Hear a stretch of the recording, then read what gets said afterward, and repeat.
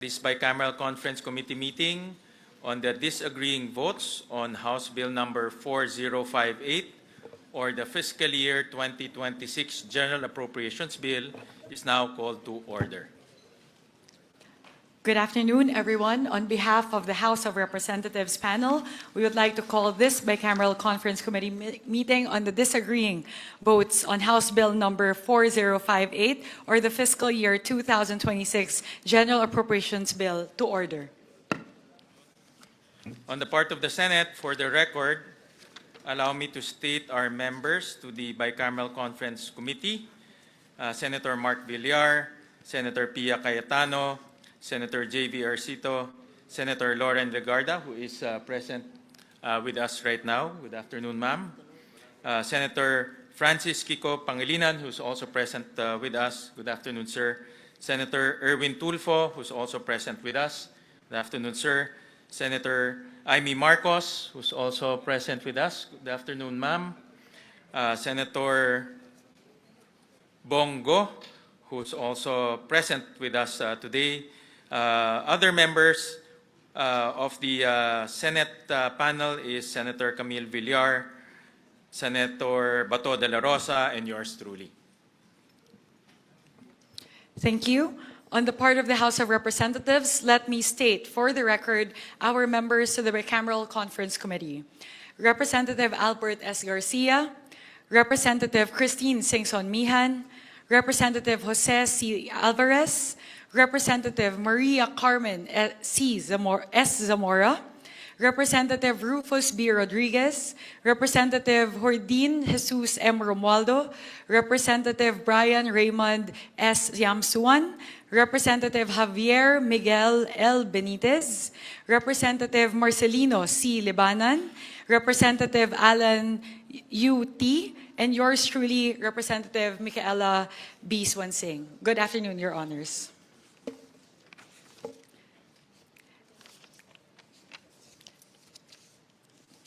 With the permission of the chairperson, allow me to give my brief opening statement.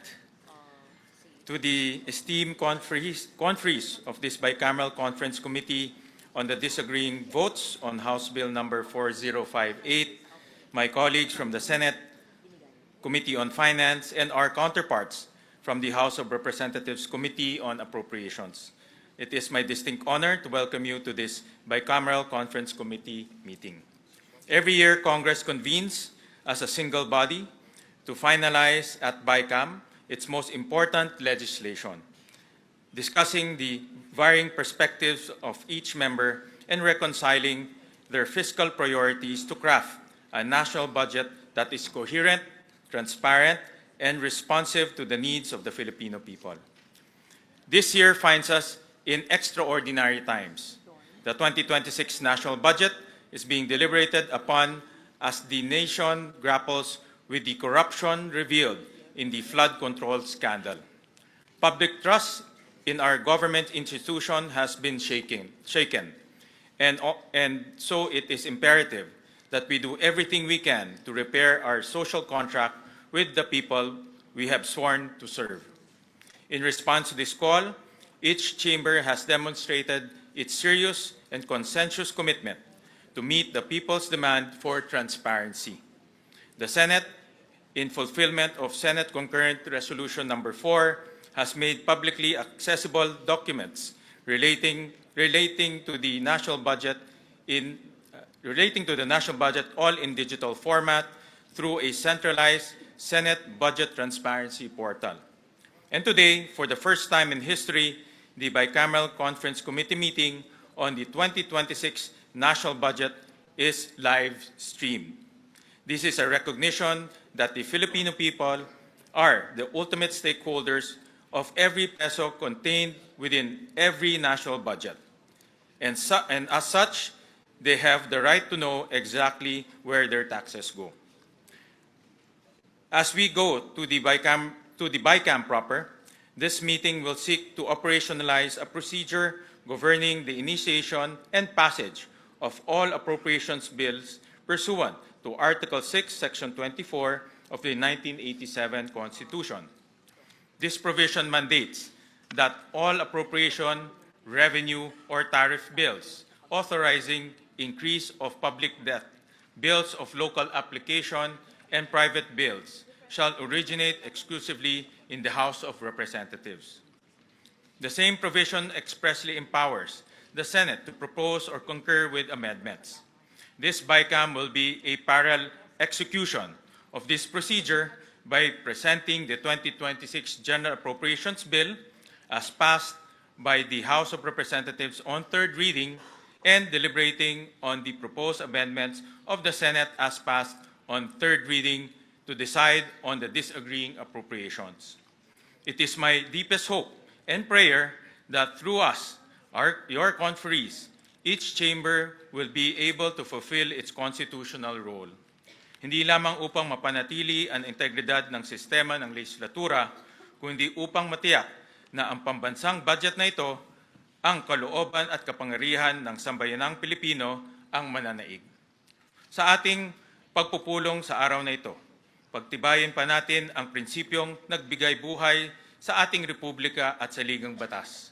Ang paniniwala na lahat hindi pagkakaunawaan ay nabibigyan ng liwanag sa pamamagitan ng mahinahong diskusyon, bukas na pag-uusap at pagkakaisa. I know that as we review the varying fiscal and development priorities, we will be guided by the values of fairness, service, and justice. Pakinggan natin ang bawat pananaw ng may paggalang sa isa't isa. Alalahanin natin na ang budget na ating ipapasa ay huhubog sa buhay ng milyong-milyong mga Pilipino na sa susunod na taon. Panatilihin nating malawak ang ating pananaw lampas sa mga suliranin ng kasalukuyan tungo sa isang mapayapa at masaganang kinabukasan para sa ating mga kababayan. Siguraduhin natin na ang pambansang budget para sa taong 2026 ay magsisilbing daan sa pag-angat ng buhay ng bawat Pilipino. Ipakita natin sa kanila na hindi lang katang-isip ang isang gobyernong matino, bukas at kumikilos ng tama. Patunayan nating lahat na hindi natin pababayaan ang kanilang mga pangarap. Maraming salamat. Magandang hapon po. Mr. Chair, with your permission, I will also deliver a brief opening remark on the part of the conferees of the House of Representatives. Honorable members of the House and Senate panels, distinguished colleagues in public service, members of the media who are with us here in PICC, and to our countrymen closely watching this historic day, good afternoon. We are here today not only to address the disagreeing provisions of fiscal year 2026 General Appropriations Bill, or House Bill number 4508, but also to continue a series of structural reforms that place transparency, accountability, and public participation at the center of our budget process. We started by abolishing the small committee and establishing the first ever Budget Amendments Review Subcommittee, or the BARC. The BARC's over 20 hours of deliberations on institutional amendments were live streamed, and all amendments approved were shown line by line. Moreover, all committee hearings and plenary deliberations were live streamed. We enhanced engagement with civil society organizations and conducted the first ever People's Budget Review. For the first time in recent history, the period of amendments in the House was open to all members, and all amendments were incorporated before the second reading approval. Ang makasaysayang araw na ito, ang pinakaunang araw sa kasaysayan na bubuksan sa publiko ang BICAM, ay sumasalamin po sa paninindigan ng Kongreso na tanggalin ang tabing sa usaping budget at talagang ipakita kung saan napupunta ang bawat piso ng buwis mula sa dugo at pawis ng bawat Pilipino. This is the actualization of the House's commitment since August, even before the budget deliberation started, to open and live stream the Bicameral Conference Committee proceedings. And this is something the House and the Senate leadership have strongly advocated for jointly over the last few months. I would like to discuss key highlights of the House version of the GAB that the House panel puts forth to this Bicameral Conference Committee.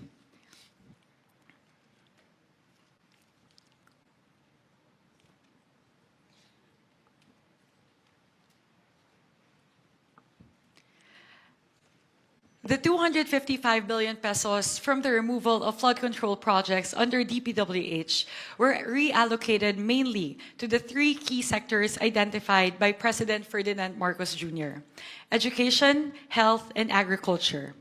Specifically, 201.1 billion out of the 255 billion pesos, or 79%, went to the following: 56.6 billion towards education, 90.7 billion towards health, and 53.7 billion towards agriculture. The budget for fiscal year 2026 will contain the highest budget education in history.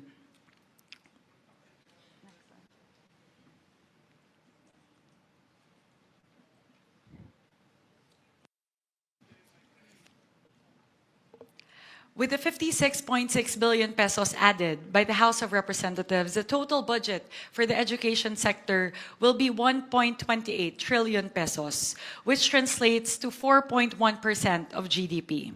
This is the first time ever in history that we will breach the 4% international benchmark. Of this, 56.64 billion pesos, with the 35.1 billion added by the House, the budget for the Basic Education Facilities Program will increase to 63.2 billion pesos. This amount translates to around 25,200 new and rehabilitated classrooms in 2026, or 63% of the 40,000 classrooms envisioned by the President to be built and rehabilitated by 2028. Next, fiscal year 2026 will be the first year that we will be able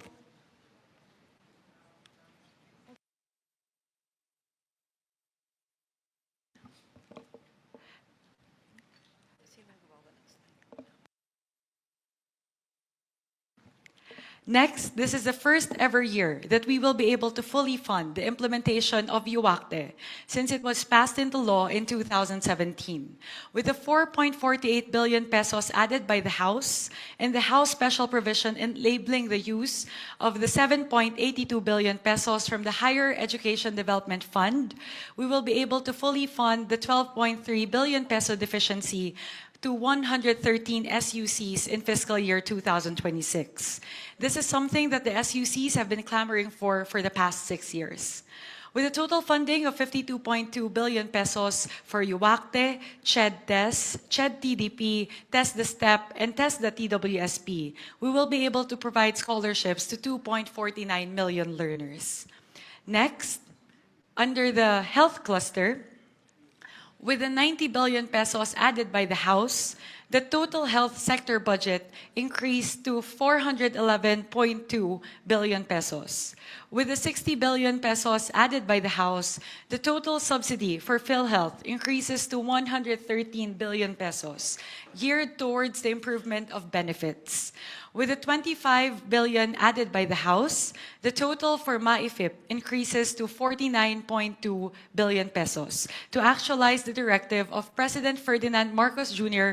to provide zero balance billing for indigent patients in government hospitals. Next, under the agriculture cluster, with the 53.8 billion pesos added by the House, the total agriculture sector budget increased to 292.9 billion pesos. Of this, 10 billion pesos is provided for the presidential assistance for farmers and fisherfolk, expected to benefit 1.43 million farmers and fisherfolk. With the 35.5 billion pesos added by the House, a total of 74.5 billion pesos will be provided towards the construction and rehabilitation of farm-to-market roads and irrigation infrastructure. Moreover, 30 billion pesos is provided under RCEF towards the provision of farm mechanization and other inputs. The House also added 1 billion pesos for crop insurance, 2.4 billion pesos for the construction of deep water ports, and 200 million pesos for the implementation of the new Agrarian Emancipation Act. Lahat po ito ay patatulungan ang ating mga bayaning magsasaka na bumaba ang kanilang mga gastusin at mapataas ang kanilang ani at kita. To our colleagues in the Senate, Our House panel looks forward to working with you in this bicameral conference committee in crafting a final version of the budget for fiscal year 2026 that truly is responsive to the needs of the Filipino people in our country. I am very hopeful because as we look at the two versions, we both have the same priority areas, which is education, health, and agriculture. Sa atin pong mga kababayan, tinanggal na po ng inyong Kongreso ang tabing sa usaping budget. Ginawa po ng inyong Kongreso ang lahat para siguraduhin na ang budget ay transparent, malinis at may sapat na safeguards para siguraduhin hindi ito maaaring maabuso. Pinapangako po ng inyong Kongreso na ang budget para sa taong 2026 ay mararamdaman ng bawat Pilipino, na ito ay tunay na tumutugon sa pangangailangan ng ating mga kababayan at ng ating bansa, na ito ay isang budget na inyong mapagkakatiwalaan. Maraming salamat po para sa Diyos at Bayan. Maraming salamat, Chairperson Mika, at natutuwa ho ako at kami dahil yung tema ng budget ng Senado ay halos kalintulad na rin o tingin ko parehong-pareho na rin sa tema rin ng budget ng House of Representatives. Kami rin po, binigyan ho namin ng malaking atensyon ang sektor ng edukasyon, malaking atensyon ang sektor ng public health at agriculture. At makikita ho natin mamaya sa mga detalye na itong tatlong sektor na ito ay nabibigyan ngayon ng malaking pahalaga para maramdaman ng ating mga kababayan ang tunay na serbisyo ng gobyerno. At ito talaga ang nakikita kong kailangan na kailangan, mga basic necessities, basic services para po sa ating mga kababayan. Tama po yun, Mr. Chair. Yun po yung isa namin na nakita na talagang maganda at alam ko, I'm also very confident that we will be able to craft a version of the budget na talaga pong sumasalamin sa gusto pong mangyari ng ating mga kasamahan pareho po sa Kongreso at sa Senado. Dahil alam ko naman po, yun na rin po yung sinabi sa atin ng ating Pangulong Ferdinand Marcos Jr. noong SONA na sana mabigyan ng prioridad ang human capital development patungkol po sa edukasyon, agrikultura at kalusugan. Kaya makikita naman po natin pareho sa version ng House of Representatives at na Senado na ang pinakamalaki, ang bulto po na ang pondo ng ating gobyerno ay atin pong ilalaan para po sa tatlong mahahalagang sektor na ito. So, mamaya po, hihimayin po natin yan, Senwin. Alam po natin yan na hihimayin po natin lahat ng mga items patungkol po sa edukasyon, agrikultura at kalusugan. Salamat. In fact, I would like to ask kung meron pong gusto magbigay ng opening statement. We recognize Senator Kiko Pangilinan. Yes, maraming salamat, Mr. Chairman. Mr. Chairman, this is not so much an opening statement as a matter of putting on record that a statement was forwarded to us by the Roundtable for Inclusive Development, RFID, and the People's Budget Coalition, signed by Bishop of Caloocan, Pablo Virgilio Cardinal David, Ramon Del Rosario of the Roundtable for Inclusive Development, Kenneth Abante, co-convener of People's Budget Coalition, and Bendanya Hyacinth Nacario Bendanya, coordinator of the People's Budget Coalition. May we request the chairman of the Senate panel to provide all members of the Bicameral Conference Committee a copy of their statement, and that hopefully we will be guided and perhaps an initial response, because I forwarded this statement to the chairman of the Senate panel the other day. Maybe an initial response before we go into the actual proceedings and the debates, Mr. President. Mr. Chairman. Yeah, thank you, Senator Kiko Pangilinan. Yes, indeed, you forwarded to the committee a letter from the RFID group and the People's Budget Coalition. And in this letter, meron ho silang 7 items na recommendation ho sa Bicameral Conference Committee and both the Senate and the House of Representatives on how to improve transparency in the budget deliberation. And I made the checklist. Actually, I showed you the checklist. Out of the 7 recommendations, 4 have been fulfilled by the House of Representatives and also the Senate. For example po, all of the documents pertaining to the budget deliberations from the start, ibig sabihin ho, pag-submit pa lang sa Kongreso ng NEP, pag-approval ng GAB, at pati yung Senate version, lahat ho ito naka-upload na ho sa website. No? Dati ho hindi ginagawa yon, ngayon naka-upload ho sa website. So pwede na ho ng ating mga kababayan makita yan in real time.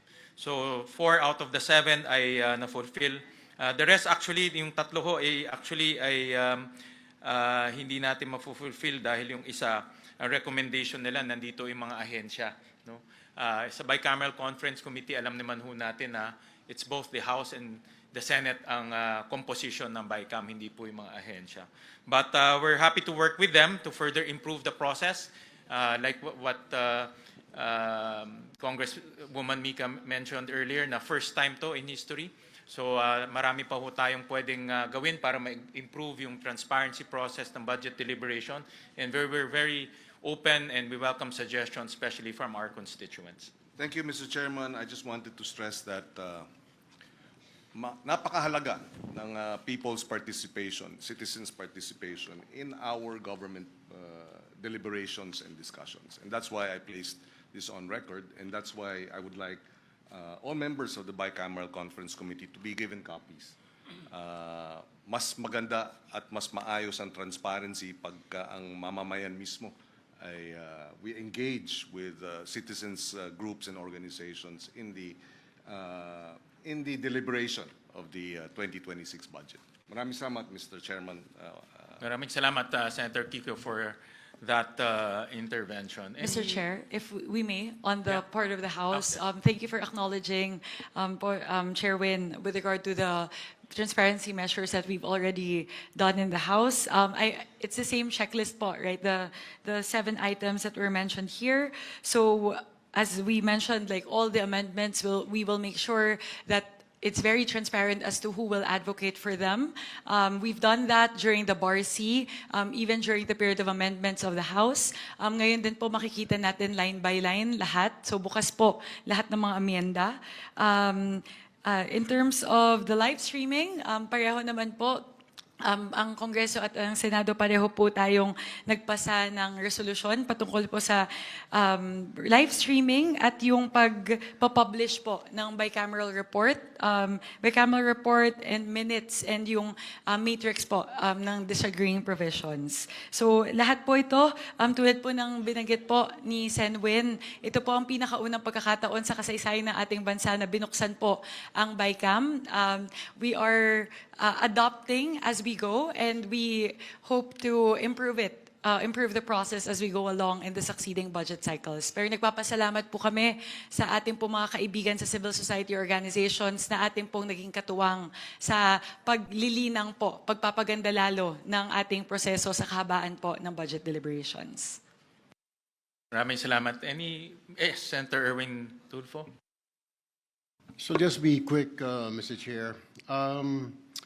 This representation firmly believes that our collective focus must be education and health, and I believe this is the first time the twin foundations of long-term national development, these are not optional expenditures, Mr. Chair.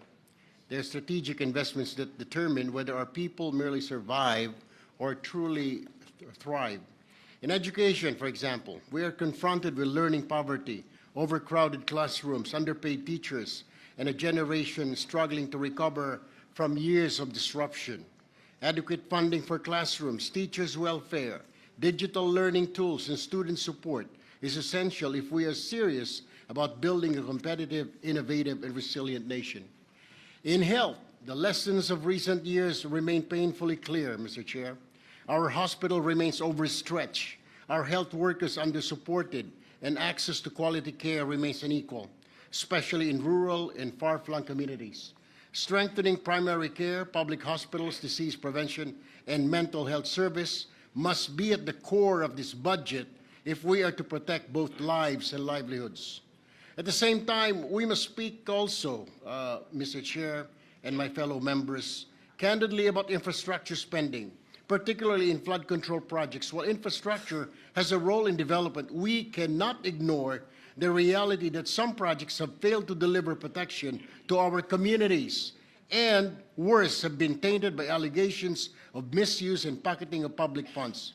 Every peso lost to corruption is a classroom not built, hospital bed not provided, and a life put at risk.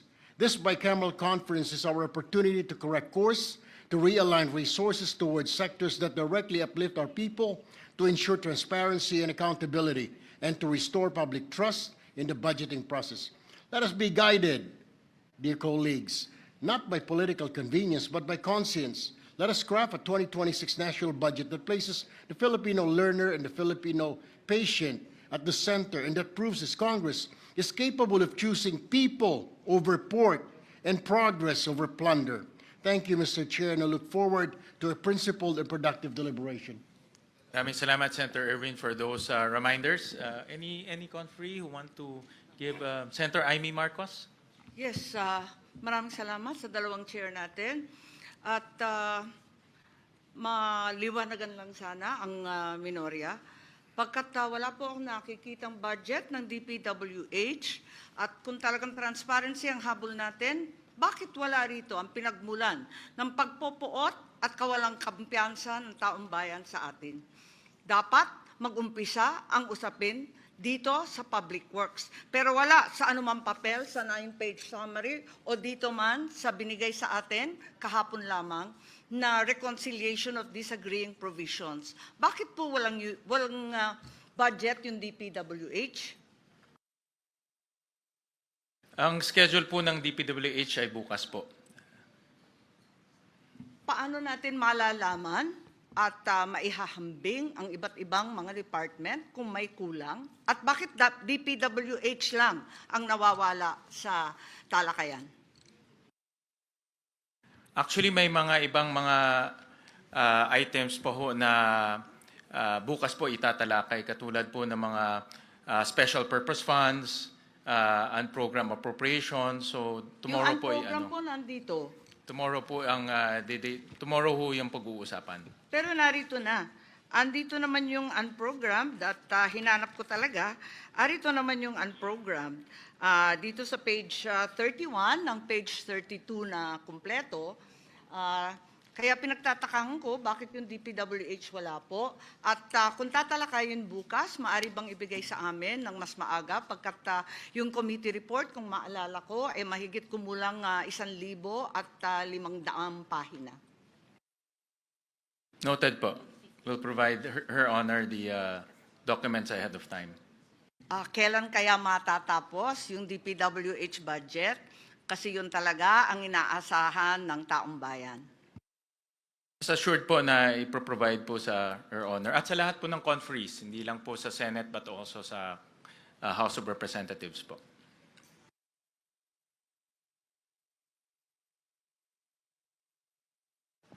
I would like to acknowledge on the part of the House, Representative Rufus Rodriguez for a manifestation. Thank you, Madam Chair.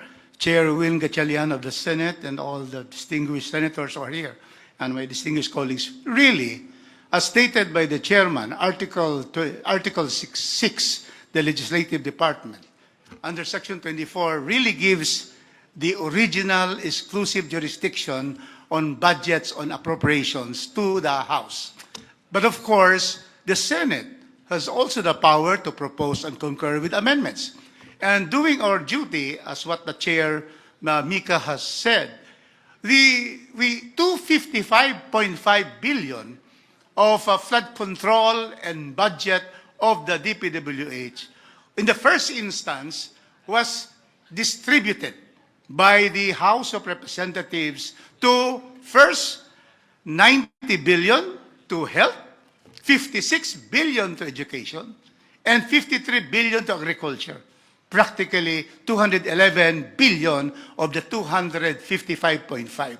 So that is to follow the presidential directive that we have to focus, as stated by former Congressman of Senator Erwin here, Tulfo, that education, health, and also agriculture will be given priority. So therefore, we have taken the lead, and we are very happy that the Senate has likewise studied the budget and has also made proposals to further enhance our support for education, health, and agriculture. Thank you very much, Madam Chair and Mr. Chairman. Mr. Chair, both chairs, please. Yes, with all due respect, and I am compelled to disagree without being disagreeable. It was mentioned that certain funds are not included in this submission, when in fact, both are in fact here. On page 31, as mentioned earlier, the unprogrammed funds are already listed quite adequately, and the special purpose fund that were supposedly not here are quite clearly denominated in page 29 as special purpose funds. So ang tanging kulang lamang ay yung mahiwagang DPWH. Yun lang po. Bukas po, hindi ho lahat ng mga items ho dito matatapos ho natin. Hopefully ho matapos, but from our estimate, baka hindi ho matapos. So bukas ho natin i-deliberate yung ibang mga agencies. Kasama po special purpose funds, kasama na rin po yung mga ibang mga ahensya. Yes, maraming salamat po. Sana bigyan kami ng konting panahon para mabasa ng maigi at mapag-aralan yung lalo na yung DPWH. Maraming salamat po. Alright, maraming salamat po. Any more conferees who want to make an opening statement? Meron pa hong mga... Maybe I should. I wasn't going to. I just wanted to greet all our colleagues in the House of Representatives, both the first termers and those that I've worked with for a very long time.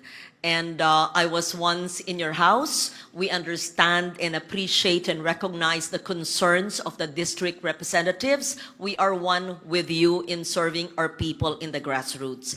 At the same time, we are grateful to the House of Representatives for allocating correctly the more than 250 billion from DPWH flood control to projects which will benefit the people much better, stressing on the importance of education and health.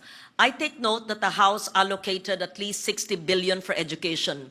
You will be happy to note that the Senate, through our very hard-working and education-focused chair, even increased it to more than 85 billion. And this would be, I believe, in the history of our country. Even when I chaired the Finance Committee for 2 administrations for 5 years with 3 chairs of the House of Representatives, never happened before. For that, we're really grateful to the chair.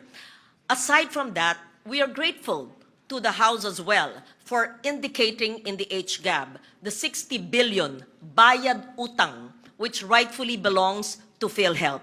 We also take note that in the NEP, there's a 53 billion from the syntax allocation for PhilHealth. However, let me please put it on record that the 53 billion is an incomplete NEP proposal. Kulang po ng 16 billion per the computation made by the Senate. I appeal to the BICAM to put what is rightfully belonging to health. Attorney Rufus Rodriguez, my lawyer from 20 plus years ago, would agree. Kung ano po ang batas ay dapat sundin. It is not a matter of unfunded law. That is for the universal health care to take care of. We are talking about the syntax allocation, which for several years were not funded according to the allocation. Magbibigay ng konti, hindi ipupuno. There is something terribly wrong here. Let me just put on record, Mr. Chair, that there is a 236.91 billion funds missing, which should go to public health, and that's to PhilHealth. And this would include the multi-year earmarking of the syntax, which were not funded, including the NEP of 53 billion. We also take note that the 2025 GAA did not have the syntax allocation, which miraculously disappeared in the GAA. We, both houses of Congress, owe that to the Filipino people. Having said that, I will discuss this further when the Health Department is brought on the floor. But let me state our appreciation for restoring in the HGAB the bayad utang when the DOF took out the PhilHealth 60 billion and returned it. Let me just state also later when we discuss the PhilHealth and the health budget that it was returned in the HGAB, and Congress was the one that enumerated the possible utilization of the funds. Let the legal luminaries and let my lawyer, Attorney Rufus Rodriguez, think about it, whether this is really in compliance with the Supreme Court decision, because the Supreme Court says, in my understanding, that it should be returned to the Treasury. It was taken from the excess funds of PhilHealth. It was not taken with enumeration of the utilization of the funds. I put that on the table. I will leave it to the body to decide. Thank you, Mr. Chair. Mr. Chair? Madam Chair? I Mr. would like to Chair? recognize our Senior Vice Chairperson, also the sponsor of the Department of Health, Representative Albert Garcia. Maraming salamat, Madam Chair, Mr. Chair, Senator Win, sa ating mga fellow conferees from the House and the Senate. Magandang hapon po sa ating lahat. Tama po yung sinabi ni Senator Loren na binalik na po o ibabalik na po ang 60 billion sa PhilHealth nung nawala nung 2025 budget. And this was discussed during the DOH defense, which I did in the House of Representatives. At isa po sa nagtanong nung defense ay walang iba kundi yung ating chair regarding the budget of PhilHealth and DOH na kung lalagyan po natin ng mas malaking budget, which they deserve at under the law, karapat-dapat po para sa ating beneficiaries, dapat lang in-emphasize ng ating chair na i-expand pa nila yung kanilang package. Kasi right now, alam po natin what's happening on the ground na very limited po or a small percentage of the hospital bill or yung coverage ng PhilHealth ang na-charge sa kanila.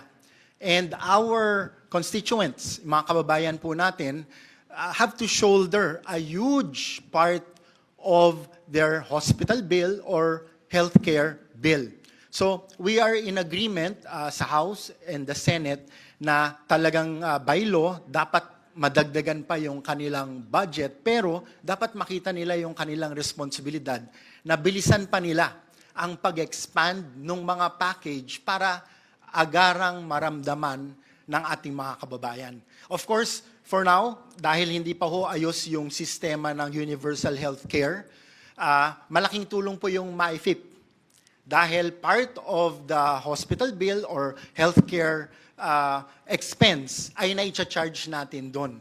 Pero with all these funds going to PhilHealth, I think our people deserve na maging institutionalized na po at malawakan na po kagad o madagdagan na po ang package para konting-konti na lang po yung out of pocket or konting-konti na lang po ang sasaluhin ng zero balance billing ng ating mga DOH and LGU hospitals. So itong responsibilidad na ito dapat ma-emphasize sa leadership ng PhilHealth at ng DOH nang sa ganon ay magawa naman po nila yung responsibilidad nila para sa ating mga membro ng PhilHealth. Maraming salamat, Madam Chair.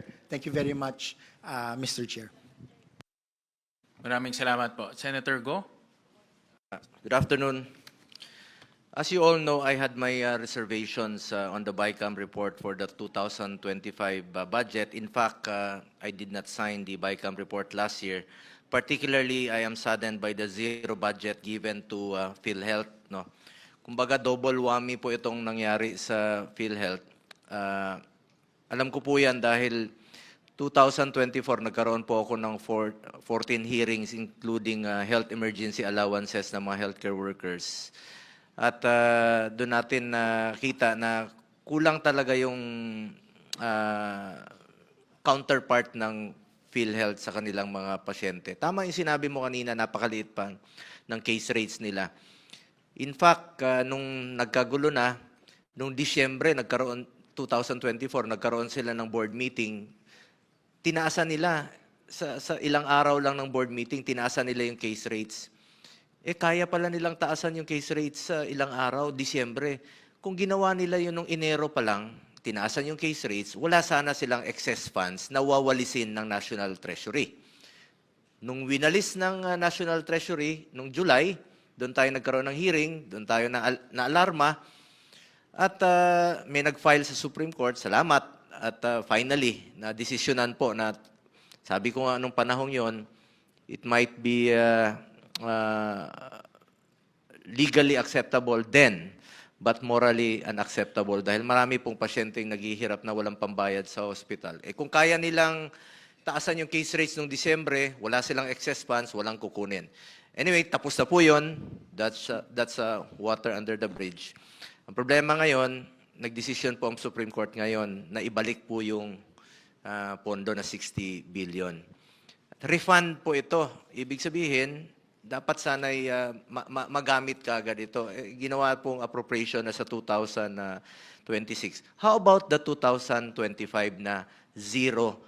Ilan po kayang mga pasyente ang na-deprive naman po doon sa zero budget po ng PhilHealth noong 2025. Kaya po, isa sa dahilan na hindi po ako pumirma noong 2025. Maybe ma-address po ito ng BICAM. Paano po yung double whammy na yon? 60 billion, babalik sa 2026. How about na zero noong 2025? At kung maaari, mabigay na po yung hindi na ibibigay. Dahil nasa syntax law po itong earmarking, about 200 billion pa po mahigit ang hindi nabibigay since 2023. Ilang pasyente po ang matutulungan nito, ilang buhay po ang masasalbar sa pondong ito na alam naman natin nung 2024 nung kinuha po yon yung 60 billion medyo nahalo-halo na kung saan ginamit. May nagsabi na ginamit po sa health emergency allowances, but the truth is it was pinulled po siya, tapos ginamit po sa iba't ibang, kaya isa po ito sa dahilan na hindi talaga ako pumirma nung 2025 dahil sakit na zero mo yung PhilHealth. Pinaglaban nga natin na wag kunin yung excess funds ng PhilHealth. Hindi naman excess yun eh. PhilHealth yun, klaro naman, health para sa Pilipino po yun. Hindi excess funds po yun. Sana po yung ma-address rin po ito ng BICAM. Salamat po. Madam Chair, if I may. I would like to recognize our Minority Leader, the Honorable Marcelino Libanan. Thank you, Madam Chair. Just for the record, yung HGAB ng House for 2025, hindi po binawasan ang PhilHealth. Iwan po kung saan na po nabawasan yun. Maraming salamat po. Yun nga po yung sinasabi. Mabuti na lang po, no? I commend the both houses na nagkaroon tayo ng transparency ngayon na bukas yung BICAM. Hindi katulad last year na pag bukas ng BICAM, pag hindi na namin alam, tinawag na lang kami, sasara na yung BICAM. So hindi kami pumirma. Ba't kami pipirma? Hindi nga namin alam ano pinag-usapan. Salamat. At ngayon maririnig na po ng taong bayan ang pinag-uusapan dito. It has been my call for a participative budget process. Dapat talaga involved ang ating mga kababayan sa bawat proseso. Pera po ng taong bayan ang pinag-uusapan dito, kaya dapat alam nila yung anong prosesong ginagawa. This is in line with Section 28, Article 2 of the 1987 Constitution, which declares that the state adopts and implements a policy of full public disclosure of all its transactions involving public interest. Napakahalaga po yan at Section 7, Article 3 of the Constitution provides that the right of the people to information on matters of public concern shall be recognized. Salamat po. Meron na tayong ino-observe na natin this year po yan. Last year, wala po. Tama po si Congressman Libanan, sir, tama po kayo na last year may pondo paglabas sa BICAM na zero na po. Yun po ang ating ikinalulungkot dahil hindi po kami nakaparticipate po sa BICAM. Nag-opening hanggang pagsasara. Hindi po ako pumirma noon sa BICAM, for the record. Salamat po. All right. Any more opening statements? Kung wala naman po, pursuant to Article 6, Section 24 of the 1987 Constitution, which provides that all appropriations, revenue, or tax bills authorizing an increase of public debt, bills of local application, and private bills shall originate exclusively in the House of Representatives, but the Senate may propose or concur with amendments. The House Bill number 4058, as approved by the House of Representatives, will be used and flashed on the screen as the base bill. Consistent with our observed practice and in accordance with this constitutional provision, the Senate made its amendments directly to the House bill. The House of Representatives have been provided with the amendments to the House Bill number 4058 as approved by the Senate on third reading. Electronic copies were transmitted on December 9, 2025, and hard copies were delivered on December 11, 2025. To maintain an orderly discussion, we will tackle the budget on a department/agency basis. We request that interventions be made at the appropriate time as each agency is called. And if may I suggest to Congresswoman Mika, I heard in her opening statement that the House had made significant improvements to the National Expenditure Program. It's good to highlight those improvements so that our constituents can see the efforts and the interventions that the House of Representatives made to the different departments in order to make the budget more efficient and also improve the delivery of services.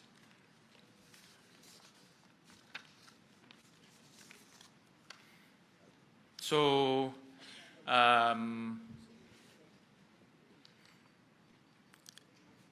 we will flash on the screen the General Appropriations Bill.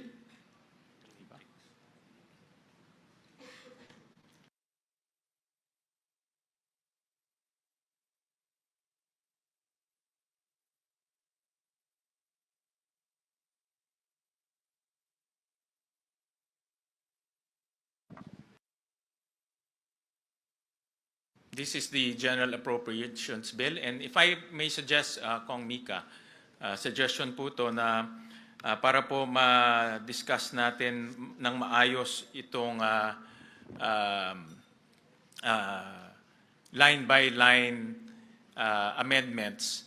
Ang suggestion ko po, umpisahan ho natin sa mga improvements na ginawa po ng House sa National Expenditure Program para makita naman po ng taong bayan yung kanina pong i-finlash ho ninyo na improvements in the different departments. And I suggest we start off with the education sector kasi yan po yung ating common direction, no, for the two chambers. I agree with that approach, Sanbin. So we can go through every single department and then we can start from, we'll start to discuss the changes that we've done from NEP to GAB, and then I'll turn over it to you, Mr. Chair. So to make it more efficient, I suggest that we finish, let's say, the Office of the Secretary first, and then we go to a different department, and then we can open the floor to discussions after that. No? So para po orderly po yung discussions, pwede pong umpisahan ho natin sa mga iba't ibang departamento at iba't ibang opisina sa ilalim po ng departamento na yon. No? So unahin ho natin, I'll turn over first the floor to you, Congresswoman Mika, and after you, will propose the changes from the Senate. And if there are any questions, we can open the floor. Senwin, I'll just request for 1 minute to open my files. It seems like the internet connectivity in the room is a little bit slow, so I'm unable to open some of the files. I request for a quick 1 minute lang po, just to open the files.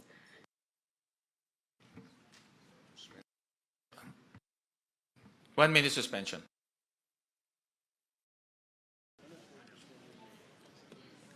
All right. So we recognize Chairperson Mika Swansing.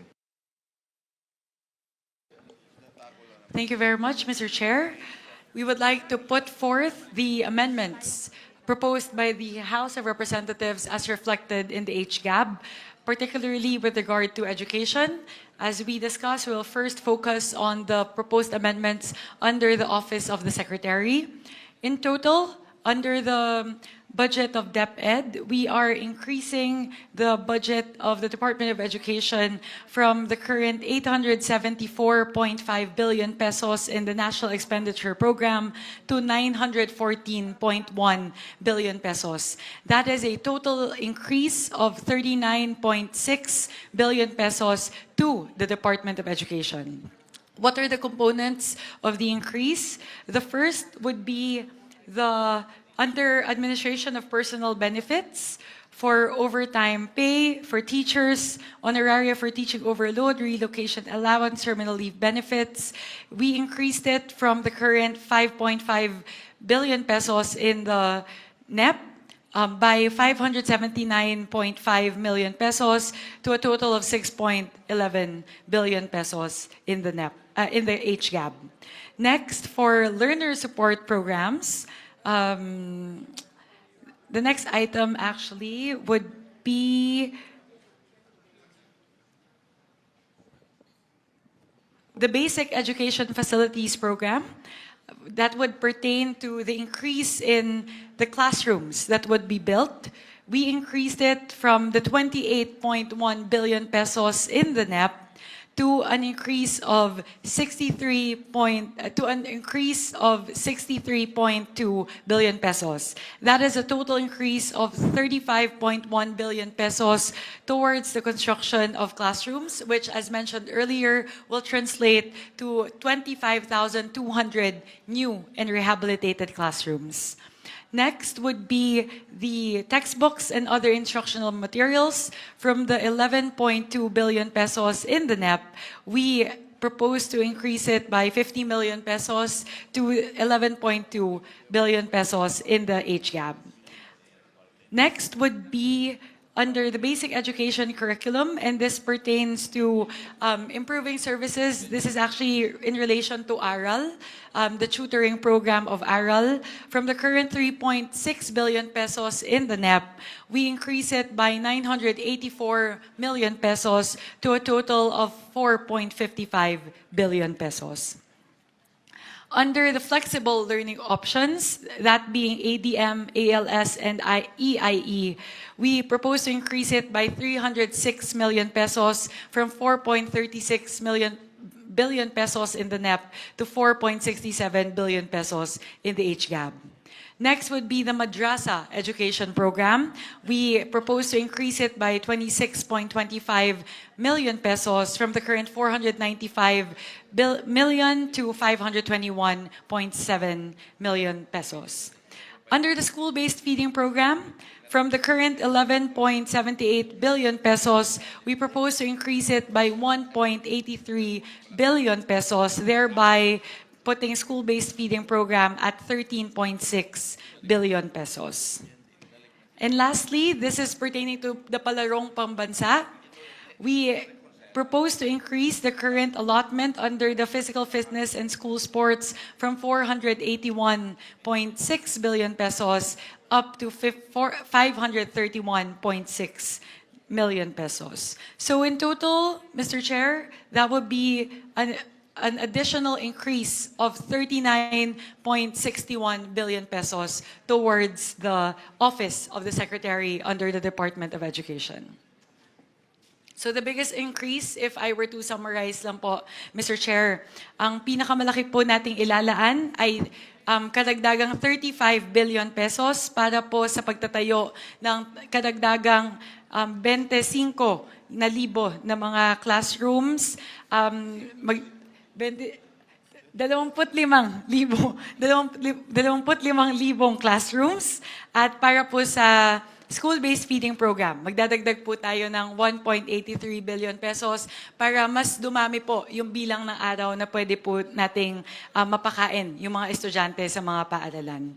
Yun po, Mr. Chair, those are our main amendments pertaining to the Office of the Secretary. Maraming salamat, Congresswoman Mika. At maraming salamat po doon sa mga improvements at increases na ginawa ng House of Representatives sa National Expenditure Program. So on the part of the Senate,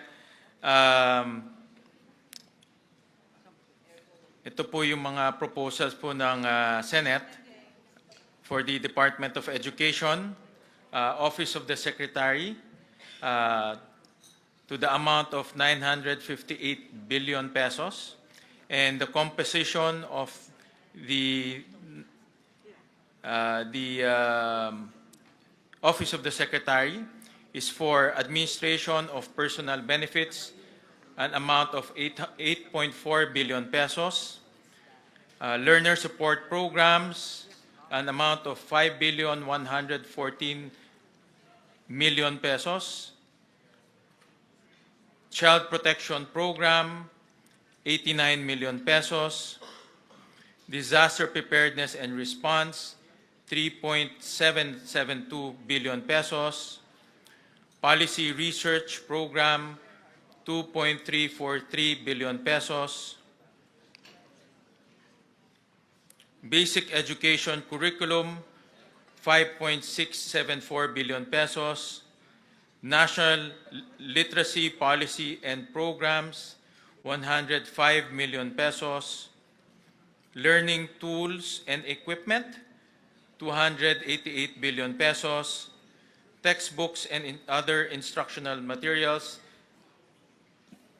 19.5 billion pesos, basic education facilities, 85.3 billion pesos, public schools infrastructure program, 330 million pesos, flexible learning options, 4.9 billion pesos, madrasa education program, 521 million pesos, school-based feeding program, 25.6 billion pesos. Ito po, in-increase po ng Senado para po ma-increase yung number of days from 120 days to 200 days for kindergarten and grade 1.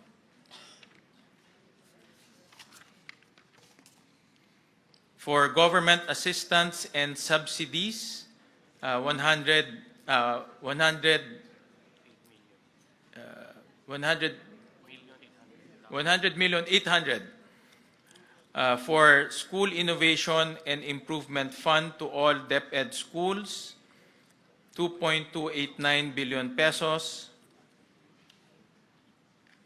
To Human Resource Development and Personnel in Schools and Learning Centers, this is 4.6 billion pesos. Projects for learning, upgrade, support, and decentralization,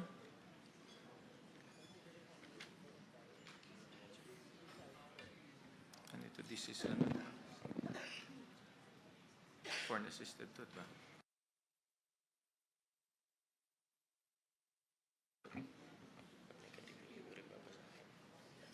Ito no change ba ito?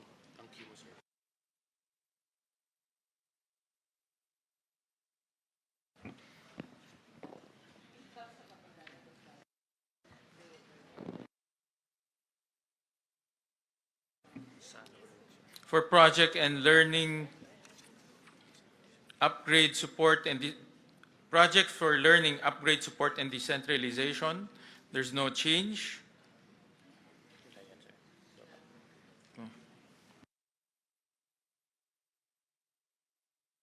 For physical fitness and school sports, ito po yung palarong pambansa, 700 39 million pesos. For operations of schools for elementary, kindergarten to grade 6, 358 million pesos. For operations of schools, junior high school, grade 7 to 10, 197 million pesos. Billion pesos. For operations of school, senior high school, grades 11 to 12, 69 billion pesos. And then we realigned the last mile schools to the basic education facilities. So those are the proposals of the Senate. Thank you very Any much, comments? Mr. Chair. Yeah. We'd like to open the floor for comments from the body. Both proposals have been put forth. Maybe a request for any comments from the conferees. Mr. Chair, Madam Chair. Go ahead, I Senator. was just Erwin. wondering, saan po dito nakasama, kasi sa mga classrooms po natin, yung mga electric fan, mukhang wala po dito. Saan po ba dito sa item na ito, mga upuan, ng mga sira-sira? Because nung last election, Mr. Chair, dito lang sa Quezon City, 50 yung estudyante, yung electric fan na dalawa lang, sara pa yung apat. Napakainit, so mga estudyante hindi nakakapag-focus. Will that fall under basic education facilities, Mr. Chair? Tama po. Nasa loob po siya ng basic education facilities. I thought this is only for mga new classrooms. Kasama na rin po dyan yung mga accessories for classrooms. So, such as electric fans and then yung mga exhaust fans, Exhaust fans, desk. Chairs. desk, ilaw, kasama na rin po dyan. Thank you, Mr. Chair. Opo. Nasa special provision ho siya ng BEF, Mr. President. Any comments? Any questions? Any motion? Hintay ba mo? Yes. By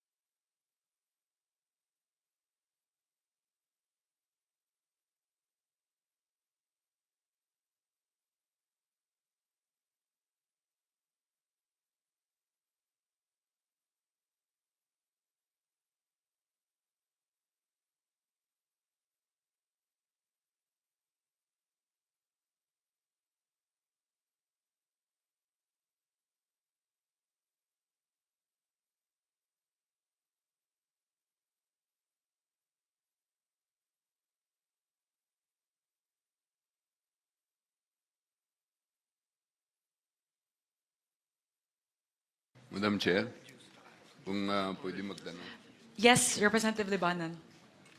In line with the question of Senator Erwin, maraming schools po natin na nangangailangan ng TV sets at saka Wi-Fi na facility.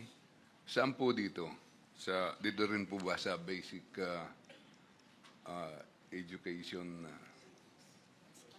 facilities? That is a different line item po. Under DepEd, there is a different digitalization component in the budget. So meron po doon na ICT, specifically for the provision of Wi-Fi to the different schools all throughout the country. So meron din pong pondo para doon.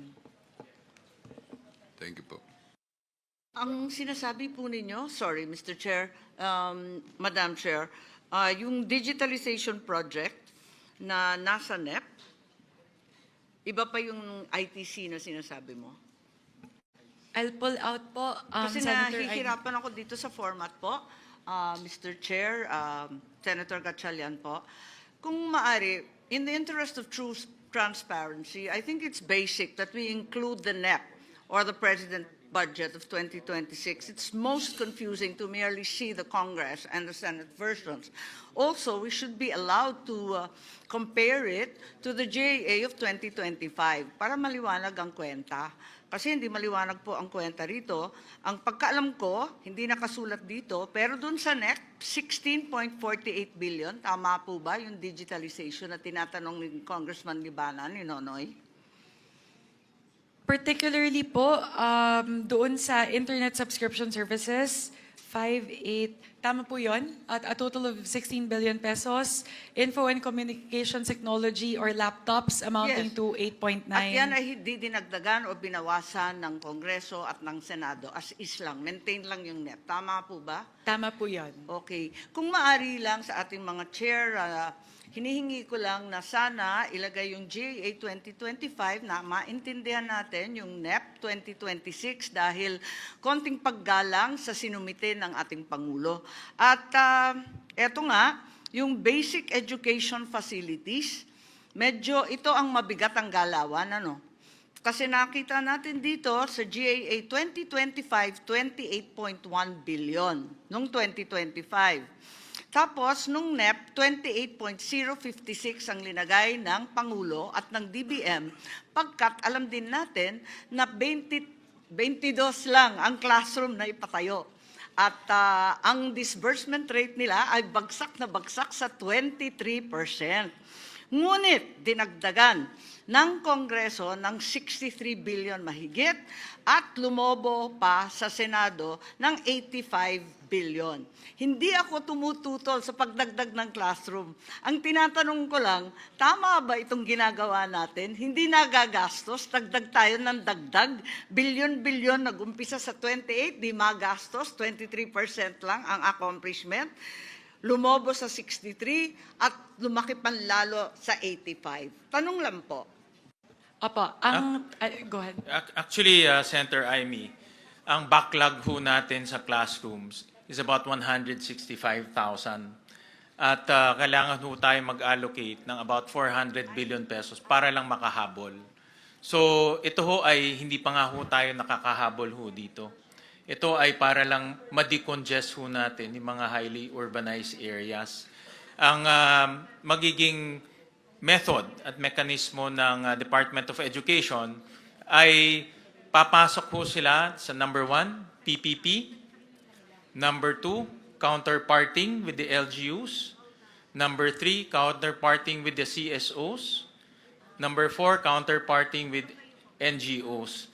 So, ang kanilang strategy is sabay-sabay gagawa ngayon ng classrooms. So, ito po ay napag-usapan naman during the hearing, during the budget deliberation, at base po sa calculation ng DepEd, kaya naman ho nilang i-implement ho ito, basta sabay-sabay ho nilang i-implement. Yes, thank you very much, Mr. Chair. Ang akin lamang, kapag ganito kababa ang disbursement rate, klaro na hindi budget ang issue. Walang kakayahan ng DepEd magpatayo ng ganyang kadami at ang public works man. Sabihin na nga natin na iba-iba ang gagawin ng PPP, ng NGO, CSO at iba't iba pang tropa, LGU. Ang tanong ko po, wala namang maliwanag na plano. Kasi ang totoo, nagawa na po natin to. Hindi naman sa pagmamalaki, pero yung massive school building program po ng dekada 70, alalay po ako noon ng ama ko at nakita natin na new technology sa building ng prefab nung panahon na yon. Sa ngayon, wala naman tayong sinasaad na modular or ibang prefab na technology or smart technology na napakarami ng foam concrete at kung ano-ano pa. Wala naman nababanggit na ganon. At dyan tayo makakamura, alam natin yan. Ikalawa, wala namang prioritization, yung color-coded po ng DepEd. Kabisado po natin yan. Galing tayo sa LGU, hindi naman ganun kaliwanag. Pagkatapos, wala namang kaakibat ito na programa para sa ating teachers. Hanggang ngayon, alam naman natin, teacher natin, ang baba-baba ng sahod. So, marami pong dahilan. At ang paglalagay ng napakalaking budget, baka hindi ito ang tanging sagot lamang. Yun lang po, obserbasyon lamang. Ano ang absorption rate na totoo ng DepEd? Apakababa, nasa 23%. Actually, maraming salamat, Senator Amy, sa inyong mga komento. At actually, ang nangyari ho kasi, merong special provision na ibinibigay lang exclusively sa DPWH ang construction. No? So, for 2 years, almost 5 years, no? DPWH lang po ang nagko-construct ng classroom, farm-to-market roads, hospitals, yung health centers. So ngayon, under this budget, i-allow na ho natin ang mga iba't ibang ehensya na pumasok po sa counterparting with LGUs. No? Kung gusto ho nilang makipag-partner with LGUs, pwede ho sila mag-partner para ho mabilis yung construction dahil ang LGUs ho, alam naman ho natin, mas mabilis ho mag-construct. Before I continue, let me recognize the presence of Senator Mark Villar, one of our conferees. Mr. Chair.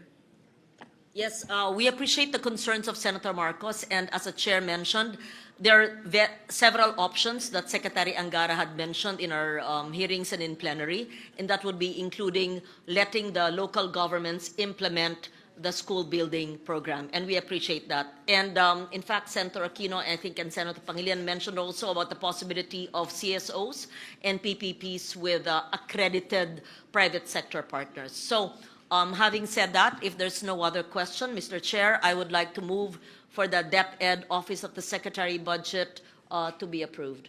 Mr. Chair?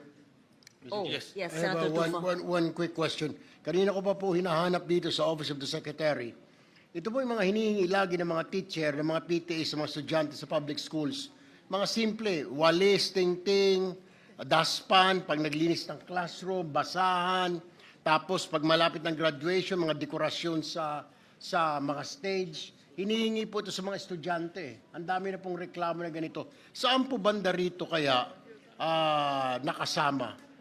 Parang wala ho yata. Parang, Dito po sa MOOE, ito po yung operations of schools, elementary, junior high school, senior high school. doon po sa operation of schools. Yeah. Pasok, MOE ho ito ng mga eskwelahan. Maraming salamat po, Mr. Chair. So there's a pending motion to approve the Office of the Secretary. Any second?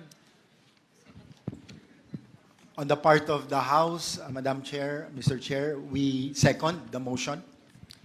Before that, since I'm the movant, I just want to make sure that we put on record before we finalize it, the HGAB number and the BICAM number that we are approving so that it's on the record.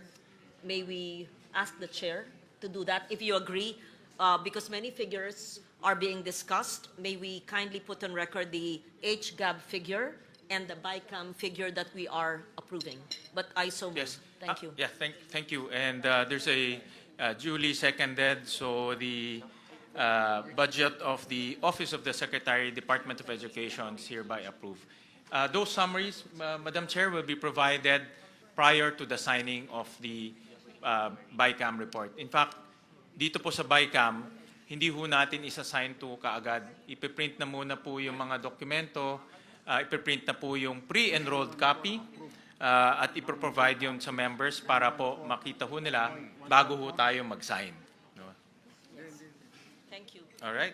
Mr. Chair, in response to the query of the Honorable Legarda, the current total under the Office of the Secretary would go from the current HGAB level of 912 to a total of 958.7 billion pesos. So that would be a total increase of 46.2 billion pesos.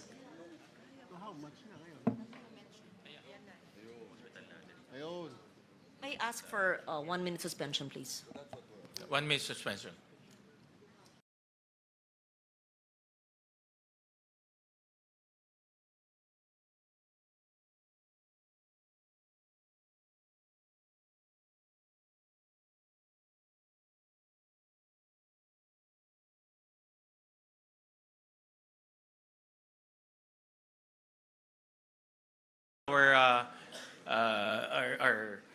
Our meeting. So we go to the National Academy of Sports.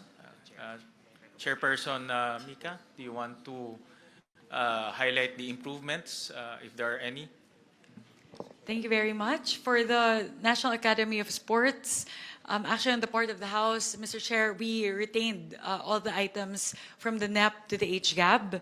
So the current amounts for the two items mentioned here, promotion, development, and implementation, would be 128.8 million pesos, and for general management and supervision, 115.5 million pesos. So we retained the NEP levels for both of these items.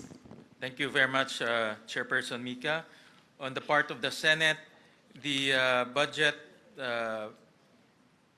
proposal for the National Academy of Sports is 540 million pesos. And this is composed of promotions, development, and implementation of quality and enhanced sports integrated secondary program, general management, and supervision. Let me just dictate. For promotions and development is 344 million pesos. For general management and supervision, 194 million pesos. So any questions, any comments? Hearing none, any motion?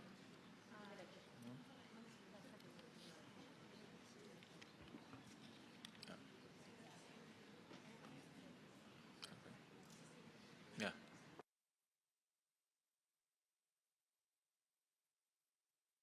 Yeah. Any motion to approve National Academy of Sports? I move to approve, Mr. Chair, the National Academy of Sports. Any second? Second. Duly seconded. The National Academy of Sports is hereby approved. The National Book Development Board,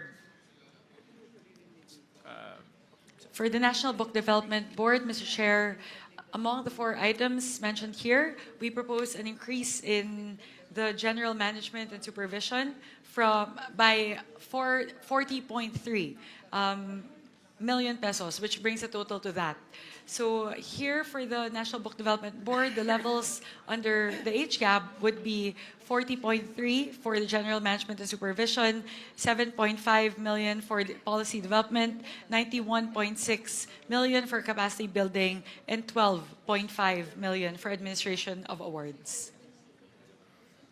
on the part of the Senate, we propose a 202 million pesos for the National Book Development Board, composed of general management and supervision, policy to a tune of 57 million, policy development, research, information system and management, and information campaign, 10.5 million pesos, capacity building and trade promotions incentives, 118 million pesos, administrative of awards, grant and incentives, 15 million pesos.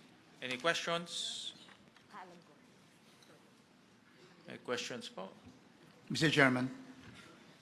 Yes, go ahead. Yeah, I move for approval of the proposed budget for the National Book Development Board to the tune of a total of 202 million, with a breakdown as stated by our chair, Wing Gatchalian. So move.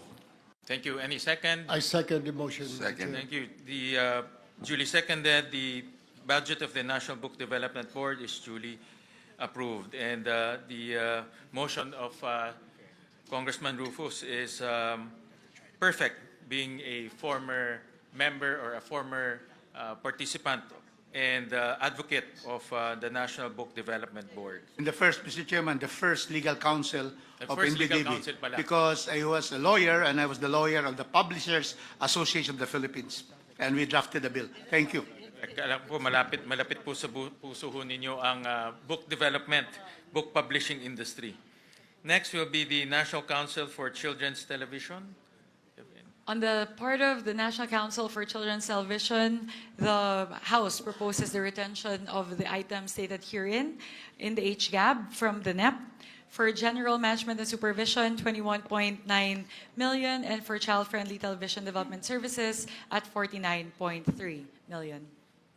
The Senate proposes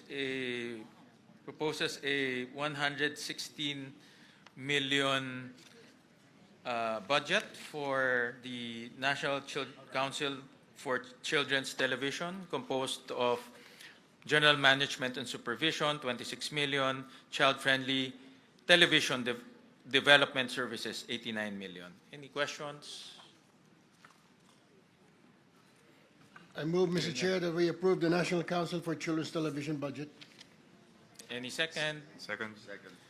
Duly seconded. The National Council for Children's Television budget is hereby approved.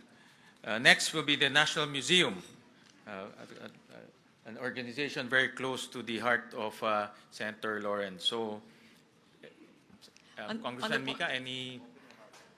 On the part of the House, under the National Museum of the Philippines, we propose the retention of the NEP levels from the current 811.9 million pesos. And in terms of the breakdown, we propose to retain the 423 million pesos lodged under General Management and Supervision. Thank you for that. The Senate proposed a 986 million peso budget composed of general management and supervision of 468 million, a locally funded project, development of National Museum of the Philippines, NMP, General Aniceto Lacson Ancestral House, Talisay City, Negros Occidental, of 50 million. Another LFP, development of Calibo, Aklan, 20 million pesos. Another locally funded project, development of NMP, Coronadal and Lake Cebu, Cotabato, South Cotabato, Phase 2, 40 million pesos. Another LFP, exhibition and fit out of various National Museum of the Philippines Central and Regional Sites, Northern Luzon National Museums, of 20 million pesos. Any questions? Hearing none, any motion? Second motion, Mr. Chair. Duly seconded by Senator Erwin. The National Museum of the Philippines budget is hereby approved. The Philippine High School for the Arts. For the Philippine High School of the Arts, on the part of the House, we propose the retention of the current level in the NEP, which is 157 million, 95 million under General Management and Supervision, and 53.9 under operation of the Philippine High School for the Arts. The Senate proposed a 218 million peso budget for the Philippine High School for the Arts. General Management and Supervision, 150 million. Operation of Philippine High School for the Arts, including outreach, screening, student exchange program with other countries, and production activities, 59 million pesos. Any questions? Or a motion to? Mr. Chairman? Yes.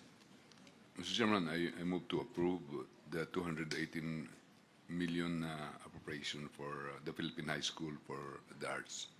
Any second? Second motion, Mr. Chair. Duly seconded. The budget for the Philippine High School for the Arts, duly approved. The Teacher Education Council. On the part of the House, under Teacher Education Council, we propose the retention of the current NEP level at 207 million, 163 million under Quality Teacher Education Services, and 44.4 million under General Management and Supervision.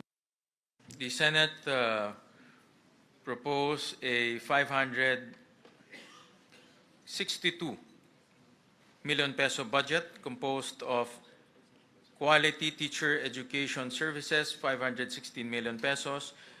General Management and Supervision, 46 million pesos.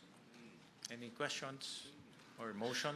Mr. Chair, quick question lang po. Itong Quality Teachers Education Service, ito po ba ay kasama dun sa training ng mga teachers natin, further education, yung mga masteral nila? Because ang dami tayong mga teachers last year na naloko po dito sa Region 4B at saka sa Mindanao, nagkuha ng masteral, pero fake pala yung eskwelahan.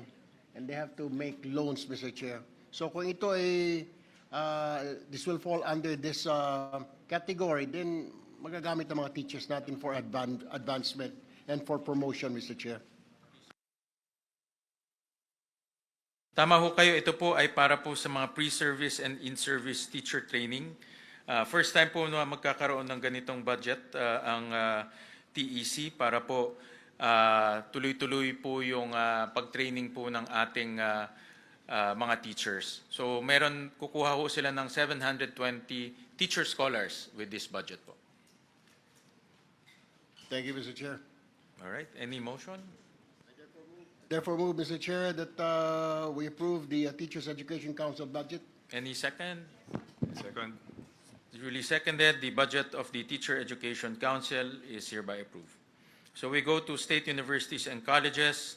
Before we move to that, Mr. Chair, if I may, I would just like to quickly summarize the increases siguro sa major items, just so the general public would be able to see how much we increased from the NEP levels po siguro, para mapakita po natin na talaga po totoo yung ating commitment na itaas po yung budget natin sa education. Siguro po, for the sake of expediency po, I'll focus only on the big ticket items.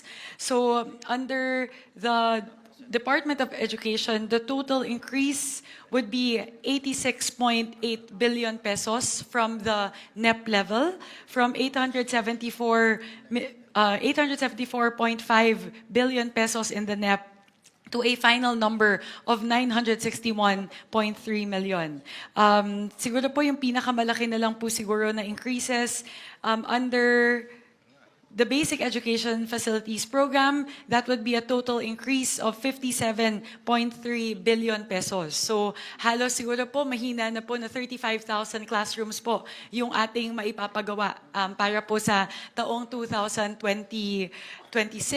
Maganda po yun kung maaalala po natin, ang binanggit po ng ating Pangulo nung kanyang SONA ay 40,000 pesos po yung target na maipatayo na classrooms by 2026. So dahil po sa atin pong inilaan na pondo para sa Basic Education Facilities Program para sa 2026. Halos kaya na po natin yung punan. Konti na lang po. Matatamaan na po natin yung target natin na supposedly sa 2028 pa. Sunod po, under the textbooks and other instructional materials, we are increasing it by 8.3 billion pesos from the NEP level of 11.1 to the final number of 19.5.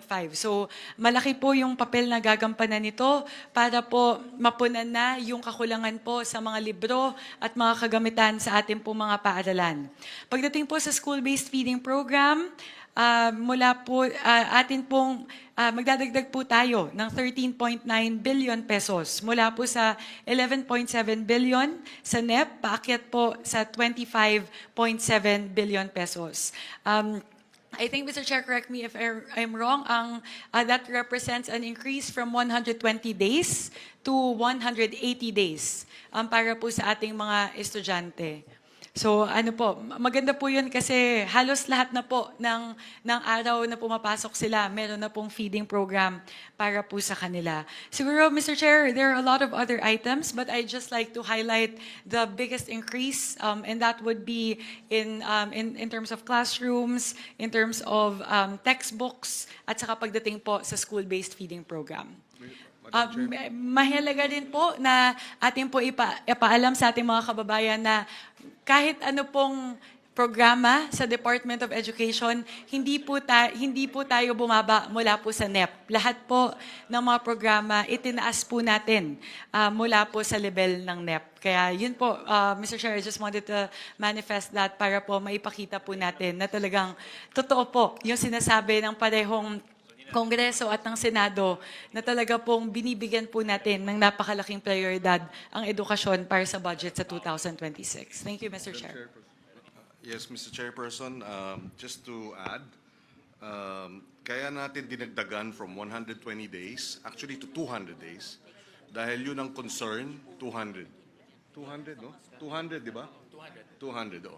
Dahil ang concern ng ating mga teachers ay bumabalik sa malnutrition at wasting pag hindi kompleto yung number of days na yung feeding program. Therefore, nasasayang lang yung ginagastos dahil hindi matapos yung 120 days, bumabalik yung wasting. That's why it's 200. And therefore, hopefully, from here, moving forward, sana sa susunod ng mga budget, maging universal na, hindi lamang doon sa mga malnourished, severely malnourished at wasting ng mga bata, kung hindi maging universal na itong free meals program para sa ating primary and up to junior high. But of course, that's a aspiration moving forward. But this is a welcome first step. Madam Chair, Yes, Representative Brian Ramsuan. I just would like to manifest na during the BARC hearing natin dun sa House, you suggested the increase of budget, especially dun sa mga kitchen facilities ng mga schools para dun sa feeding program. Mas maganda ho kasi na pag sila na yung nagluluto ng mga para una, hindi nasisira, hindi dinadala ng, kumbaga yung travel time pa lahat ho, minsan nagkakaroon ng kumbaga nasisira yung pagkain. At siguraduhin natin, ito kasi yung mga low-hanging fruit na kailangan nating isipin na gawin nating magandang pasilidad sa kanilang lugar kasi minsan wala silang area na paglulutuan talaga. At napakahalaga dahil willing naman po yung SPTA, very active dyan, yung mga parents, teachers, willing silang gumawa ng mga ganitong klaseng programa para sa atin. If we can encourage all the SPTAs all over the country to do the same and with an increased budget, I think gaya na sinabi niyo, Senator Kiko, one step closer tayo dun sa dream na ma-achieve natin itong mga ganitong klaseng programa.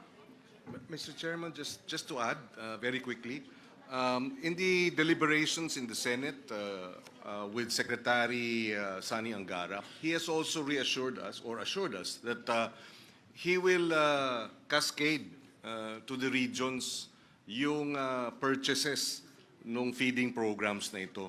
And we manifested during the debates that yung Sagip Saka Act, which is Republic Act 11321, wherein government can now buy directly sa farmers and fisherfolk organization na wala ng public bidding.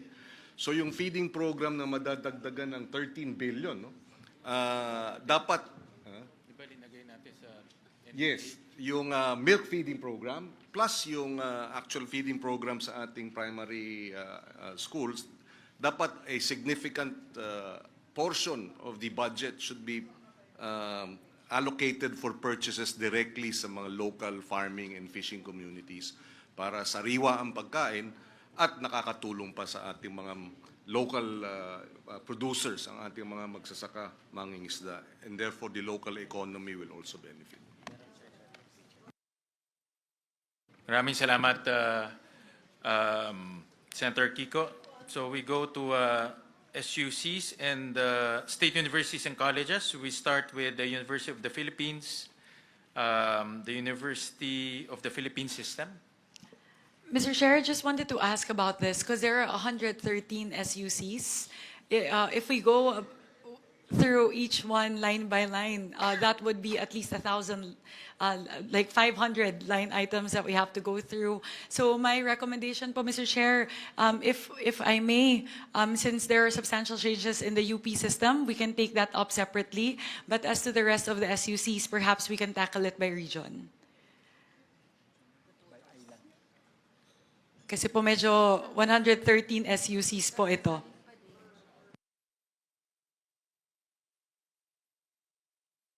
It's just, Kong Mika, if, I think para rin marinig rin ng ating mga constituents yung mga SUC, I suggest we can go through each SUC.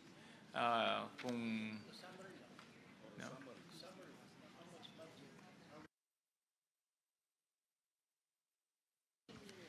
No, we're just, Mr. Chair, my suggestion is we'll just mention the total amount of budget for each SUC. Actually, ang per SUC will have about 2 or 3 locally funded project. Yeah. So I think it's manageable if you Ako ang tingin ko man. But just based off the quick estimate of Sen. Lauren, that would be 2 hours just on the discussion of the SUCs if we go line by line. But if we take the suggestion of Sen. Erwin po, if we can do just the totals for the SUCs instead of going through every single line item under each SUC. I suggest we can go, the House can go through one pass with all SUCs, and then we go one pass with all SUCs instead of approving it one SUC per Yes. SUC. Kung mapagod yung chair, pwede si Kong Christine, pwede si Kong Maricar, pwedeng si Attorney Rupus, o yun. O, sige. Per region. No, pwede nga. Then we just approve it after. Yes, Para yes. tuloy-tuloy If there are na any nabasa. questions, then we can ask, we can take questions after the SUCs. Babasahin lang. Sige po. Let's do that. So we'll do one quick pass on all the SUCs. First would be the University of the Philippines system. We propose to add an additional 1 billion pesos for Project NOAA. And this one po actually, while it's lodged under the UP system, so I'll ask for permission just to elaborate on this point a little bit because it's very important for both houses. For Project NOAA, while the funding is lodged within the UP system, we actually increased the funding for Project NOAA for the benefit of the whole country and all the agencies, primarily the DPWH.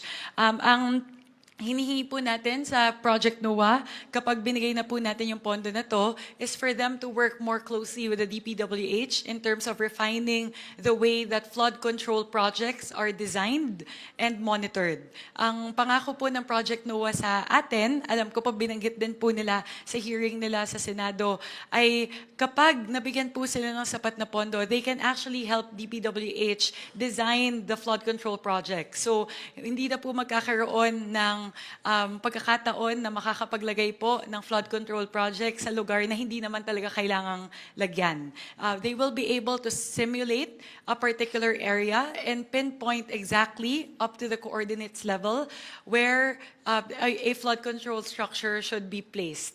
Aside from that po, they will be able to simulate the height that is required to actually mitigate the flooding in that area. So yun po yung pinakahinihingi natin sa Project NOAA na sana po sa pamamagitan ng 1 bilyong piso na ating pong ibibigay sa kanila sa susunod na taon po sa taong 2027, mas maganda na po yung pagdisenyo ng mga flood control at flood mitigation systems. So that would be our amendment under the UP system, under Philippine Energy Research and Policy Institute. Actually, we don't have amendments in that.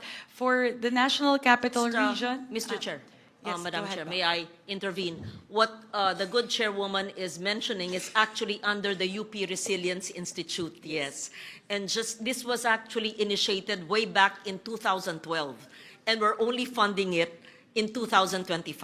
But during the time of Congressman Salceda, he and I had a budgetary amendment, not insertion, for the building of the UPRI. I'm not certain if it's up already, but it was 3 presidents ago that the UPRI in 2012, the president who became DTI secretary, Pascual. Yes, Fred and I were discussing this in 2012, the creation of the UP Institute, Resilience Institute. So thank you for mentioning Project NOAA of Mahar Lagmay, who was with DOST before. And I'm just putting a historical perspective because people might say, grabe, laki, 1 bilyon. Ano po, 13 years po nag-antay. And when this was conceptualized in 2012, I think I was defending their budget then, it was a very small amount during the time of President Pascual. So we support that, Mr. Chair. We upheld it in the Senate. Thank you. Madam Chair. Thank you very much, Senator Lauren. Yes, Representative Happy Benitez. May I add to that manifestation? But before I begin with my manifestation, I'd like to say that as a first-timer bicameral committee member, I'm honored and grateful and the only neophyte on this contingent. I expect to listen intently, work collaboratively, and to pass a fair and impactful budget for the Filipino people. But I do want to share that it was House Bill number 2577 that I filed in Congress for the 20th Congress, supporting the National Resilience Institute to make it a national, the UP Resilience Institute in the UP system to become a National Resilience Institute. And I do want to share and to add that the UP RI, which was powered by Project NOAA, has made accurate and real-time, high-quality hazard maps. No, and it has been used by a lot of local government units. And ever since nangyayari po sa atin yung mga climate disasters po sa atin, there's been, since it was updated in 2023, the website has had 35 million searches online. And during peak times, 2.6 million searches a day. Now, so it's very important that we can identify for flood mitigation efforts. And so, albeit this is seemingly large, 1.1 billion, but they need to update the hazard maps for the entire country, and last that has been updated was 2012. So I commend the Chair, Chair Mika, and of course the Barsi as well as the Senate for putting the 1 billion to Project NOAA. Thank you.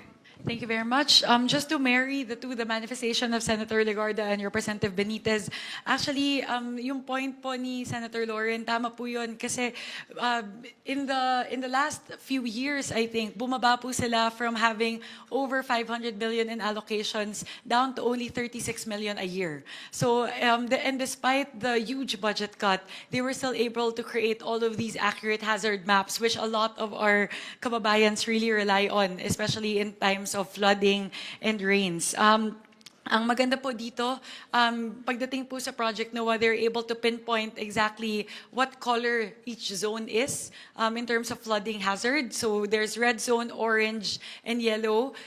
So ang pinag-uusapan po sa DPWH ay pwede pong pagbasihan yung hazard maps ng Project NOAA para po malaman kung saan lang pwede maglagay ng flood control structures sa mga susunod na taon. So just to marry po, send with the manifestations of Representative Legarda and Senator Legarda and Representative Benitez. Moving on, Mr. Chair, after the UP system, we go to the schools under the National Capital Region. On the part of the House, we propose an increase to the Polytechnic University of the Philippines of an increase of 55 million pesos from the current 3.623 million in the NEP to 3.67 million. Where's the other third? I'm missing. For the under the Ilocos region, we propose an increase of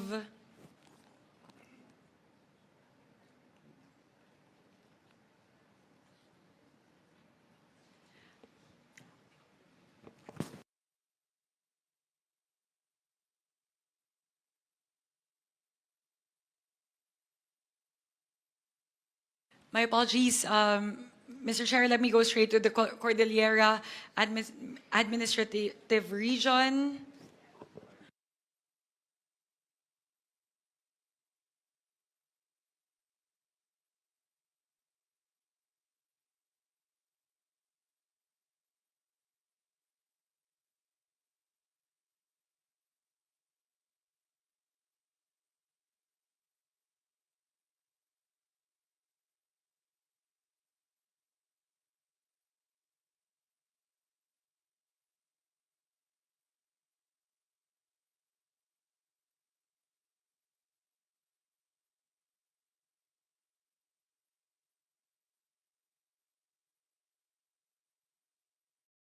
Thank you very much, and my apologies for the delay.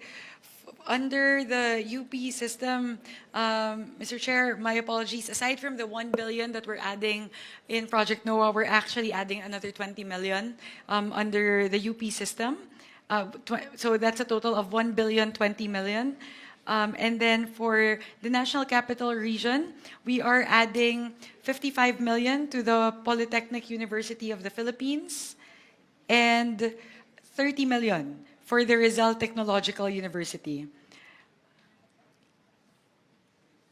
In the Ilocos region, Region 1, we are proposing an increase of 429 million pesos for the Mariano Marcos State University. And under the Cordillera Administrative Region, we propose an increase of 20 million to the Ifugao State University. Under the Cagayan Valley, we propose an increase of 332 million pesos for the Isabela State University. Under Region 3, we propose a 95 million increase to the Aurora State College of Technology and 100 million increase to the Bulacan State University. Under Region 4, we propose an increase of 50 million pesos for Southern Tagalog and Palawan. We propose an increase of 10 million pesos for Region 4 under Laguna State Polytechnic University. An increase of 40 million pesos to the Occidental Mindoro State College. An increase of 35 million pesos under the Catanduanes State University. An increase of 8.803 million for the Carlos C. Helado Memorial State College in the Negros Island region. An increase of 80 million pesos under Region 7, Cebu Technological University. In the region of Eastern Visayas, we propose an increase of 70 million pesos for Eastern Samar State University, 125 million pesos for Biliran Province State University or the Naval State University, an increase of 40 million pesos for the Samar State University, 30 million pesos for the Southern Leyte State University, 100 million pesos for the University of Eastern Philippines, and 150 million pesos for the Visayas State University. In Soxargen, Region 12, we propose an increase of 30 million pesos for the South Cotabato State College, an increase of 14 million pesos in the Bangsamoro Autonomous Region for the Mindanao State University. So, Mr. Chair, those are all of our proposed increases for state universities and colleges, totaling 2.859 billion pesos.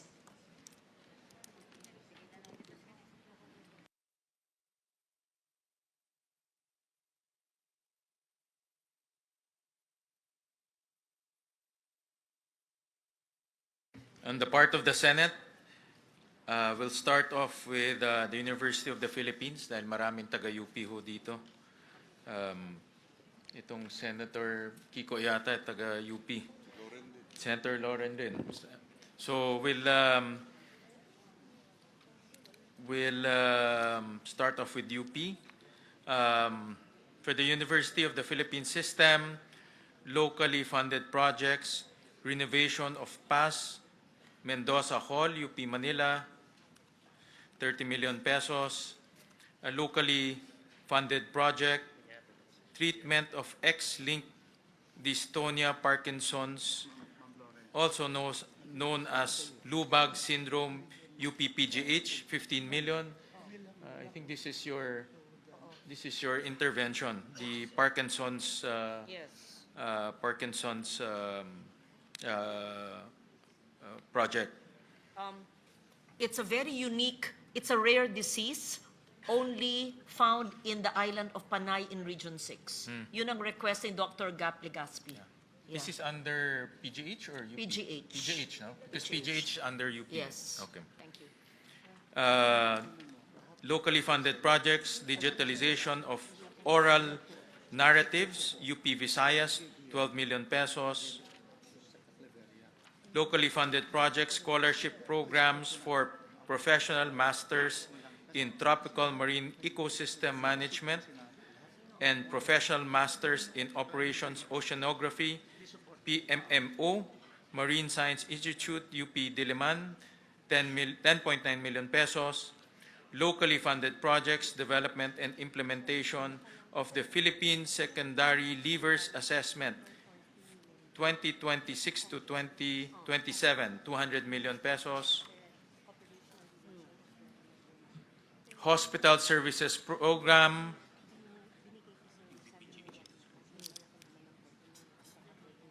provision of medical services, 6.7 billion pesos. I believe this is for UPPGH. Hospital Services Program, Universal Care Fund for Zero Balance Billing, 800 million pesos. UP Philippine Eye Research Institute, UP PERI, 81 million pesos.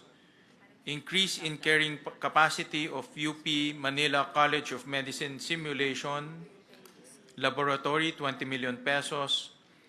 Futures Thinking Research Program, UP Los Baños, 2 million pesos. Upgrading and commissioning of the Structural Engineering Laboratory for Earthquake Engineering, Institute of Civil Engineering, UP Diliman. Ba't wala ito?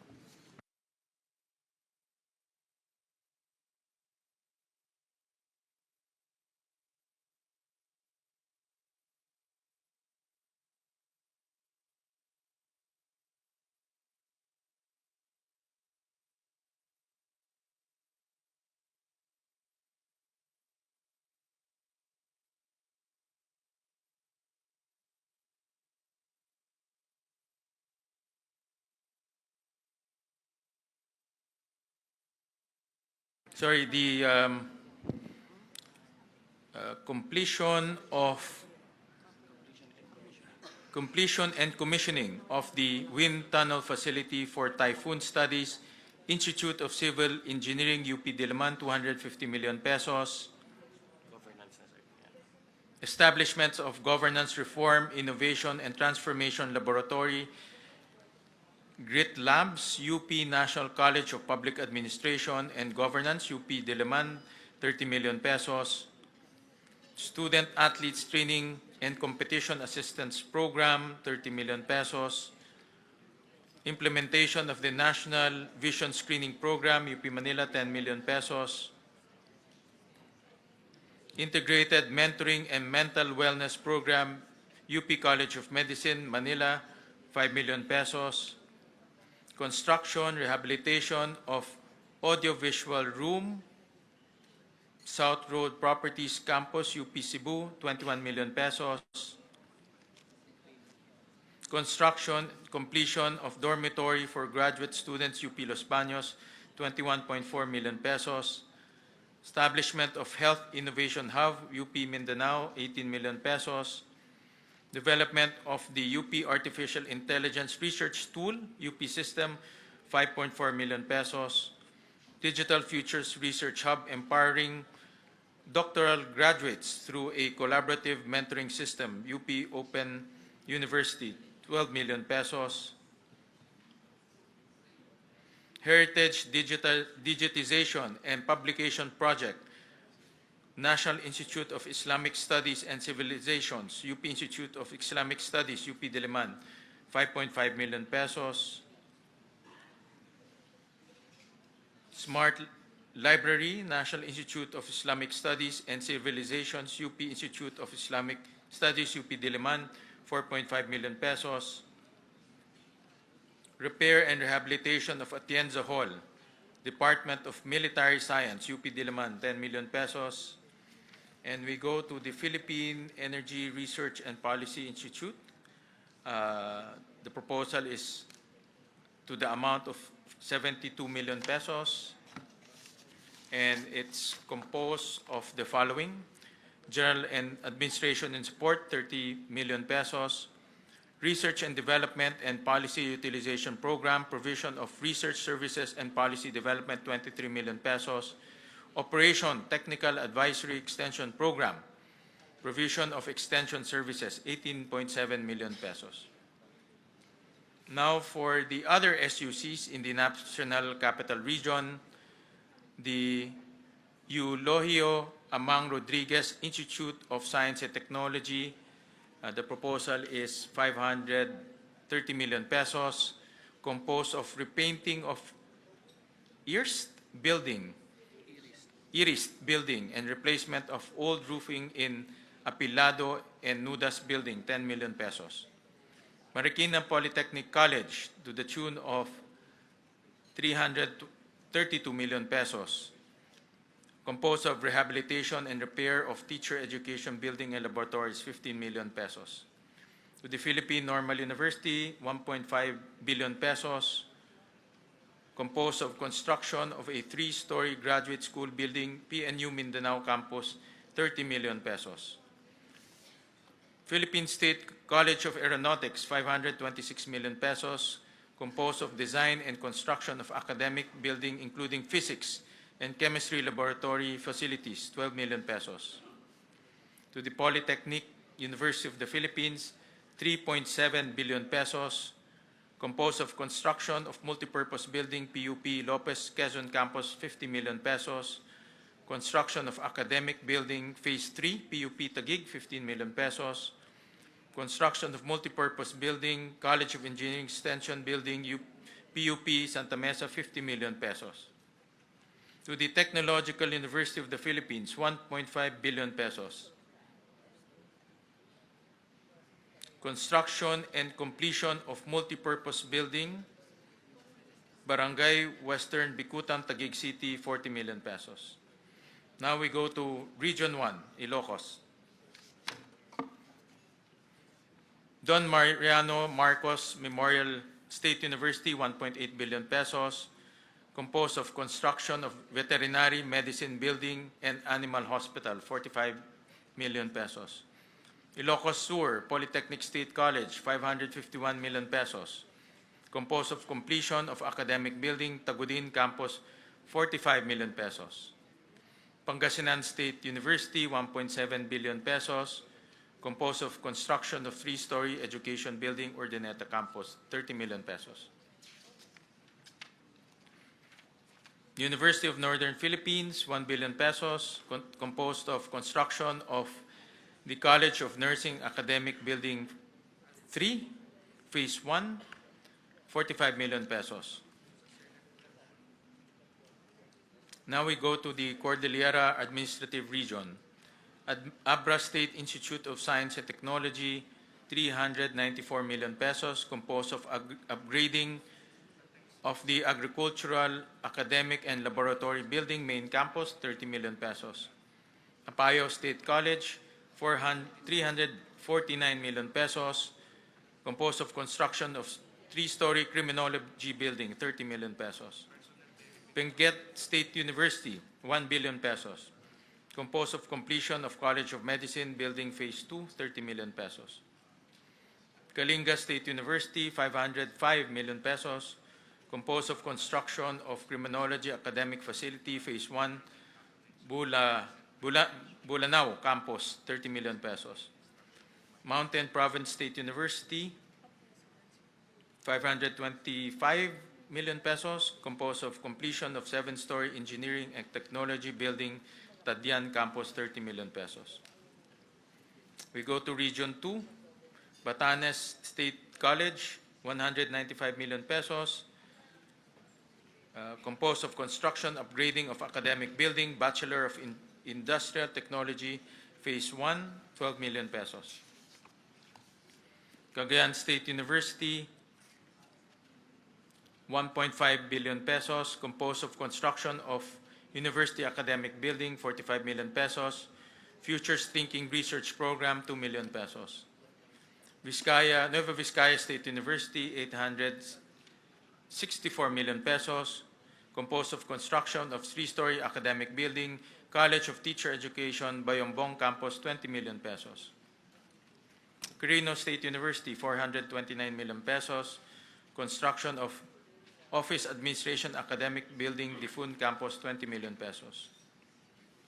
For Region 3, Central Luzon, Aurora State College of Technology, 363 million pesos, composed of Futures Thinking Research Program, 2 million pesos, Tulong Dulong Program, 1.1 billion pesos.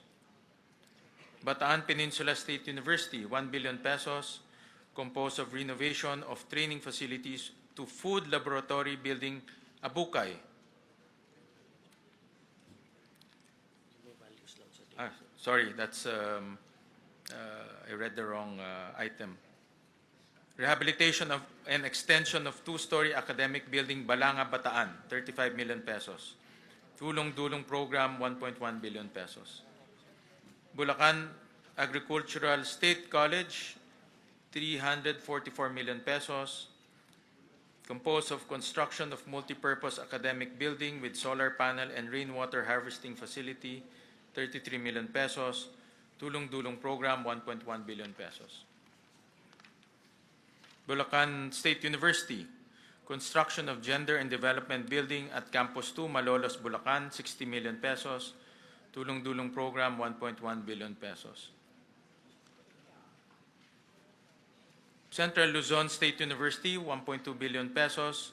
Construction of composed of construction of climate resilient General Academic Building A, 40 million pesos. Tulong-dulong program, 1.1 billion pesos. Nueva Ecija University of Science and Technology, 1.4 billion pesos. Composed of construction of academic building and training center, Phase 2. San Isidro Tabon Campus, 15 million pesos. Then tulong-dulong program, 1.1 billion pesos. Pampanga State Agricultural University, 631 million pesos. Construction of composed of construction of two-story College of Business, Economics, and Entrepreneurship building, 30 million pesos. Composed of tulong-dunong program, 1.1 billion pesos. Pampanga State University, 1.2 billion pesos. Completion of 12 classroom, 3 academic building with site development, Porac Campus, 25 million pesos. Tulong-dulong program, 1.1 billion pesos. The Philippine Merchant Marine Academy, 351 million pesos, composed of construction of academic building, main campus, 30 million pesos, and tulong-dulong program, 1.1 billion pesos. President Ramon Magsaysay State University, 743 million pesos, construction 3-story College of Engineering academic building, Iba Campus, 40 million pesos, tulong-dulong program, 1.1 billion pesos. Tarlac Agricultural University, 522 million pesos, rehabilitation of old building, 30 million pesos. Futures Thinking, 2 million pesos, construction of College of Education Child Research and Development Laboratory Experiences, 20 million pesos, tulong-dulong program, 1.1 billion pesos.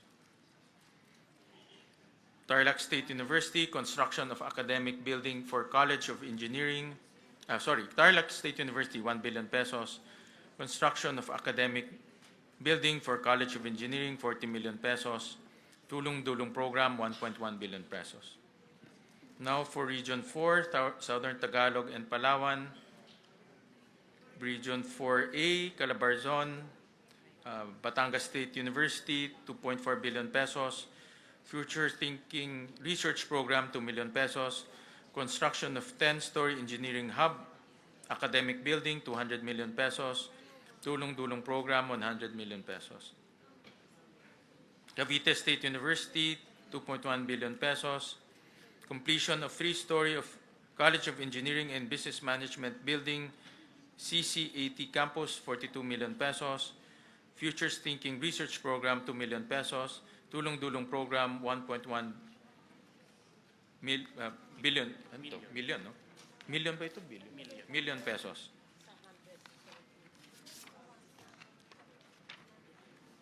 Laguna State Polytechnic College, 1.1 billion pesos. Construction of 4-story, 24 classroom academic building, 36 million pesos. Replacement of gymnasium roofing system, including sea-purin repairs and insulation, 6 million pesos. Tulong-dulong program, 1.1 million pesos. Southern Luzon State University, 761 million pesos. Tulong-dulong program, 1.1 billion pesos. 1.1 million. University of Rizal System, 934 million pesos. Rehabilitation of ISR Academic Building, Morong Campus, 12 million pesos. Tulong-dulong program, 1.1 million pesos. Marinduque State University, 418 million pesos. Futures Thinking Program, 2 million pesos. Construction of academic building for College of Arts and Sciences, 12 million pesos. Tulong-Dulong Program, 1.1 million pesos. Mindoro State University, 487 million pesos. Establishment of Industrial Technology Education Laboratory, Phase 2, 30 million pesos. Tulong-Dunong Program, 1.1 million pesos. Occidental Mindoro State College, 684 million pesos. Tulong-Dulong Program, 1.1 million pesos. Palawan State University, 1 billion pesos. Construction of one-story academic and laboratory building, 3 classrooms at PSU Main Campus, Puerto Princesa City, 15 million pesos. Tulong-Dulong Program, 1.1 million pesos. Romblon State University, 615 million pesos. Composed of construction of academic building in RSU San Agustin Campus, 40 million pesos. Futures Thinking Research Program, 2 million pesos. Tulong-Dulong Program, 1.1 million pesos. Western Philippines University, 590 million pesos. Rehabilitation of Higher Education Building, Main Campus, 30 million pesos. Futures Thinking Research Program, 2 million pesos. Tulong-Dulong, 1.1 million pesos. To Region 5, Bicol Region, Bicol State College of Applied Sciences and Technology, 318 million pesos. Construction of 5-story academic building 2, Phase 4, 15 million pesos. Bicol University, 1.1 billion pesos. Completion of BU College of Medicine Building Extension, 30 million pesos. Future Thinking Research Program, 2 million pesos. Construction of Bicol University Health Sciences Building, Legazpi City, Albay, Phase 1, 50 million pesos. Camarines Norte State College, 584 million pesos. Construction of 3-story IFMS Academic Building, Mercedes Campus, 30 million pesos. Camarines Sur Polytechnic Colleges, 744 million pesos. Construction of 4-story academic building, College of Health Sciences, Academic Building 4, Nabua Campus, 40 million pesos. Catanduana State University, 793 million pesos. Completion of Student Convention Center with Amphitheater, 25 million pesos. Central Bicol State University of Agriculture, 1.2 billion pesos. Futures Thinking Research Program, 2 million pesos.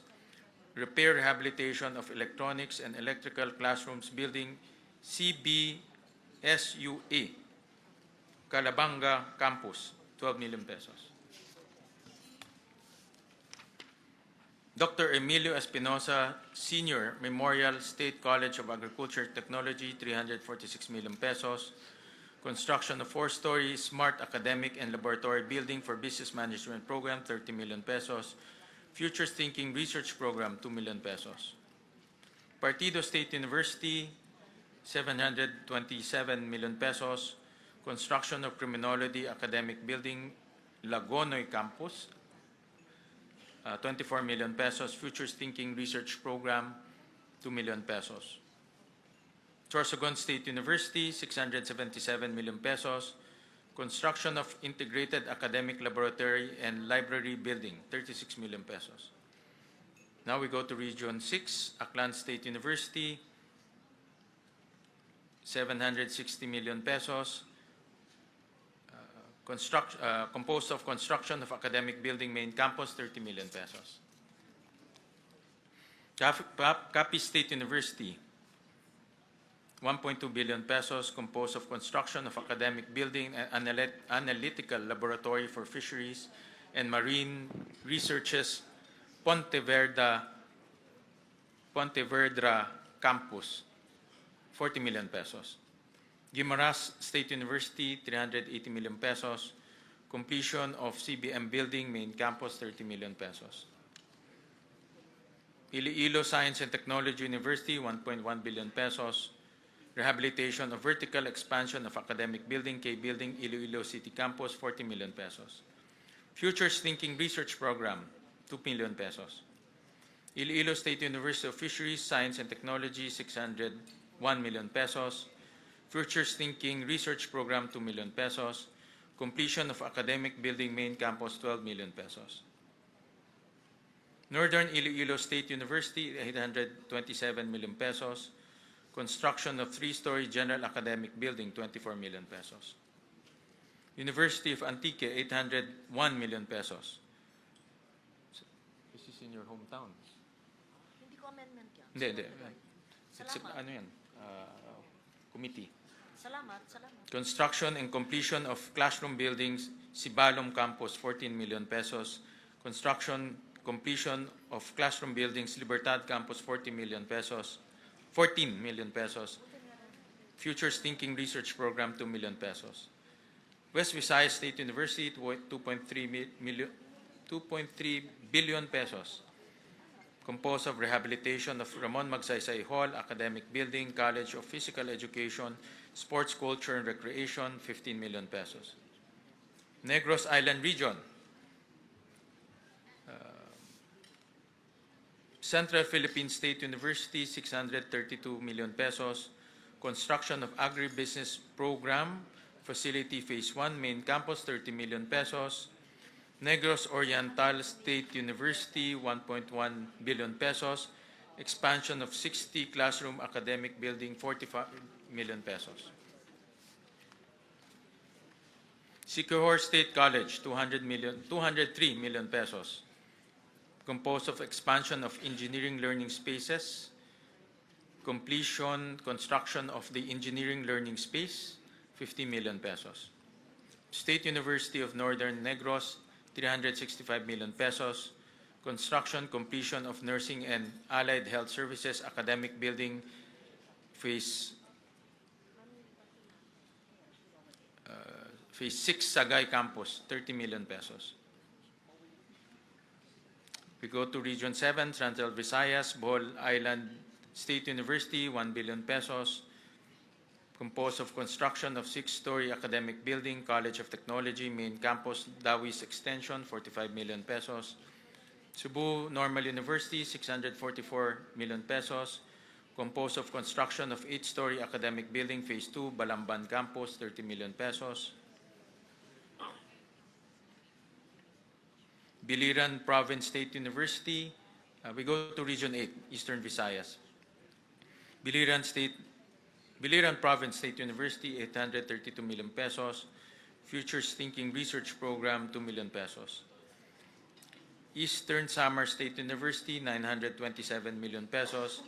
Construction of 2-story College of Medicine dormitory building, 25 million pesos. Eastern Visayas State University, 996 million pesos. Construction of 4-story College of Arts and Sciences Extension, Main Campus, 40 million pesos. Leyte Normal University, 618 million pesos. Construction of academic building, LNU San Isidro Campus, 30 million pesos. Northwest Samar State University, 680 million pesos. Construction of nursing building, Phase 1, 30 million pesos. And then another Futures Thinking research program, 2 million pesos. Palompon Institute of Technology, 460 million pesos. Construction of engineering building, Phase 2, 30 million pesos. We go to Region 9, Zamboanga Peninsula, Basilan State College, 315 million pesos. Composed of Futures Thinking Program, 2 million pesos. Construction of academic building, including Animal Science Laboratory, 12 million pesos. Srila State College, 604 million pesos.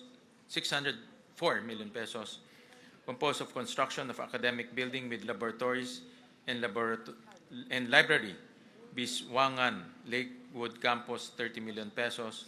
Construction of academic building, Main Campus, 30 million pesos. Construction of Student Center Building, Caridad Tumingag Campus, 34 million pesos. Jose Rizal Memorial State University, 938 million pesos. Composed of construction of 2-story 10-classroom building with facilities, School of Engineering, 18 million pesos. Repair rehabilitation of track and field oval main campus, 20 million pesos. Western Mindanao State University, 1.3 billion pesos. Construction of three-story College of Agriculture academic building, San Ramon campus, 30 million pesos. Zamboanga Peninsula Polytechnic State University, 719 million pesos. Construction of Technology Building Phase 1, College of Engineering and Technology, 18 million pesos. Zamboanga State College, Marine Sciences and Technology, 342 million pesos. Construction of Academic Building 2, Phase 1, 18 million pesos. We go to Region 10, Northern Mindanao.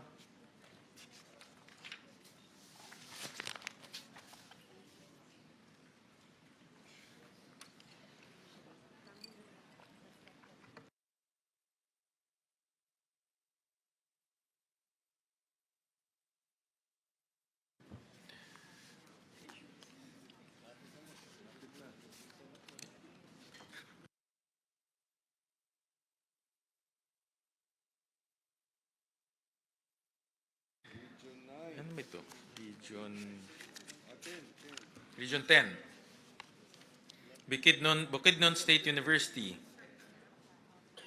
1.1 billion pesos. Completion of Buksu Hotel Training Laboratory for BSHM, 50 million pesos. Completion of 5-story academic building Phase 2, Quezon Campus, 25 million pesos. Completion of 5-story academic building Kalilangan Campus, 25 million pesos. Construction of 3-story smart Camiguin Polytechnic State College. Ito parang kila ano ito Kila Thank JJ you, ito. Mr. Chair.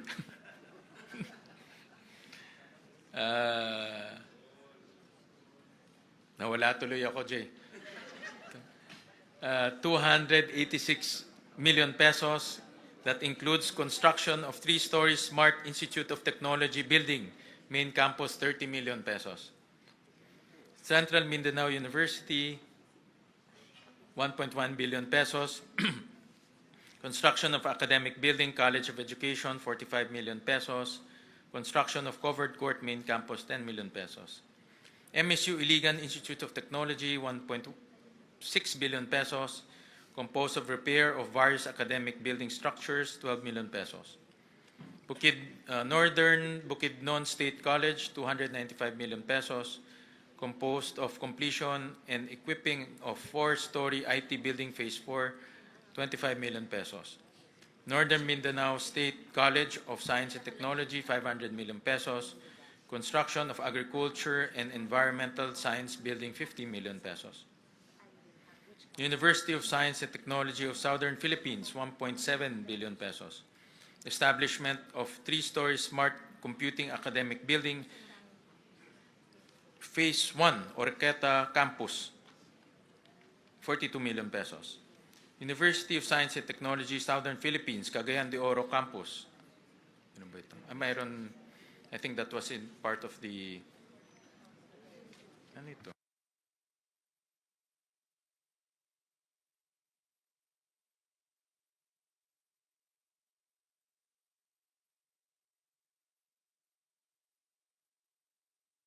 Okay, all right.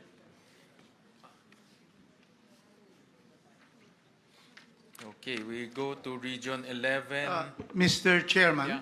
with your permission, Yes. before we leave Region 10, we'd like to appeal to the Senate because if you will see Region 10, all the schools have capital outlay. But then my university in my city and my province, if you can see here, it's all blank. Zero. So almost all our university, state colleges and universities, you gave capital outlay. But in the case of Cagayan de Oro Campus, University of Science and Technology, zero. University of Science and Technology in Claveria Campus, zero. Can we appeal that we include the following, Mr. Chairman, to be able to be, to be fair to everyone?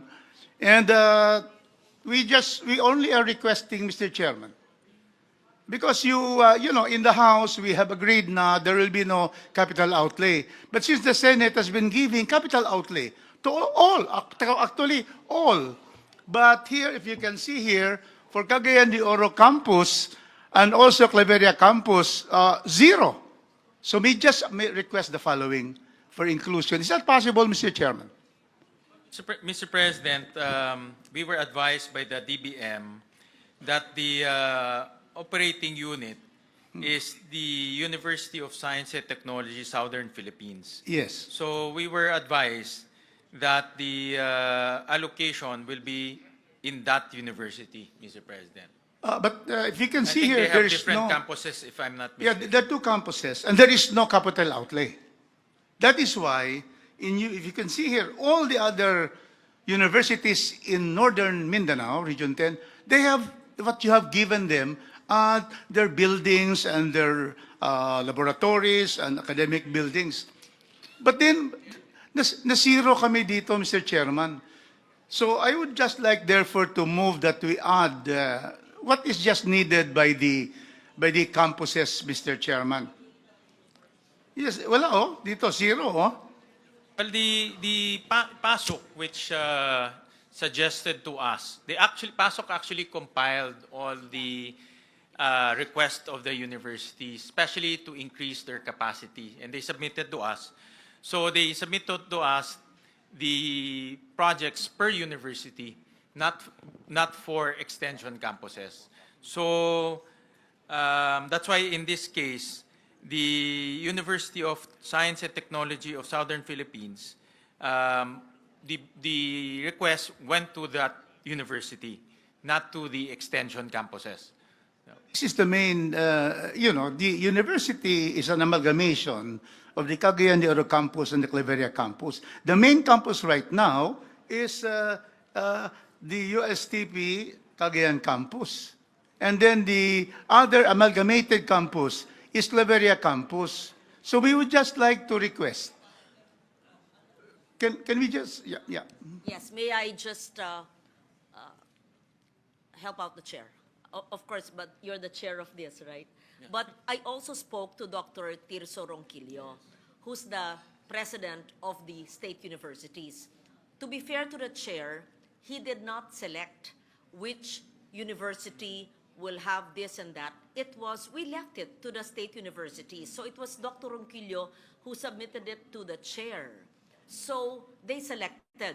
And we know, of course, and Attorney Kong Rufus knows this, that while funding has been given to selected mother campuses, not all extension or satellite campuses were funded. For example, University of Antique, the Hamtic campus and my other campuses had zero funding. I see in your university, you have the main funding under the Oroquieta campus, which is of course not in your district. Like yung sa amin, Sibalom and Libertad. But there are 3 others in Kaluya, in Hamtic, which were zero funded also. The chair requests, and it's up to you because this was the recommendation of the PASUK upon the consultation with the president of the SUC.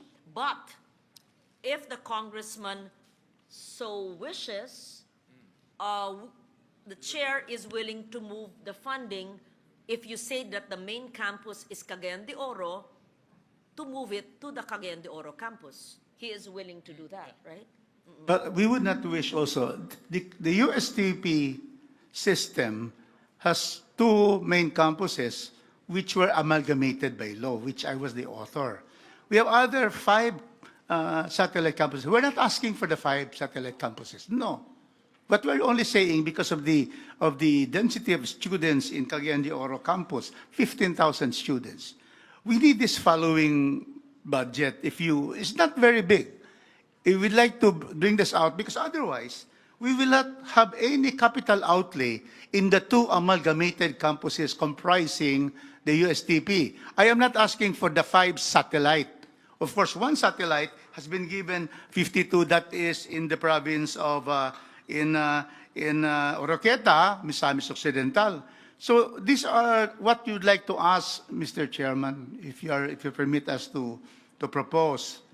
Now, for Cagayan de Oro campus, we are only asking for 50 million for the completion of the 8-story educational and student computer phase 3, computers, building. So it's a completion because right now, the building is not completed. So we're only asking for 50 million. But they're asking for more. But I am saying, because they're asking here to complete it 150 million, I said no, we'll only ask 50 million. And then the second very important request is the continuation of the Faculty Learning Resources Center Phase 2. They asked for 150 million. I'm only asking for 50 million. So they're asking 300 million, which is really, so big in this BICAM hearing. I'm only asking for 50 and 50, 100. That is for the Cagayan de Oro campus. The other main campus in the amalgamated USTP is Claveria. And they're asking, Mr. Chairman, they're asking for the auditorium and multipurpose training center. They're asking 110 million. I'm only asking for 50 million for Claveria, a total of 150 million. Otherwise, we can see here all from Region 1 to Region 16, all of them receive capital outlay. But then my university, and I sit there as the USTP board of trustees because I was designated by Chairman Jude Asidre. Mr. Chairman, it will be difficult for me not to be able to appeal to you because you have been giving capital outlay to everyone. And then, dito, kami lang, in this page and the other pages, ang zero dito, ito lang dalawang campuses na ito. So that is what we'd like to ask, Mr. Chairman, that you be able to, at least be able to give Cagayan de Oro. It is the seat of, in Region 10, this is the seat of education. Can we have that, Mr. Chairman? May I request for a minute suspension, Chairperson Mika?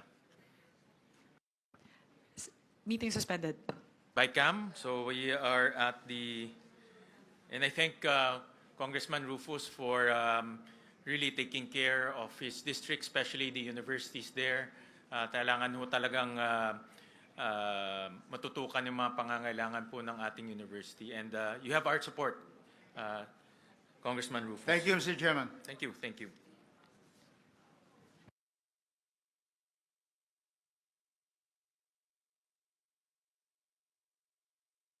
All right, parang nag-round trip to the Philippines na ho tayo. So, Region 11, Davao. So, Davao de Oro State College, 439 million.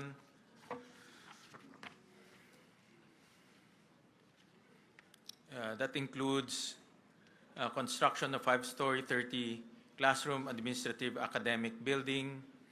Phase 1, Maragusan branch, 37.5 million pesos.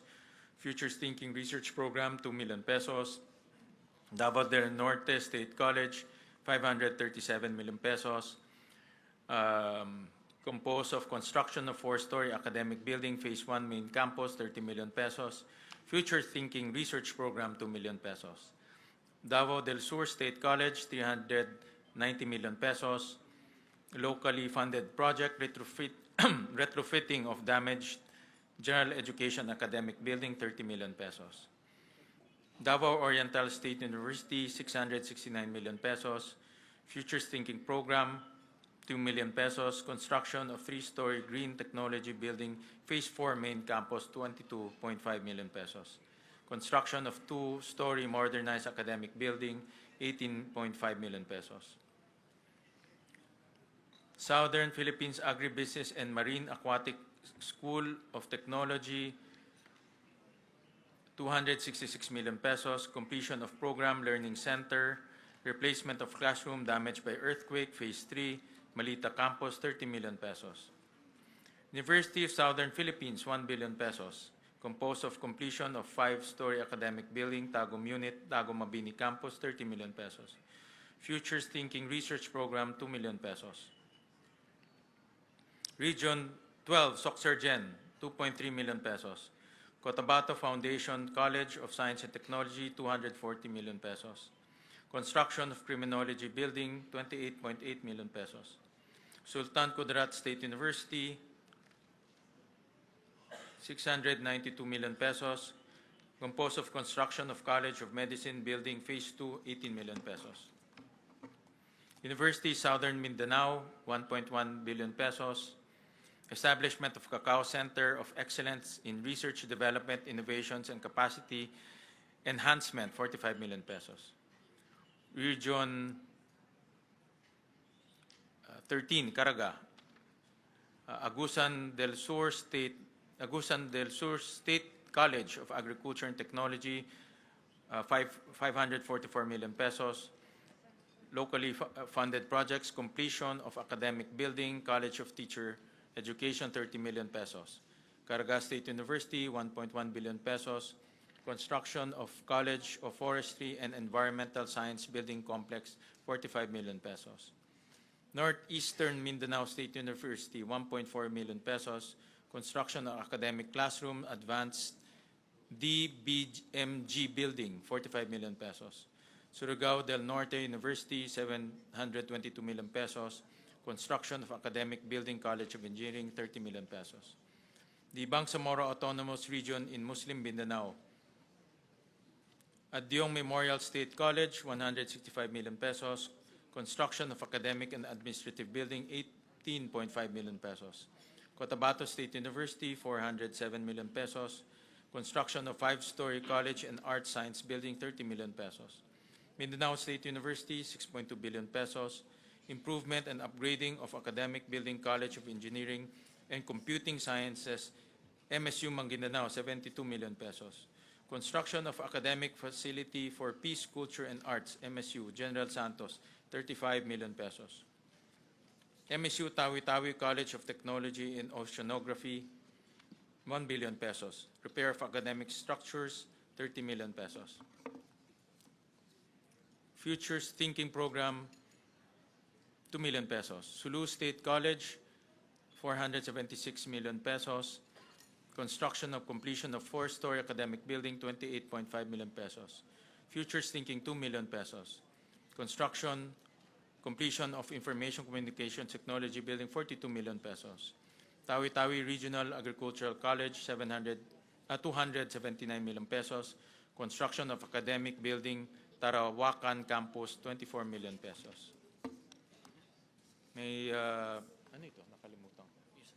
I think I missed one university, Tarlac State University. Ito ba yun? This one? Center for Peace, Center for Peace, Indigenous Peoples Resources and Development, CPIRD, 700,000. So, any questions? I think that completes the SUCs. So, any question, comments, motions? Mr. Chair? Sir Chair. Yeah. Ikaw na mag- Madam Chair. Madam Chair.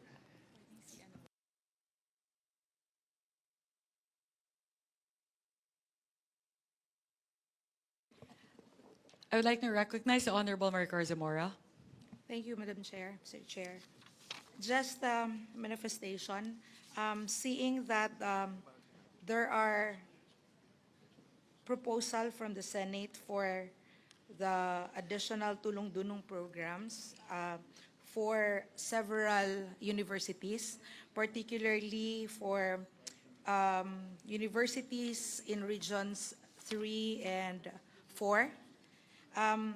Just for a manifestation, Mr. Chair, Madam Chair, we wish also to see Senate intervention for tulong-dunong program for other regions, especially for Visayas and Mindanao, because here in the proposal, we only see proposal for tulong-dunong for 3 regions and not for all state universities. While we understand that there could be some priorities, but as a representative from Mindanao, I also wish to see Senate intervention for universities and colleges in Mindanao and Visayas. Thank you, Mr. Chair.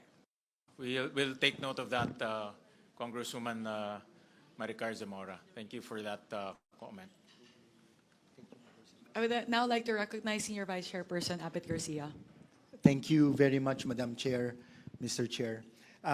May tanong lang po ako, Madam Chair. If you remember, during the budget hearing ng mga state universities sa House, and it was chaired by 3 vice chairs ng Luzon, Visayas, Mindanao, ng mga state universities, ang pinakamalaking hiniling nila or concern nila ay yung utang na for many, many years ay hindi nababayaran sila sa kanila with regards to free college education na by law, kailangan nababayaran sila at nare-replenish sa pondo nila. And this concern was brought to the attention of our leadership. Kasama rin po yung ating minority. And they requested the chair to look for additional sources. So this was presented earlier na nakahanap po kayo ng fiscal space sa NEP to the tune of 4 billion pesos at nakahanap po kayo ng idle funds sa Higher Education Development Fund to the tune of 7 plus billion pesos to complete the 12 billion peso na utang. So I just want to make sure, Mr. Chair, na dito sa aproba natin, yung mga state universities totaling to around 114 who in the version of the House are bent to receive a windfall amount. I just want to make sure na dito sa final version ay matutuloy ito dahil ito yung matagal nang iniintay ng ating mga state universities at ng ating mga estudyante. Madam Chair, Mr. Chair. Thank you, SVC. So, ano po, the assurance that we can give is intact po yun. So, dalawang bagay po yun. As mentioned earlier, we already gave an additional 2.8 billion pesos for the state university. So, yun po talaga allocation nila for their different locally funded projects. On top of that, we will be giving them the windfall amount that would result to the payment of deficiencies to SUCs. So, ito pong yung 12.31 billion pesos to be exact na ibabayad po sa mga SUCs dun po sa kakulangan sa implementasyon ng UACTE ay idadagdag pa po dun sa idinagdag po ng Kongreso at ng Senado para po sa 114 na mga state universities and colleges. So in effect po, I believe, Senwin, may I ask po what would be the total increase to the 114 state universities and colleges?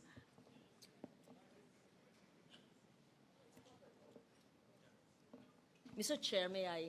Yes, go ahead. Because this, remember, it was a non-working, stormy day when we met with all the state universities and colleges presidents in Manila Polo Club, the chair and myself, and the hearing was canceled in the Senate, and we still met with them with Dr. Tirso Ronquillo.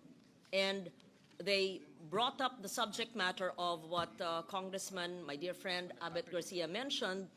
And of course, we told them that no matter what, we will ensure that in the GAA and in forthcoming years, the budget for the free quality tertiary education would be based on the current enrollment, not on a computed number which was wrong. I don't want to blame an agency of government. Having said that, we assure the House that whatever amendment you did, and the source would be the Higher Education Fund, Chair Shirley Agrupis had confirmed that in the hearing, because whatever was discussed in that privately held meeting was replayed, if I may use that word, in the Senate hearing and in plenary as well.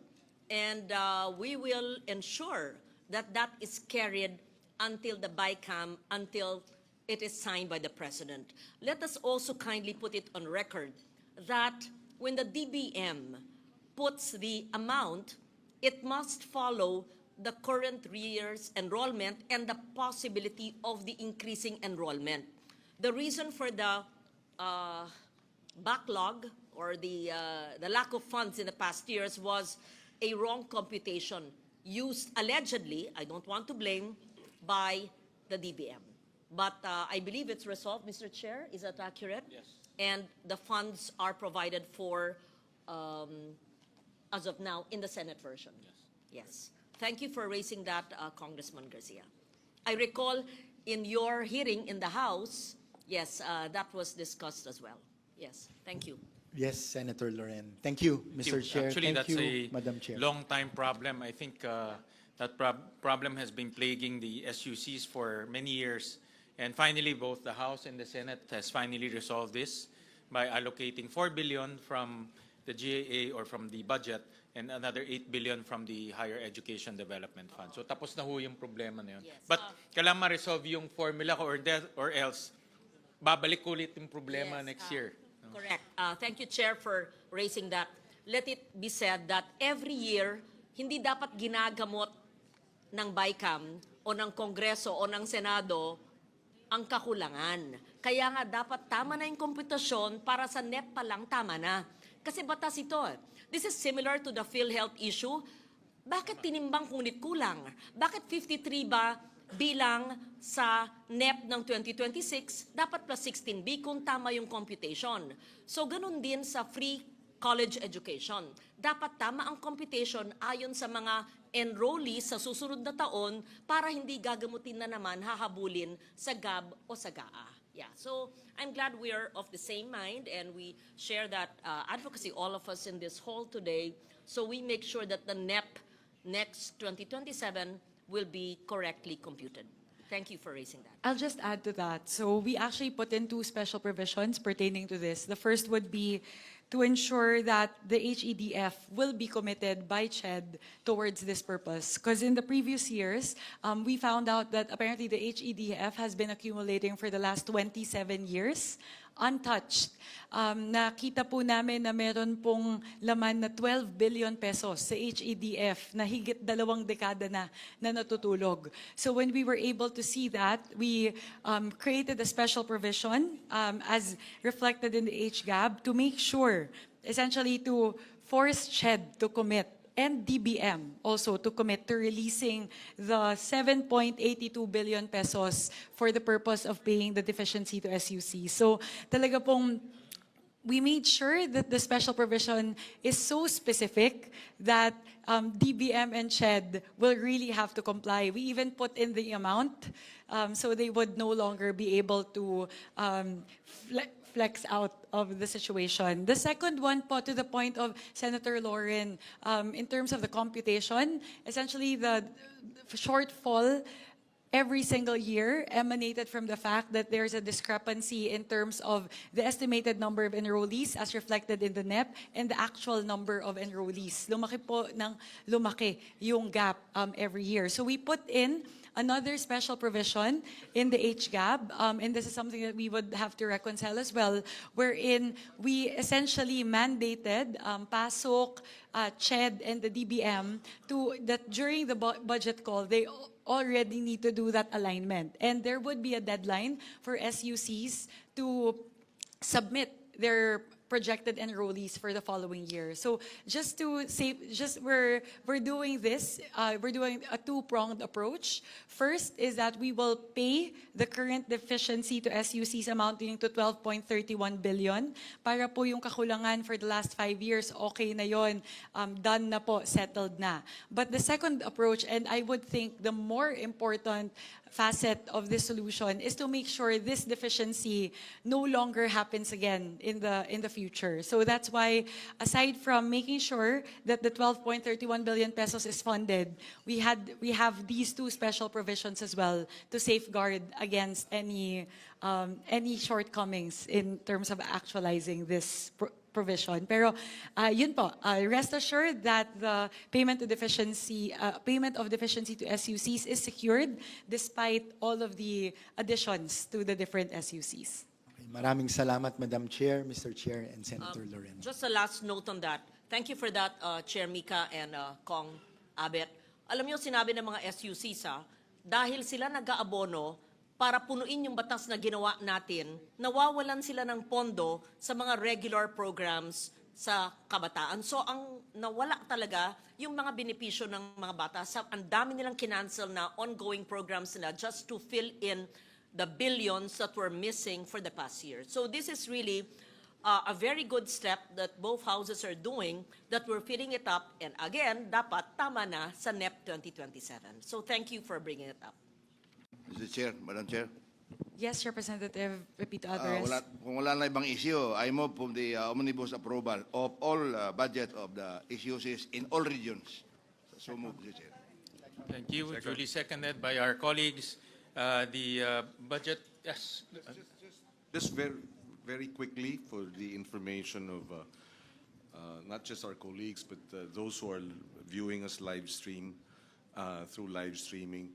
May we just place on record the Tulong Dunong program, because it was repeated over and over for, I think, 28 or 18 SUCs would have it. What is the program? How do we ensure that that it is availed of? Who do they go to? Because there is a Tulong Dunong in the state universities, and then a Tulong Dunong with the CHED. In fact, with CHED, it's about a little over 2 billion. So how does this work? Just for the record, Mr. Chairman. So since this is downloaded directly to the state universities will implement that scholarship program in particular. So iba po yung sa CHED, iba po yung sa mga state universities. So that's how you operationalize the ones in the state universities. And this is administered by the state universities. Yes, administered by state universities. But they also follow the CHED guidelines as to income, as to qualifications, as to minimum grades. How does that work in tandem with the free universal tertiary level education? From what I see on the ground, so free higher education, wala silang tuition fee, but in poorest of the poor, they give additional stipend so that they can buy books, they can buy materials for their subjects or for their course. So that's how they extend help to those who need extra help, even though it's already free in terms of tuition fees.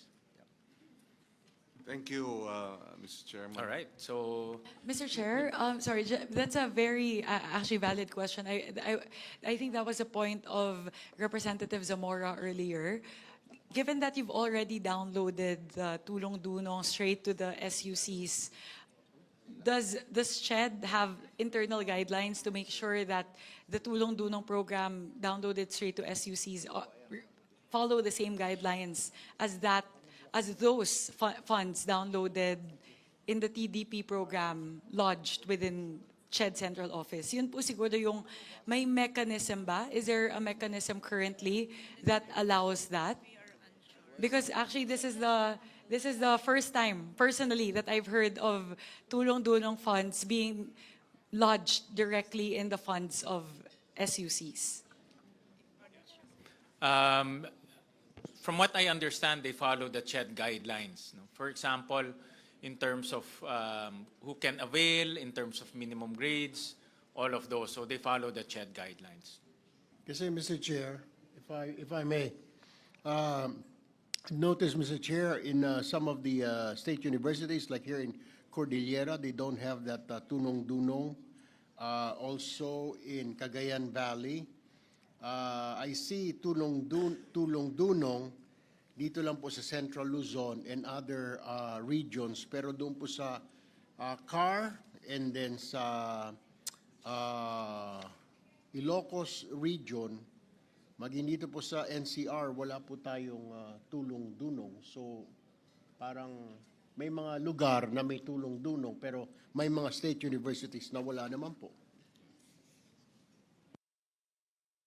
It depends on kung meron pong mga requests from the state universities. So kung meron silang mga requests, nagpapadala ho sila ng mga request letters sa Senate at doon naman po rin-rationalize kung sino po ang makakatanggap. And also, Mr. Chair, siguro we have to inform the school itself, the management, to inform the students. Kasi may mga students po, Mr. Chair, na hindi nila alam na merong there's such thing as a scholarship for funding, for their board and lodging, etc. May mga estudyante pong hindi alam. So, kailangan talaga siguro yung information dissemination within the school campus na meron pong available na tulong-dulong mula sa pamahalaan. Thank you for that. Actually, there's a pending motion. I'll rule on that first. So, Chairman, my Yeah. apologies. I am on the phone with Chairperson Shirley Agrupis right now. So let me just quickly clarify this point.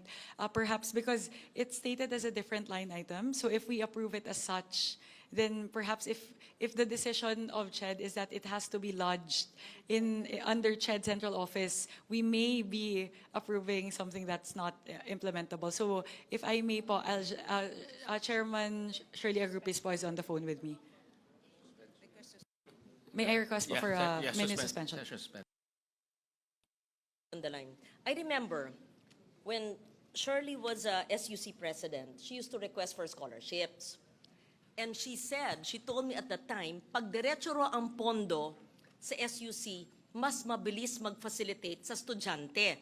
At that time, with all due respect, whoever was the chair of CHED. But of course, now she's in CHED. And she prefers all the funds there. So it's really up to us. We leave it to you, to us. Anong mas maganda? Kasi the SUC presidents, they want the funds diretso so that they should not ask CHED, that's a processing din sa kanila. Pag diretso, then they decide the 4P scholars, poorest of the poor, whoever. So, but now that she's the chair, if she wants it all under her watch, it's really okay. But I used to give her scholarships, everywhere. And she would say, maganda pag diretso. SUC presidents would say, diretso na sa amin. Okay, but it's up to them, whatever they wish. That's why, so CHED chair, so.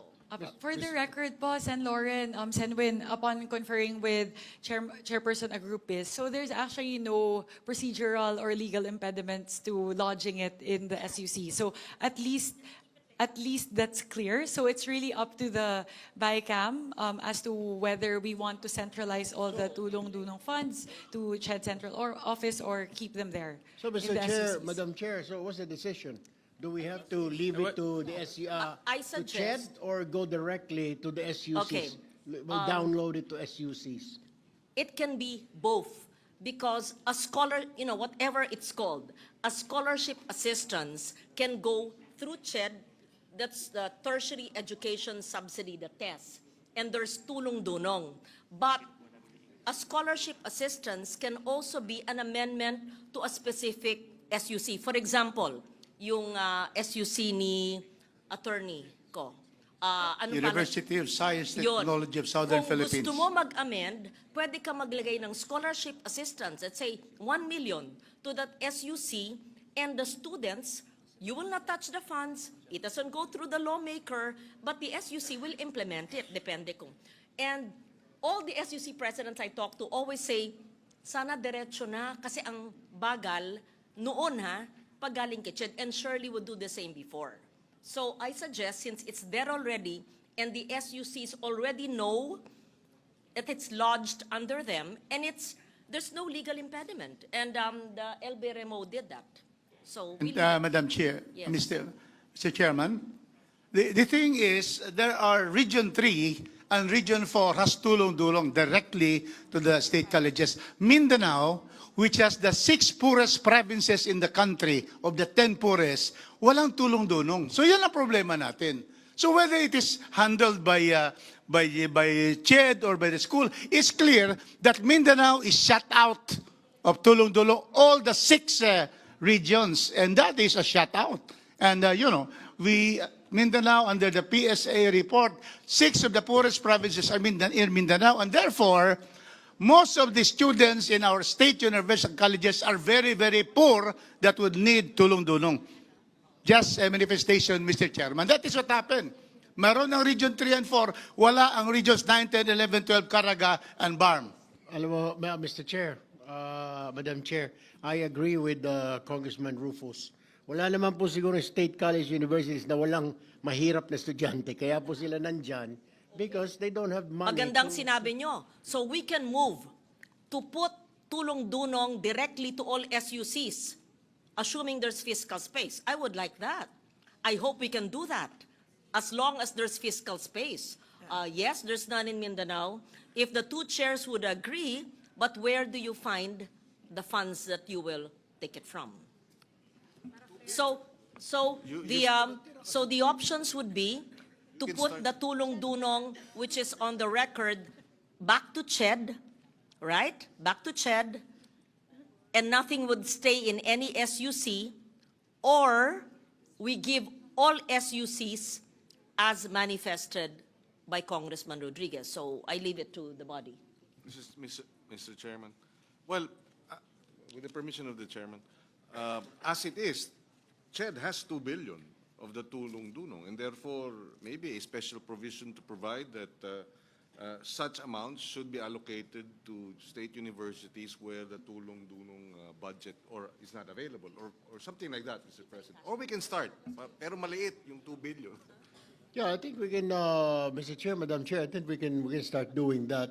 Spread out this 2 billion or kahit na mga 2.5, magtira ka na lang sa CHED na mga 200 million or 500 million, then 2.2 will go to the state universities and colleges. It will be easier and quicker for the students to ask for assistance rather than magre-request pang SUC sa CHED and then babalik pa. It will take some time. Baka tapos na yung klase, tsaka palang dumarating yung tulong-dunong.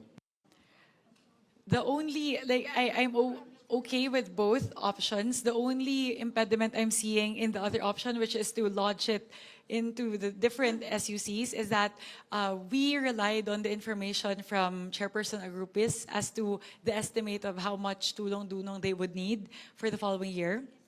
And I don't know how granular her data is. Does she already know how much each of the SUCs would need? I think that's the only impediment that I'm seeing, given the time constraint also that the BICAM would need to come up with a report, and then we would need to have it ready as soon as possible. So given that, just looking at the time constraint on having to put together the BICAM report at the soonest possible time, the option I'm leaning towards is to centralize all tulong-dunong to CHED, central office.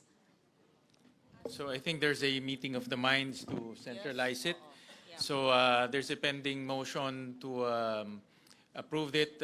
May I have, will you amend the motion? The tulong-dunong in the universities that were mentioned will now be under the CHED tulong-dunong. Yes, I move. All right. Second, And- second the motion. That's the case. The budget of the SUCs, including the University of the Philippines, is now approved, and the tulong-dulong program that were mentioned in each universities will be transferred to the CHED. Mr. Chairman? All right. Yes, just say, I did the math. No? I was listening to the amounts that were allocated earlier. 1 million, 2 million per SUC, no? But if my math is correct, if it's 2 billion and there are 113 state universities, that's about 17 million each. So, in other words, yung maliliit na 1 million can actually get 17 million if it is divided equally among the different. But of course, we leave that to CHED, no? Because different state universities will have different considerations and population and needs, etc. Mr. Chairman, the tulong-dulong that I have learned, have known Representative about. Rodriguez, my Yes. apologies. Please kindly wait to be recognized. I would first like to recognize Representative Pepito Alvarez and then Representative Rufus Rodriguez. Yes, thank you, Madam Chair, Mr. Chair. Yung tulong-dunong, hindi lang naman yun sa mahirap. Kung mahirap lang lahat ang bigyan, wala tayong talagang pera na ganyan karami. Pagkatapos, meron yung criteria, dapat deserving. Mahirap nga siya, bigyan mo ng pera, hindi naman siya deserving, hindi na mag-aaral yun. So that's my point. Kailangan deserving, kailangan may grado rin. Kaya mabuti, centralize mo na lang sa CHED kasi I'm so afraid also in the state universities, marami rin corruption. And that is true. Palawan State University is number 1 corrupt also. Wala akong magawa. They're not under me, so I do not suggest that we put the money in the SUCs. I'm sorry, but it's true. Thank you. Thank you, Representative Rodriguez. Yes, Madam Chair, Mr. Chair. The tulong-dulong originally, and should be, is to the private schools, private universities. Because our SUCs, free tuition na sila. And that is why I'm surprised now we are putting money to state universities because I have been having that for the past 15 years, except the last 3 years, na wala ng tulong-dunong, binalik ngayon. It's really for those studying in private universities to be able to help them, you know, being in the private school system. Because actually, the private tertiary system is complementary to the state system. So yun talaga eh. So that is why tulong-dulong has always been given. Kasi for the past, wala talaga yung SUCs. Because free tuition na sila and fees. Dito, sa nangangailangan from the private sector. Private universities na those who are very poor, as stated by Chairman Pito Alvarez. Yes. Thank you. Yes, so with that, we already voted. So we just want to seek the assurance of Chairperson Agrupias. Please make sure that the Tulong Dunong program is implemented a lot quicker than it used to be in the previous years. Kasi po dati, graduate na yung estudyante, hindi pa lumalabas yung scholarship grant nila. So hopefully with the funding that we're giving them for fiscal year 2026, the implementation of the Tulong Dunong program will also be improved. Gusto ko lang pahabol, Madam Chair, Mr. Chair. I mean, point of clarification. Tulong Dunong is not only for like tuition fees. Rather, it is also being used by poor students at SUCs, particularly in provinces. Board and lodging, transportation, food, and allowances. Kaya doon nga sila sa SUCs. Kaya nga, that's why they need that. That's my point of view, Mr. Chair, Madam Chair. Thank you. Hindi dumating yung tulong, kaya hindi nadagdagan yung dunong. Graduate. All right, thank you. Thank you for With those that, Mr. comments. Chair, let's move to the next agency. I believe CHED, we're moving to CHED. Yes, to Commission on Higher Education. Mr. Chair, on the part of CHED, we'll just wait for the screen to catch up.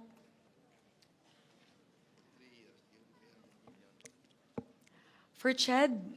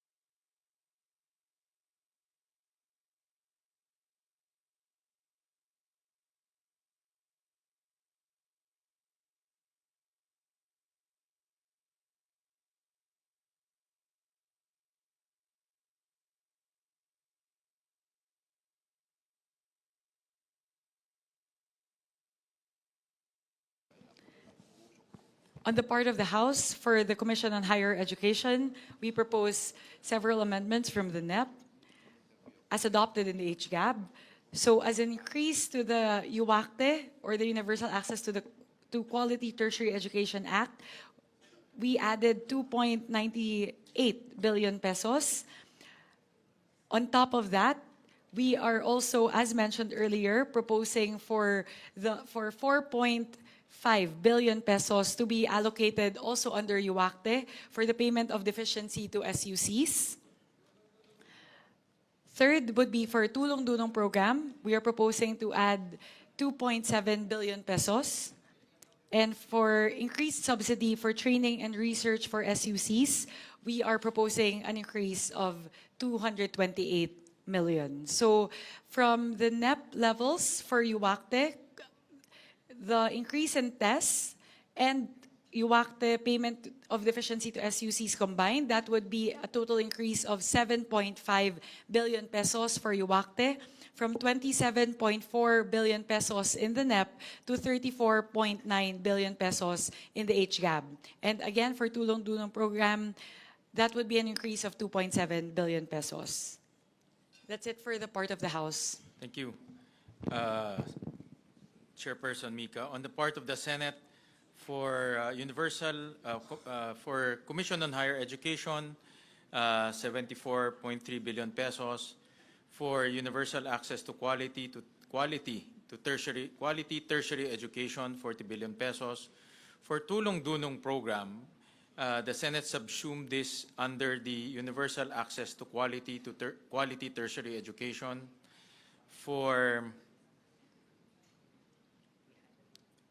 locally funded project, improvement, enhancement of ICT infrastructure for digitally empowered CHED, central and regional offices through strengthened office productivity and higher education information system, 100 million pesos.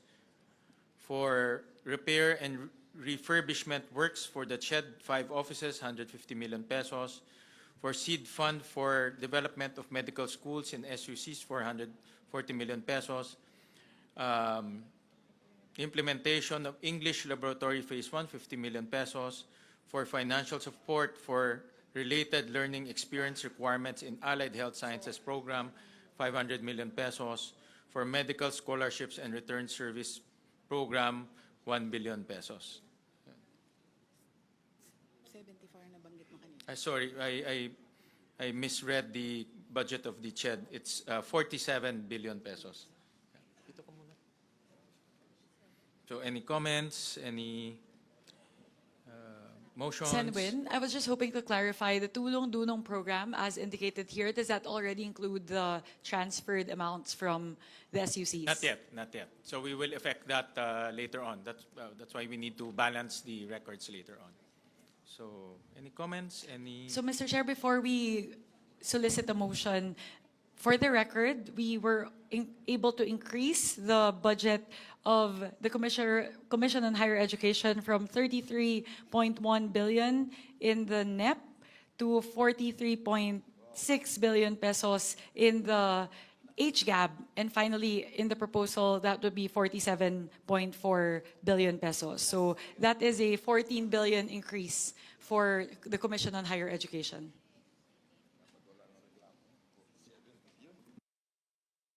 Any motion, any questions? I move that the budget for the Commission on Higher Education be approved, Mr. Chair. Any second? Duly seconded. The budget for the Commission on Higher Education is hereby approved. We go to TESDA, Technical Education and Skills Development Authority.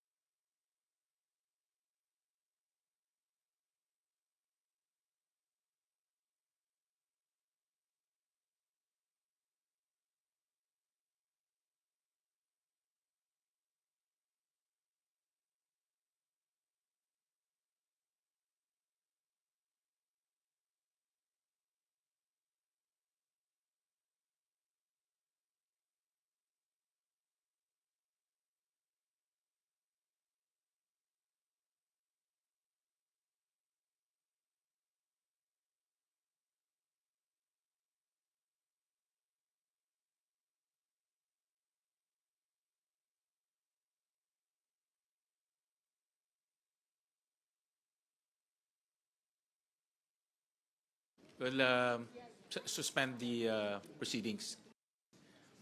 Thank you, Senwin, and to the BICAM conferees for indulging the few minutes. I called Sec Kiko Benitez just to clear something about the special provision indicated under TWSP. So before I get to that, so I'll first note the amounts that we added for under the Technical Education and Skills Development Authority from a four-step.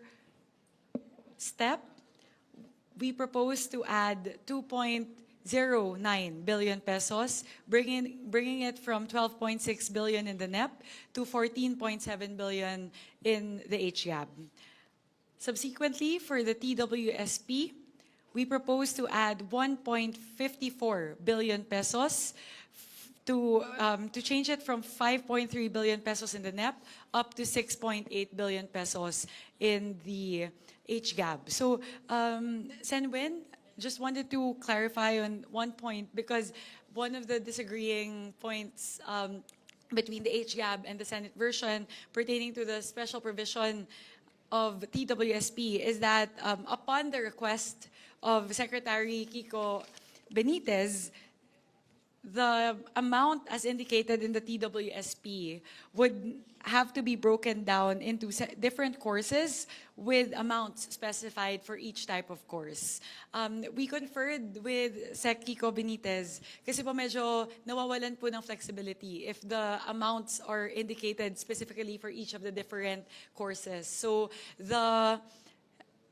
ideally, or the preference would be to give Sec Kiko the flexibility to be able to move around the funds within TWSP to essentially respond to whichever programs are more in demand either by the students or by the private sector in compliance with the law of the tripartite approach to education and labor. So yun po siguro yung aming masasabi lang. I think in terms of the amounts, these are the amounts that we're advocating for, but we're hoping for us to reach an agreement as to the version of the special provision because upon conferring with Sec Kiko Benitez, he gave his concurrence that he's okay if we take out the amounts as specified under the different courses. So that would also give TESDA the flexibility to be more responsive and adaptive. So that's it on our part, Senwin. Thank you for that. And indeed, special provision came from the agency. Yes. And I believe also that the agency received that from the Private Sector Advisory Council, the PSAC. Yes. So, and that is to make sure that we have amounts allocated to emerging skills like artificial intelligence, healthcare, and information technology. But we're very aware that it might be restrictive. So we can work with the House in making it more flexible. Thank you. Thank you, Senwin. I think at least for the comfort of the BICAM conferees, Sec Kiko Benitez also gave his concurrence that he's okay if we take out the amounts as indicated in the special provision. Thank you. We'll just work on harmonizing the special provision. So on the part of the Senate, we proposed for Technical Education Skills Development Authority, 26 billion, composed of promotion, development, and implementation of quality education and skills development programs, 15 billion, promotion, development, implementation, monitoring, and evaluation, technical skills, technical education and skills development scholarship and student assistance program, 9 billion. So, any comments or motion? Mr. Chair, Representative Alvarez. no more comments. Motion to approve. Any second? Second. Duly seconded. The budget of TESDA is now approved.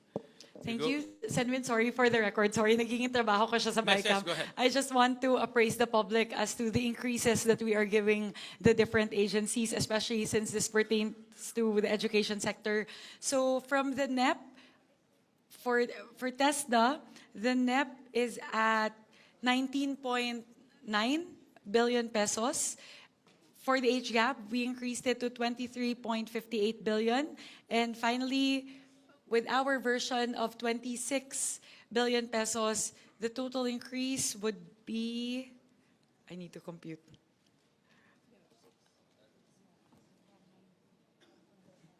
From the NEP, that would be a 6 billion pesos increase from the NEP. So we are giving 6 billion additional to TESDA. Thank you. Thank you for that. We now go to the Department of Science and Technology, Philippine Science High School System, your alma mater.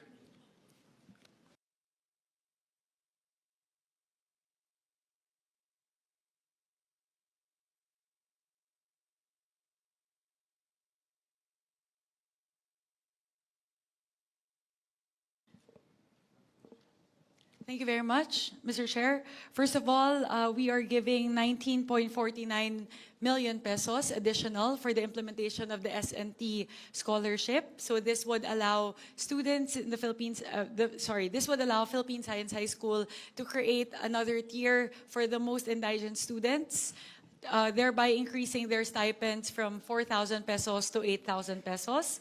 We are also providing an additional 4.7 million pesos to Philippine Science High School for the purchase of laptops. They have a loan program for the most indigent students wherein they could lend laptops to them. Sira na daw po kasi yung maraming laptops, so we're giving them funding to replenish their laptops. And finally, we are adding 97 million pesos to PSI for the construction of the Advanced Science and Technology building and the expansion of dormitory buildings in several of the campuses. So, Ms. Senwin, thank you for, medyo biased lang ako with regard to PSI, given that it's my alma mater, but these amounts are very much needed by the students, especially the most indigent students of the Philippine Science High School system. So in total, we are giving Philippine Science High School an additional 121 million pesos. Thank you, Congresswoman Mika. For the part of the Senate, we propose for the Philippine Science High School system 3.4 billion pesos, composed of general management and supervision 520 million pesos. Motion to approve, Mr. Chair. Senwin, just wanted to clarify on something. Yung 520 po, because PSI also gave us a request with that figure. Would this be for the scholarship or would this be for something different? This is for the scholarship.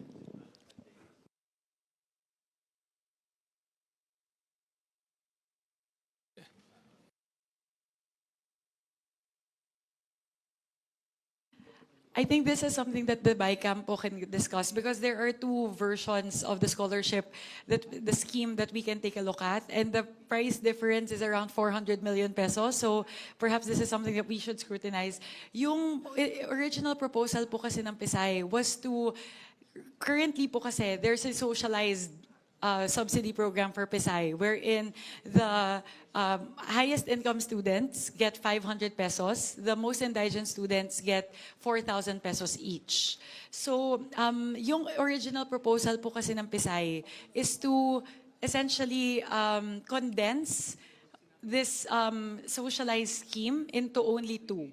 So instead of 500 to 4,000, maging 4,000 or 8,000 pesos na lang po. So something that we would want to take a look in the new proposal, the new scheme from PSI, ang mangyayari po, even the highest income students would also get 4,000 pesos. So in the other scheme, which I proposed to Philippine Science High School, we would still maintain the socialized scheme of 500 to 4,000, but this time, the most indigent students would now be able to get 8,000 pesos. So parang we're essentially just adding one new tier in the socialized scheme. So yun po siguro yung price difference, cost difference rather, nung dalawang proposals po. I understand from their proposal is, you're right, from 4 schemes, they'll make it into 2 schemes. And it's been, I think, quite a while since they, yeah, when was the last time? The last time they increased it, I mean, I think you should know, no, much better than I do. But the last time they increased the stipend is or scholarship is 10 years ago. So they requested from us to increase it, and then also reduce it from 4 tiers to 2 tiers. And the budget that they requested is An additional 430. for 13 million. Yeah. Additional request of 413 million.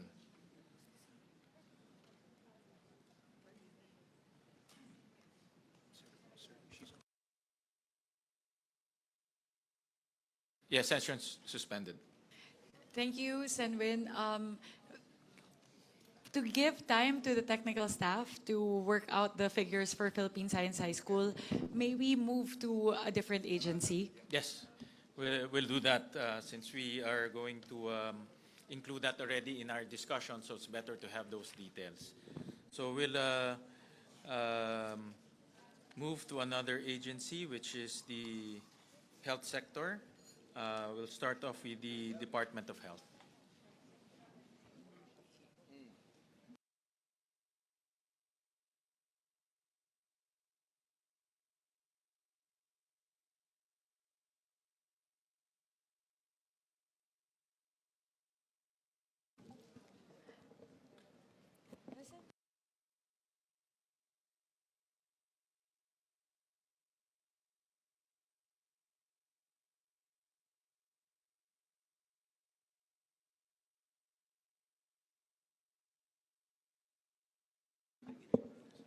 On the part of the House, under the Department of Health, we would like to propose an increase of 2.4 million pesos for HFEP, a billion pesos. I'll disaggregate this po.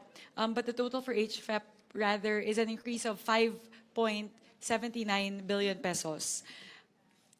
2.4 billion pesos of that would go towards the completion of legacy hospitals, such as NKTI, Philippine Cancer Center, Philippine Children's Medical Center, Mariano Marcos Memorial Hospital and Medical Center, West Visayas State University Medical Center, and other hospitals. On top of that, there would be 3.39 billion pesos allocated towards the other health facilities. There is also an additional proposed increase of 150 million pesos towards the Philippine Children's Medical Center for different items such as MOE allocation, provision of essential cancer medicines, diagnostics, strengthening of multidisciplinary care teams, and expansion of the patient support program. And finally, we propose an increase of 24.8 billion pesos for the medical assistance to indigent and financially incapacitated patients, or MAIFIP program. The increase in MAIFIP is due to the need to fund the government's, the directive of President Ferdinand Marcos Jr. to enable zero balance billing for indigent patients in all government hospitals throughout the country. So those are the proposals, Senwin, of the House. The additional 5.79 billion pesos for HFEP, the additional 150 million pesos for the Philippine Children's Medical Center, and the additional 24.8 billion pesos for MAIFIP. Thank you, Congresswoman Mika. I'll start off with the Office of the Secretary first. For the Senate, we propose for the Office of the Secretary 269 billion pesos. 297 billion pesos. Kunin ko nga ruler.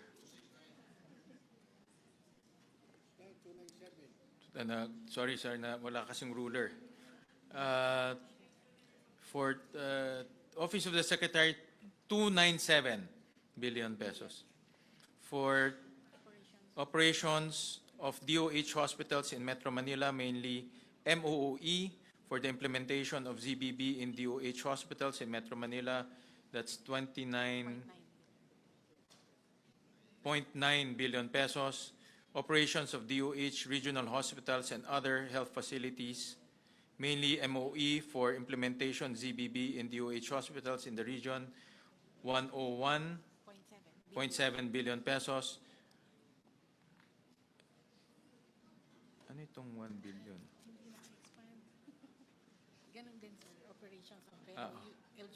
LGU, no? Sorry, hindi ho kasi naka-expand dito. Operations of LGU hospitals and other health facilities, mainly MOE, for the implementation of ZBB in LGU hospitals in the region, 1 billion pesos. Cancer Assistance Fund, 1.5 billion pesos. Health Sector Research Development, 92 million pesos. 92. Yeah. Sorry, 92. Health Sector Research Development, 92 million. Health Emergency Preparedness and Response, 8 to 9 million.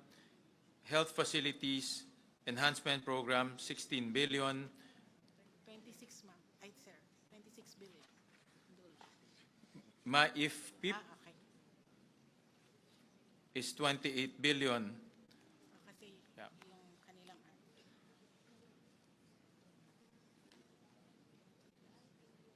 Any comments, motions?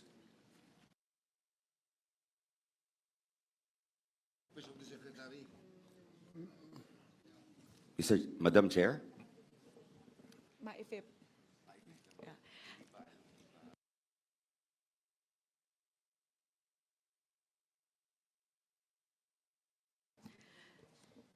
Senwin, and to the members of the Senate contingent to the BICAM, if we may appeal for the adoption of the additional 24.96 billion pesos for the MAIFIP program, thereby increasing the amount to 49.2 billion pesos. That would be a huge help or actually that would be the enabling factor to implement the zero balance billing in all government hospitals all throughout the country. So without this, we believe without this amount, without the additional 2.97 billion towards MAIFIP, we will not be able to operationalize the directive of President Ferdinand Marcos Jr. to implement zero balance billing in all government hospitals all throughout the country. So that is the most important point on the part of the House contingent.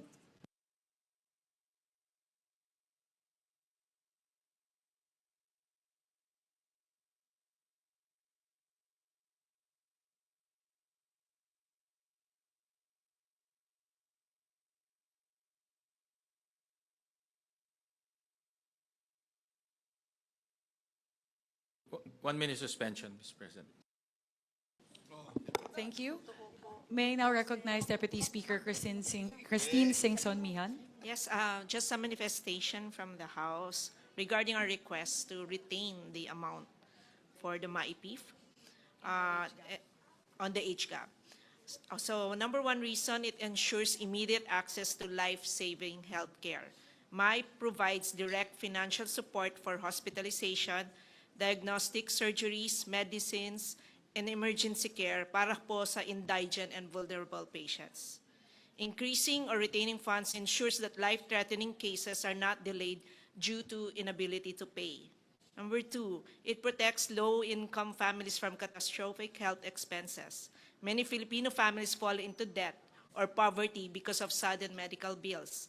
MAIP absorbs a significant portion of these costs, preventing financial collapse and preserving household stability. Addresses high demand for public hospital services. Public hospitals continue to experience rising patient volumes due to economic pressures and limited access to private care. Adequate MAIP funding ensures hospitals can respond to this growing demand without compromising service delivery. Number four, strengthens universal healthcare implementation. MAIP fills critical gaps where insurance coverage, example, PhilHealth, is insufficient or unavailable. Maintaining strong MIP funding supports UHC by ensuring no patient is denied care due to cost. 5, reduces administrative burden on hospitals.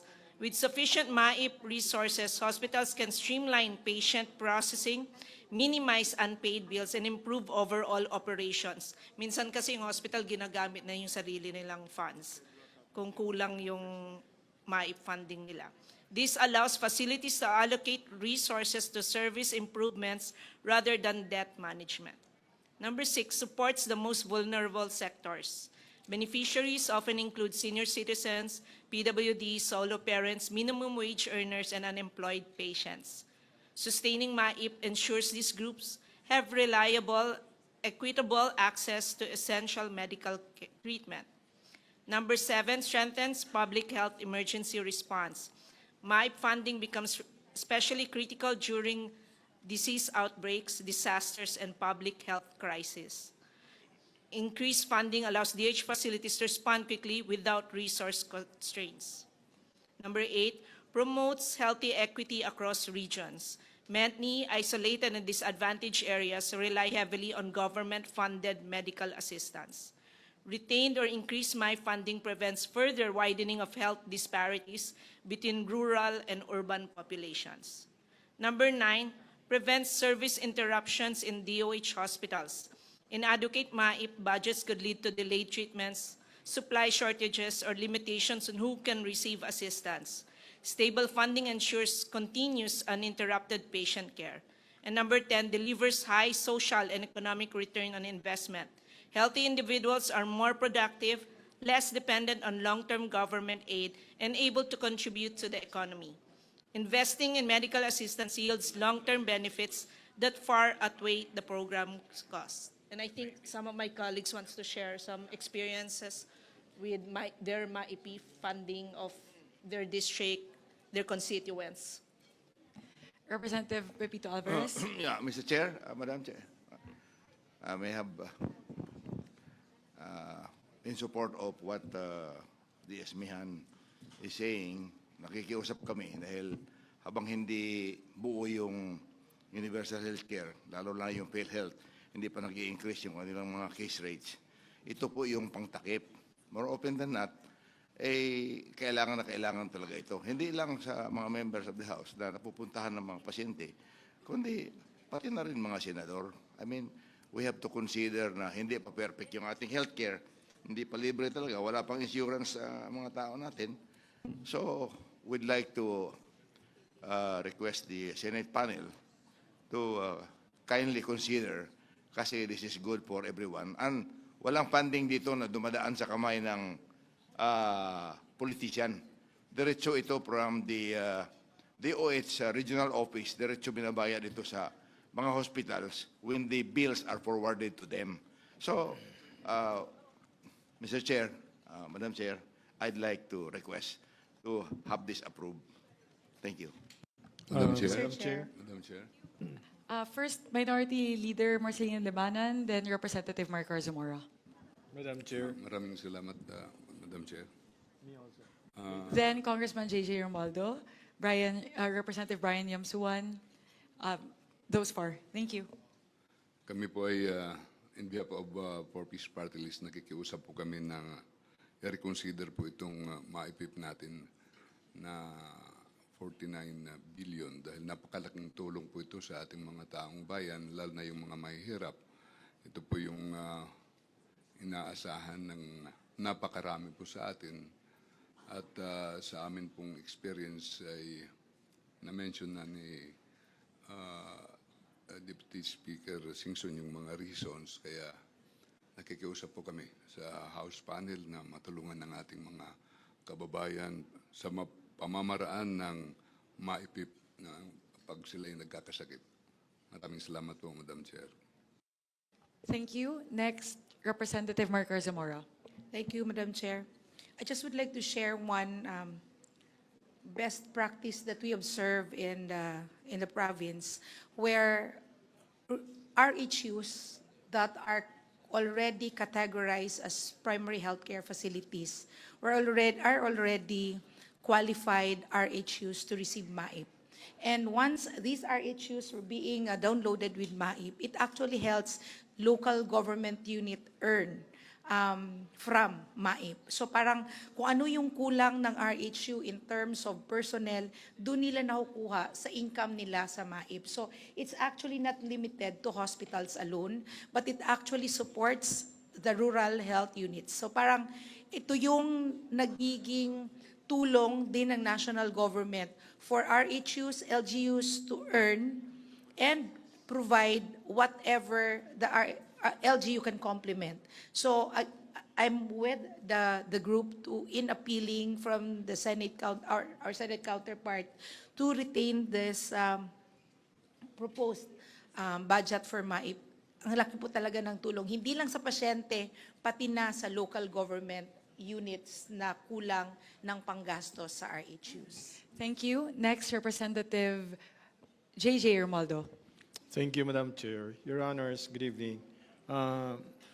This representation would like to appeal to the honorable members of the BICAM, especially on the Senate, considering that we are staying in an island province, Your Honors.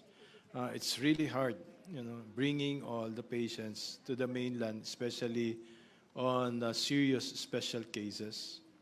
MAIF really is the catalyst or makatulong talaga pagdating doon, lalo na pag serious cases na hindi magampanan namin sa hospital.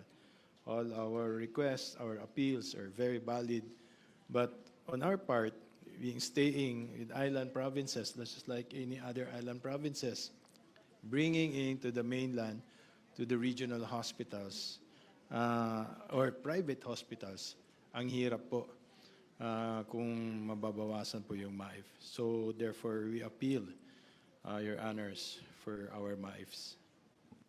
Thank you, Representative Brian Suwan.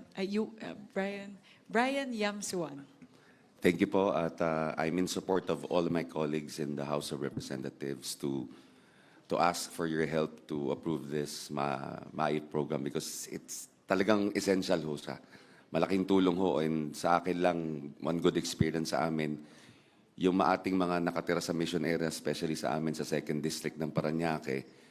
Napakiusapan ko yung 3 ospital na malalaki doon, yung Parañaque Doctors, yung Medical Center Parañaque and UniHealth, na pumapayag na sila na gamitin yung MAIP namin para yung mga kababayan natin hindi lang nakasentro dun sa mga district hospitals.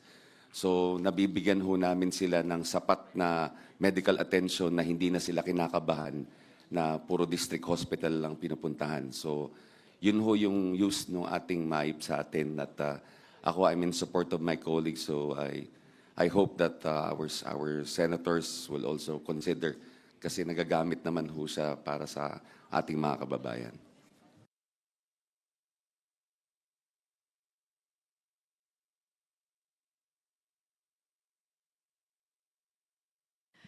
If I may po, I believe this was something that stood out to me during the interpellations in the Senate. This was Senator Risa actually who raised this point. I think we can look at it also in terms of the number of beneficiaries that would be reduced or cut out from the program if we do not restore the amount.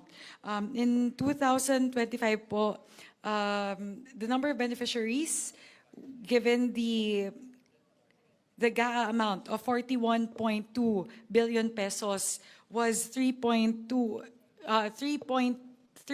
million beneficiaries. And with the cut, if the House version is not adopted, that would reduce the number of beneficiaries by 1.1 million. So ganun po katindi yung potential impact that you would have, bababa po yung bilang ng mga pasyente na masaserbisyohan natin mula 3.2 million ng 2025, pababa ng 1.1 million lang ng 2026. And as we know, tumataas pa rin naman po yung bilang ng mga kaso na mga pasyente na kailangan po nating i-cater. And again, in 2025, wala pa po yung pangangailangan para sa full implementation ng zero balance billing. So hence, with that, I appeal to our colleagues in the Senate to please consider adopting the House version of MAIFIP, which is at 49.2 sorry, 49,203. But if you add the Senate, if you add the requirements of the Senate, that would come to around 51 billion pesos. Kong Mika, just to pick on your point earlier, how many beneficiaries you said for 2025? Given the current levels of MAIFIP in the 2025 General Appropriations Act, which is 41.2 billion pesos, the number of beneficiaries serviced in 2025, actually, hindi pa po nagtatapos yung taon, so this can actually be a little bit higher. It's 3.3 million patients. And then if in the Senate version, the one we approved, how many patients is that equivalent? In the Senate version, if we don't adopt the additional 20, Because you said the 2025 is how much already? 41.2. 41. Yes. So So ngayon with kasi Senate is 29. 29. So Tama, yung 28. Yeah. so with the 28, that would be kukunti yung pasyente. yes po, 1.1 million patients po yung mawawalan. Di mawawalan. Opo. So from 3 million magiging 2.1 million na lang po. 2.1 million ang hindi bibigyan ng MAIP. Opo. Ganun po kadami. And as we all know, ang natutulungan po talaga ng MAIFIP ay yung pinaka-indigent natin ng mga kababayan. So I think it's important to contextualize it in that, looking at it in that viewpoint, which is that's 1.1 million of the most indigent patients losing access to MAIFIP.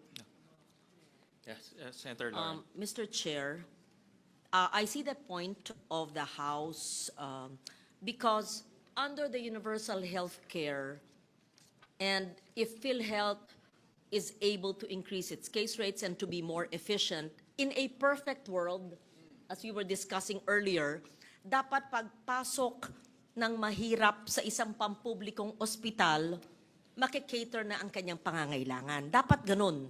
Hindi kailangan yung kilala yung mayor, congressman, senador. Sana ganon. At dapat ganon. At kausap ko po yung Health Coalition, sila Dr. Dance, kausap yung Senator Pia, Senator Risa, and Dr. Lichon. Ganon sana ang mungkahin nila, na ang PhilHealth lahat. That is in a perfect world. Eh hindi pa po naaabot yung perfect world. In the meantime, paano po ang mga congressman po, frontliners, ang mga mayors, frontliners, naging congressman po tayo, representante, most of us here. Nakita po natin yung pangangailangan ng mga tao at ang MAIFIP, dati MAIP lang tawag dyan ay hindi lang yung DOH retained, district, sa pagkaintindi ko, pati sa mga polyclinic, LGU hospitals, na talagang walang access, walang pupuntahan. Di ba? So, paano naman po? Pero, dapat, after we pass this, sabihin natin sa PhilHealth, ayusin na nyo, and maybe we should put the funds lang in one agency. PhilHealth, dapat, punuin na natin lahat ng NEP nila ng ayos para, at damihan din nila ang coverage nila para mangyari na yung adikain natin sa universal health care. Until such time that the UHC law is really completely, properly implemented, and PhilHealth is able to handle all of this, I believe that we must provide for the poorest of the poor in the most far-flung islands and the highest uplands and in many GIDA areas. So I respectfully recommend. I know in a BICAM we should uphold the Senate version, but I see the importance, the urgency of the requests of our colleagues. So I think it's very more than reasonable.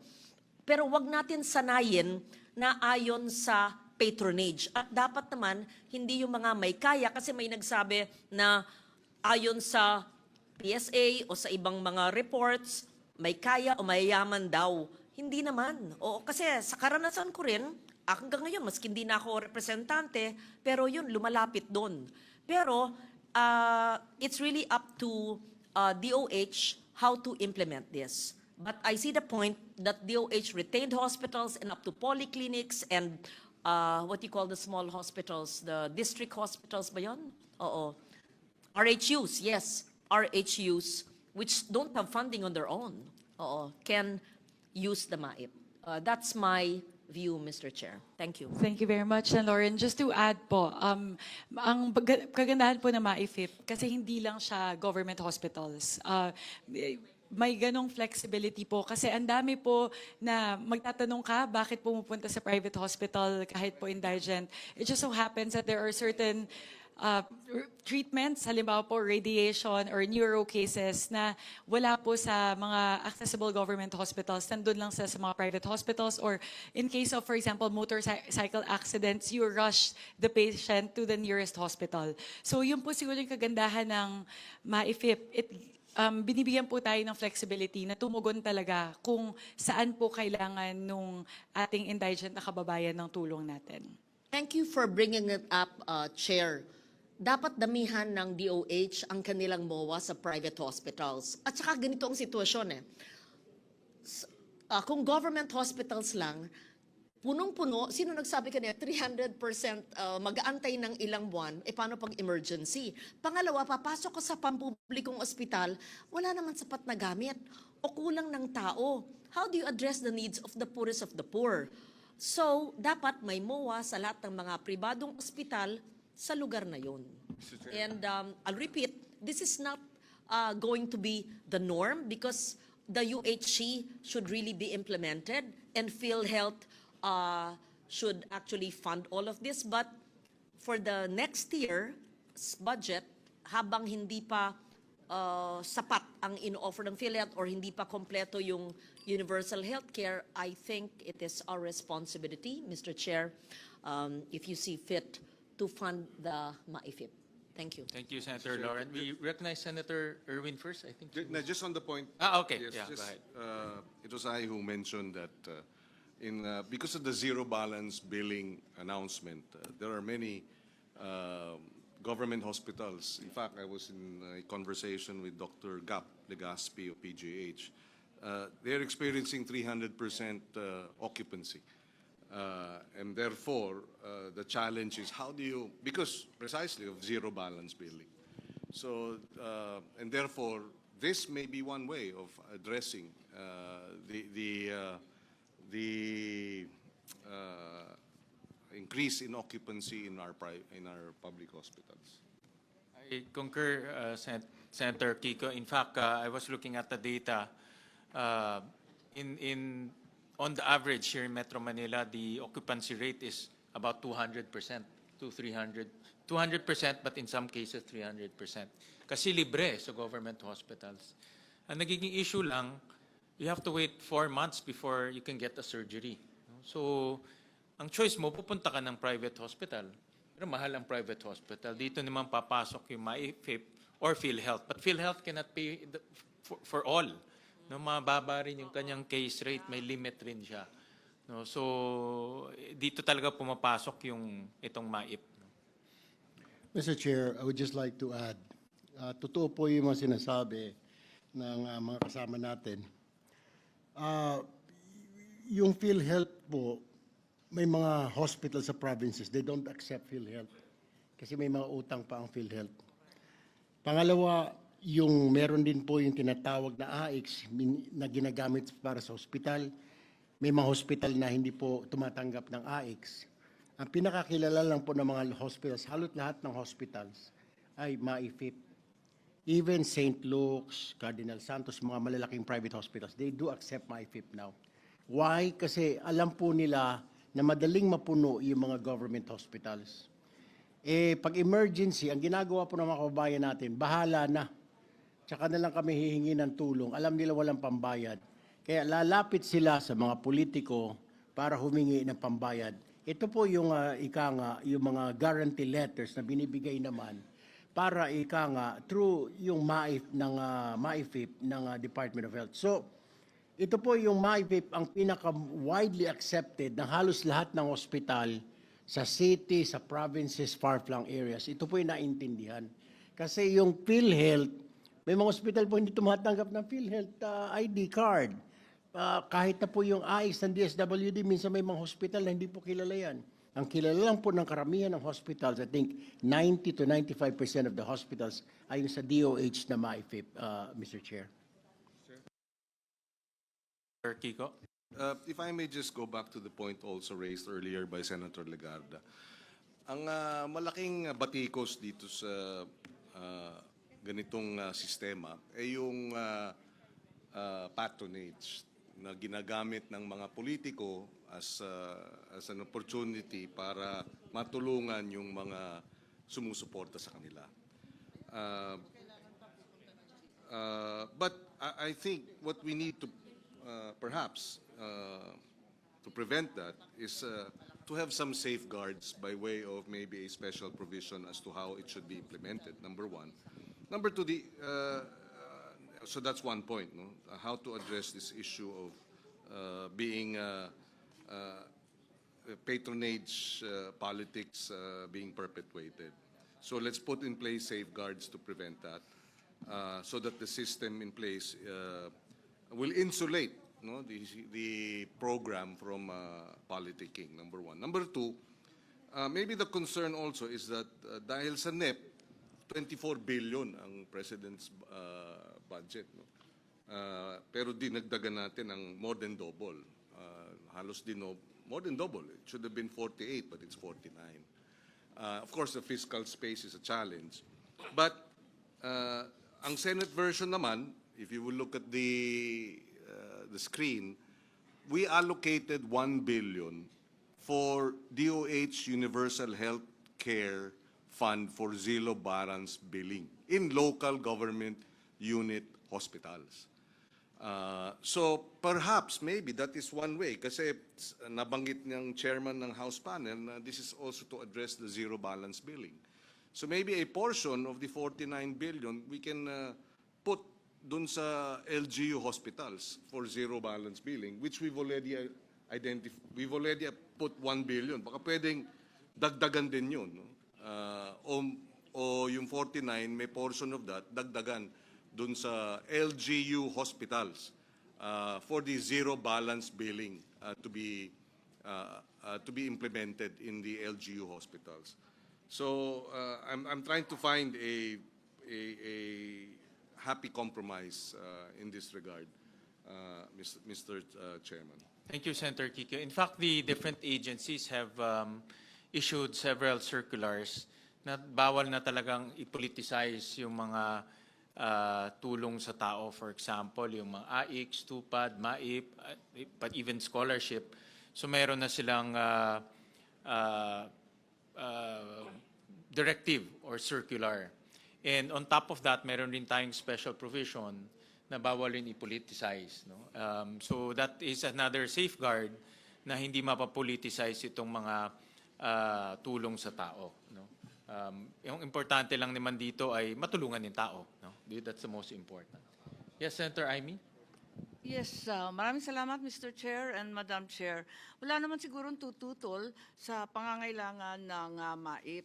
Talagang kailangan na kailangan yun. Ang problema lang, sa totoo lang, naaasiwa ako pag hinihingan ako ng GL, ng mahiwagang guarantee letter. Hindi karapat-dapat na ang Pilipino ay naninikluhod sa iba't ibang politiko para lamang magamot. Ang tingin ko, kung bibigyan yung iba't ibang mga ospital, hindi ba maaari na physician's priority na ang gawin?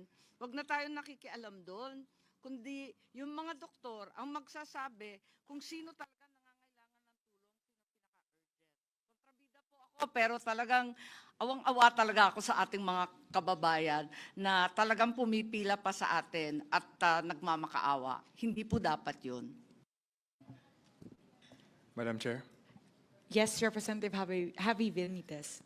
So I agree that we should also move from a patronage-based type of system to an institutional-based system. No? I think that's what we have done in implementing the free college, for example. I think yung gusto ng kababayan natin ay sana sa health naman. lagayin po natin sa health ang ating maging ideal world, sinasabi po ni Sen. Lauren, na pagpunta sa isang ospital, hindi na kailangan magmakaawa sa isang politiko or mag-isip na kailangan pang bayaran ito. And when I spoke to ang DOH at that time, they were saying that the number is actually 70 billion. Naglabas po sila ng zero balance billing, that is option 3, which is a claims-based na simple, is 70 billion what's needed. And the reason why there is patronage or pagpili is because it's limited resources. No? So if we give it a number na maka-free ang lahat, then they will never need to go to a politician because their needs are already met. And that number is 70 billion. So I'd just like to say that I want to support the increase of the MyFIP. If the House version, of course, with this bicameral committee is approved, but sana in the future, maging totoong zero balance billing, and from our universal health care that was law in 2019, ma-fully realized soon. Yun lang po. Thank you. Madam Chair. Yes, Representative Maricor Zamora. Yes, because there was a mention earlier about the proposal of Senate for the DOH Universal Healthcare Fund for zero balance billing in local government. May I just know, Madam Chair, Mr. Chair, what would be the mechanism of this proposed program? And what is the difference between this program and the MAIFIP? This is a pilot program. In fact, I just got a text from Senator Pia. She's coming over. Because ang DOH hospital, zero balance na. No? Ang LGU gusto mag-zero balance.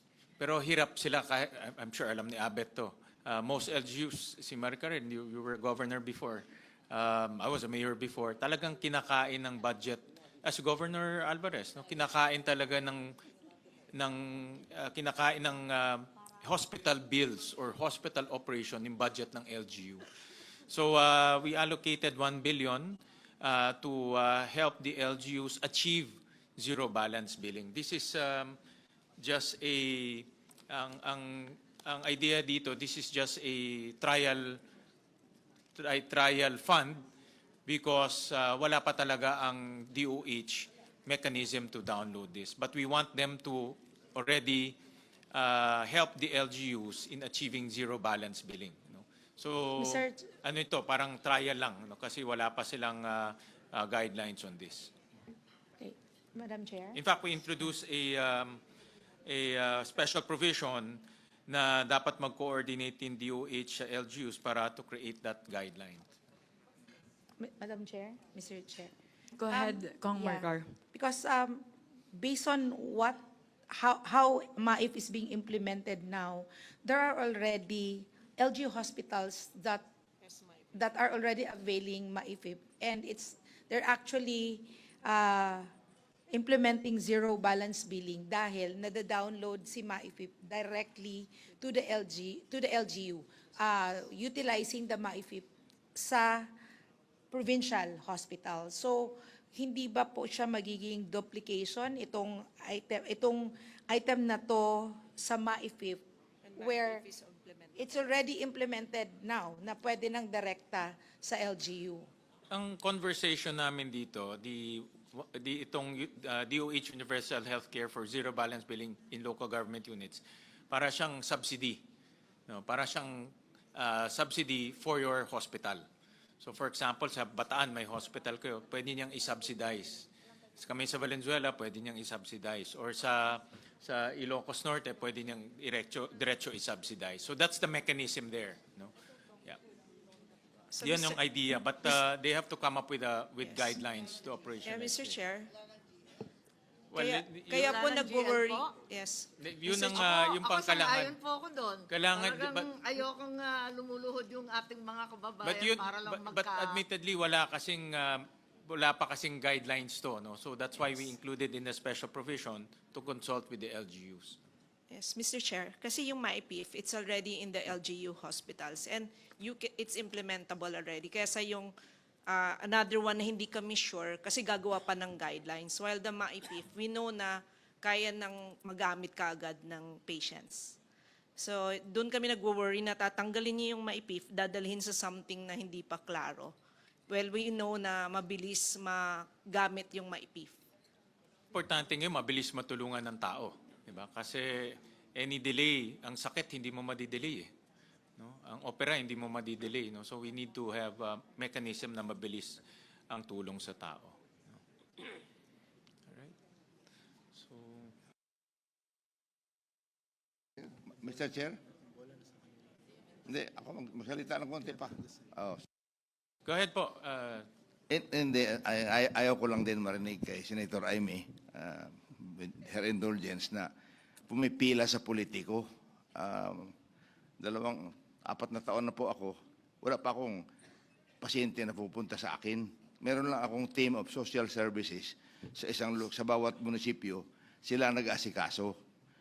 Even without mentioning na nagaling sa congressman, in fact, yung mga ibang distrito, doon pa pumupunta sa akin. So, walang pili. Ganon din eh. So, dahil sa awa natin doon sa mga walang-wala. In the meantime lang naman ito, na wala pa yung universal healthcare, yung zero balance billing. In the meantime that all of these are not in place, payagan na muna natin ito. Yan lang ang pakiusap. But kung nandiyan na lahat yan, wala nang pumipila sa politiko. Dahil hindi ko sila nakikita eh. I just established in every municipality my team of social workers. Ako gumagawa ng rekomendasyon. Yan po, Madam. Yes, Mr. Chair. Pasensya, Manong Pepito. Pasensya, pero talaga haba-haba po ng pila dyan sa Senado. Kaawa-awa talaga. Kaya't ang sinasabi ko, kung maaari, wala nang guarantee letter. Basta ibagsak na sa mga kinakailangan o nangangailangan ng mga ospital at yung doktor ang magsasabi kung sino talaga ang pinaka-priority medically, hindi politically po. Salamat. Yun lang po. Mr. Chair, Madam Chair, to add to what's being discussed regarding yung pumipila at yung patronage, yung ibang districts, and I'm sure sa Valenzuela, very efficient, at nabanggit naman ni Kong Alvarez, gumagawa na ho ng one-stop shop para hindi na po kailangan pumila. And in the case of Bataan, nandun po yung PCSO, PhilHealth, nandun yung DSWD, nandun yung social worker, nandun yung MyFIP, para isa na lang ho yung pupuntahan under one roof. Hindi na ho kailangan makita yung mga public servants in that locality. Diretso na po sila. So these are some innovations being done by our district representatives in our local government units para ma-ensure na nababawasan or halos wala nang pumipila yung dignidad ng kawawang pasyente, lalo na kung mahirap, ay na-maintain at hindi nababawasan dahil one-stop shop parang professionally being managed by our social workers, Madam Chair. I just wanted to add that in the discussion. Maraming salamat po.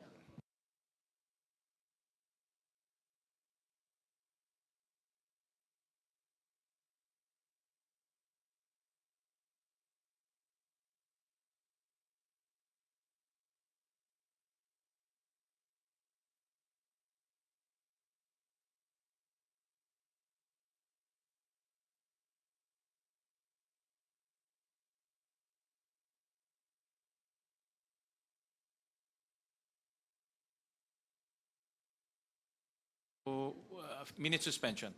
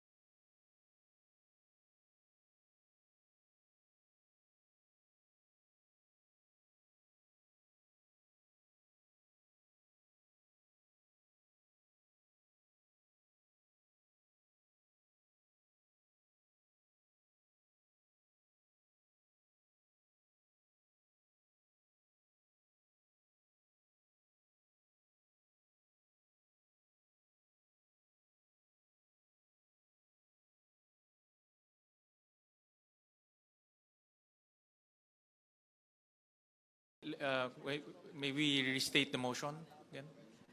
Mr. Chair, I move to retain the amount, sorry, my apologies po. I move to adopt as the final amount for MAIFIP 51,648,816,000. Any motion? Second. Duly seconded. The budget is the motion of the chairperson Swansing is hereby adopted. Thank you very much to our Maraming colleagues in the salamat, Senate. Mr. Maraming Chair, salamat po. Mr. Chair, senators. Thank you, Yes, Your Honors. Mr. Chair, just with Yes. the understanding that the safeguards by way of special provisions on ensuring that it's insulated from politics and is put in place. Thank you, Mr. President. Senator Lacson introduced a special provision. Actually, it's a general provision kasi cuts all across all the different services of government na bawal ang politiko. And in fairness to the agencies, meron na rin silang mga directive, all of them. No? So that's already in place. But of course, we need to be vigilant and also active to implement that. Mr. Chair, if I may add, hindi naman po kasi itong MAIFIP, hindi po kagaya ito ng AX at saka tupad na binibigay mo cash, di ba? This is like just a referral letter na binibigay ng sa tao na bibit-bitin doon sa ospital or yung ospital already informed kasi may mga politicians na sabihin, pumunta ka na lang sa ospital doon.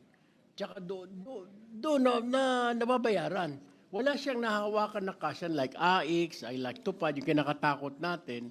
Na, so, that's a fact. So, hindi talaga mahawakan ng politiko yun. None. Because hindi naman cash po ang MAIP eh. Baka akala po ng mga kababayan natin watching us, MAIP is not cash po. So, it is a guarantee letter. It's the DOH that pays or that foot the bill of the individual person. So, walang binibigay na cash ang politiko, Mr. Chair.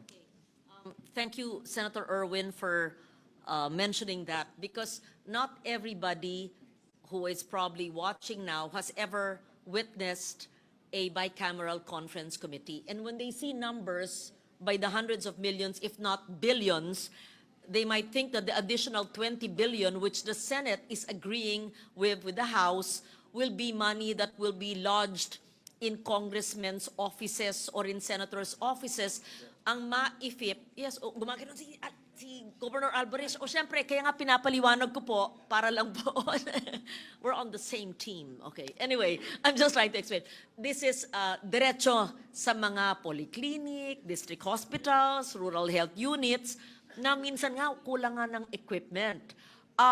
Ang ideal, sana wala ng guarantee letter. In fact, pag sapat, ang tanong ko rin, pag sapat na ang binibigay ng MAIFIP, ng DOH ang MAIFIP, hindi naman kailangan ng guarantee letter mula sa senador na minention ni Senator Marcos o sa inyo, pagpasok nila, pag sapat ang pondo ng rural health unit or polyclinic, umiikot na yon sa pondo nila libre, hindi kailangan mag-antay ng pirma ng congressman o ng staff ng congressman, di ba? Basta sapat ang pondo. Siguro sa linigay natin ngayon, in short, hindi pumipili ang politiko ng kanyang may sakit. Hindi pumipili dapat ang politiko, pag may sakit yung leader ng kalaban niya, walang GL. Hindi po dapat ganon. That's what the chair means. Let us not politicize it. Yeah. Walang nameless, faceless, no political color. Tama ba ho? Ang intindi ko na pag nandun na sa rural health unit, whatever health facility, letter or not, pagpasok doon, dapat i-entertain. So yun yung zero balance billing. The MAIFIP should complement and supplement what the President himself has said on the ZBB. Tama? Okay. Thank you. So Madam that is Chair. clear. Thank you. Yes, Representative Alvarez. Mr. Chair, with your respects, gusto ko lang maipropose na karamihan kasing doktor sa private hospitals, alam nila na JL ang ibabayad ng regional regional office ng DOH, nagte-take advantage. Imbis na 50,000, dinodoble nila yung kanilang professional fee. Kitang-kita eh. So, more often than not, sa lahat ng may mga hospital na mga lugar sa distrito ko, mini-meeting ko si kanila na huwag sila mag-overprice. Kung tama lang. Kasi ito sana, na-approve na natin yung MAEPEP, kung maaari sana yung professional fee ng mga doktor. Isama na po natin dahil kasama pero 50% lang. Kung sana maari magawa na natin 100% yung professional fee para talagang hindi na maantala yung paglabas. Kung minsan naghihintay pa yung pasyente sa akin, nagtitext sa akin sa Manila,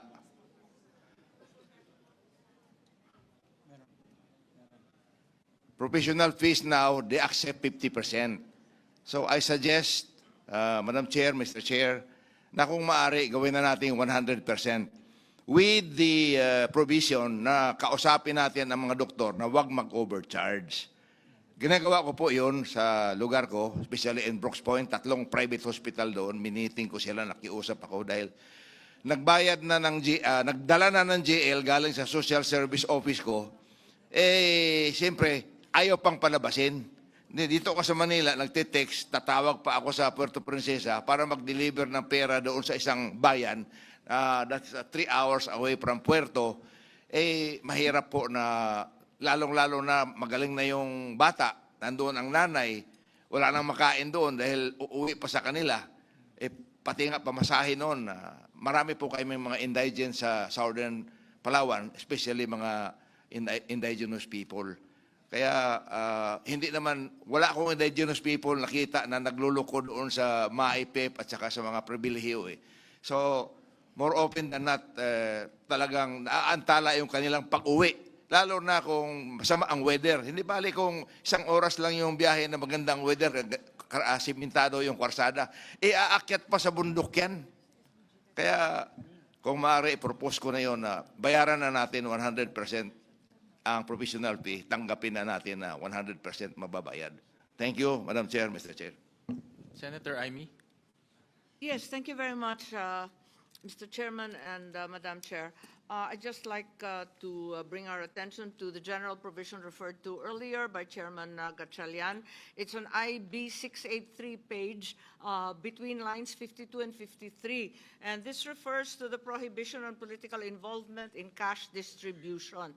So, nakikita ko naman na talaga naman maganda ang mithiin nito. Subalit, sa kabila niyan, kinakailangan basahin natin ng maigi. Unang-una, wag natin limitahan sa cash. Kasi yung MAIP nga, tulad ng pinaliwanag ni Senator Erwin, talagang hindi naman cash. Pero dapat sakop pa rin ito. Pero medyo mabigat rin ang wording kasi walang politikong present to participate in, to influence, or otherwise take part. Medyo mabigat kasi alam naman natin ang trabaho natin, taga-endorse, taga-recommend, lahat ng request natin sa tambak, siguro naman hindi mamasamain. Kaya gusto ko sana na i-review sana itong general provision. Palawakin siya kasi maganda ang mithiin na hindi lang cash assistance, kundi lahat ng assistance. Tapos, wag naman sakop lahat na halos may penalty pa. Kapag ando ng politiko, parang mabigat-bigat naman yata to. Higit sa lahat, I do believe that legally this is actually surplusage when in fact we already have the DAP ruling, which is very clear that politicians should not meddle in any way in the implementation of projects. Once the budget is passed, it's hands off to all legislators. Yun lang po, mere observation and perhaps an invitation to review this general provision. Mr. Chair, Senator may Erwin? I also manifest to a provision? Kasi po, the professional fee is not included. And hindi po tumatanggap ang mga doktor, karamihan sa kanila ng MAIP. So if we can put a special provision na i-incorporate na ng hospital doon sa bill ng pasyente yung professional fee, Kasi usually po, dapat isama na po ng ospital. Bahala na muna yung ospital magbayad sa doktor because ito po ang problem. Bayad po yung bill, hindi pa rin po makalabas ng pasyente because hindi pa bayad yung professional fee. So tumatakbo na naman, nadadagdagan yung per araw, every day na he overstays in the hospital. Kaya nga ko, if we can make a special provision, Mr. Chair, na isama na doon sa hospital bill ang professional fee para pagbayad ng MAIP, makalabas na yung tao. Kasi the problem right now, Mr. Chair, bayad nga yung hospital bill. Sasabihin naman ng hospital, yung professional fee. So hindi pa rin makalabas po yung pasyente. So siguro isang provision, Mr. Chair, na incorporate natin dito, na isama na ng hospital, ang hospital na ang maglagay ng professional fee sa total bill para yung hospital na muna magbabayad sa doktor, Mr. Chair. 2 notes po, if I may, Senwin.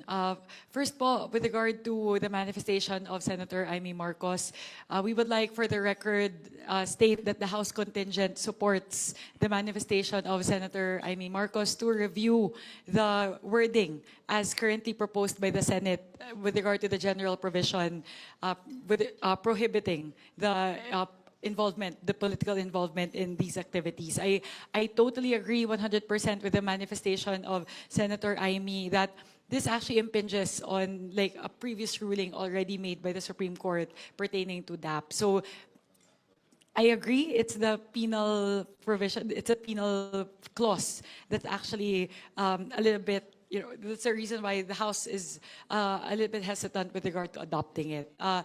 With regard to the manifestation of Senator Erwin Tulfo, we actually do have in the HGAB a proposal pertaining to the professional fees. So in the HGAB, as you would see po, the special provision says that 100% of the professional fees should be inclusible in the MAIFIP disbursement. So we thank Senator Amy Marcos and Senator Erwin Tulfo because those are both positions of the House, very much consistent with the positions of the House contingent. Thank you very much, Pa. Thank you. And I also concur that the suggestions of Senator Amy will definitely study that and tighten it.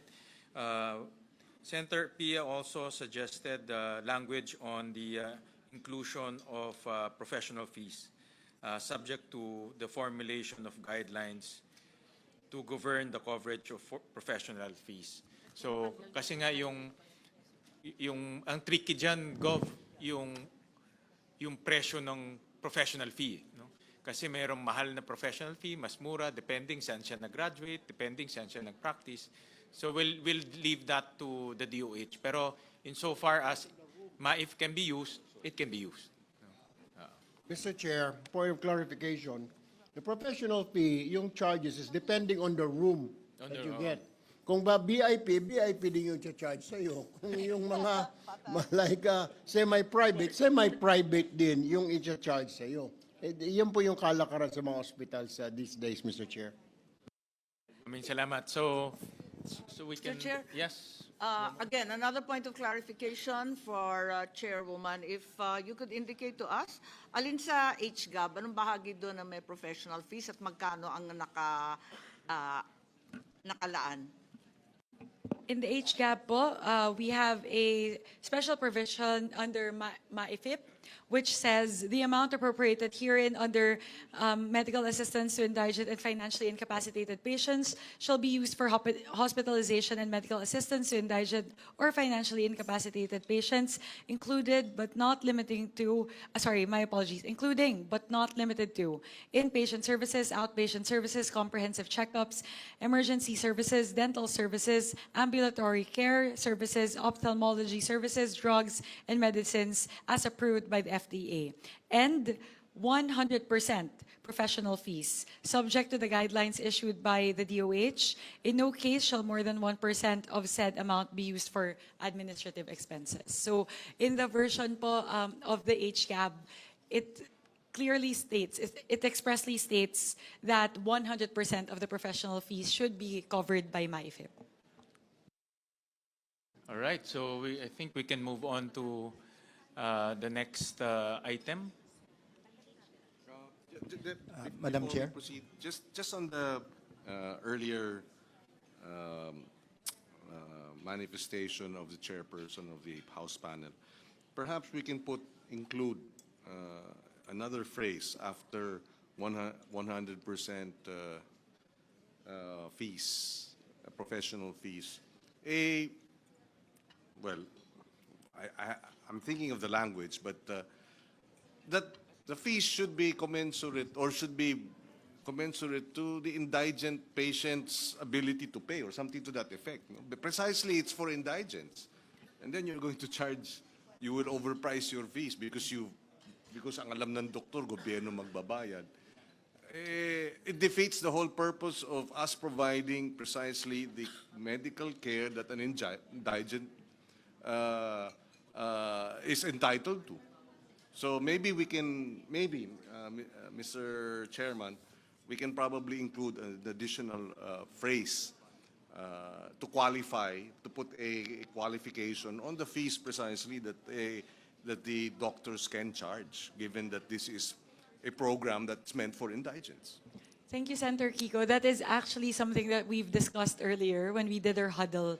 That maybe a qualifier that we can put is that only those in the charity ward would be guaranteed the 100% coverage of professional fees under MAIFIP. Pwede po yun para ma-insulate din naman po yung mga, baka naman po sobra yung charge as mentioned earlier, baka sa VIP room or sa private room. So maybe that's something we can explore, putting in a caveat saying that it only covers, that the 100% professional fee coverage for MAIFIP only pertains to those in charity wards. Thank you, Senator Kiko, for those interventions. So we move on to the next item.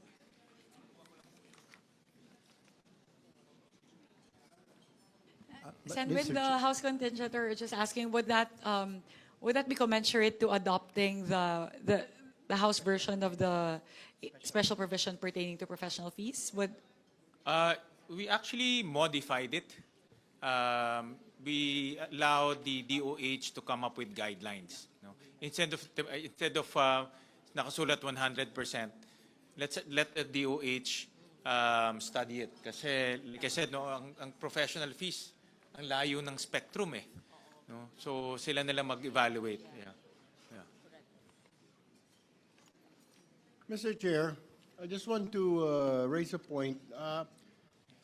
In 2025, it's already that provision that Provision number 6. it's a provision Number 6. number 6, wherein it says that medical assistance to indigent and financially incapacitated patients, the amount appropriated herein under MAIP shall be used for hospitalization and medical assistance to indigent or financially incapacitated patients, including but not limited to inpatient service, outpatient service, comprehensive checkup, emergency service, dental service, drug, medicine as approved by the FDA, and professional fees, Mr. Chair, subject to the guidelines issued by the DOH. In no case shall more than 2% of the said amount be used for administrative expenses. So we already have this, Mr. Chair, Madam Chair, since last year. However po, if I may respond po, what we want to modify in that version of the provision in the 2025 CAA is that we want to stipulate that it has to be 100% of the professional fees. And second, we're actually arguing against the 2% administrative cost being that's stipulated in the 2025 GAA. Kasi po, AICS, Tupad, and even other more, labor-intensive programs only charge 1%.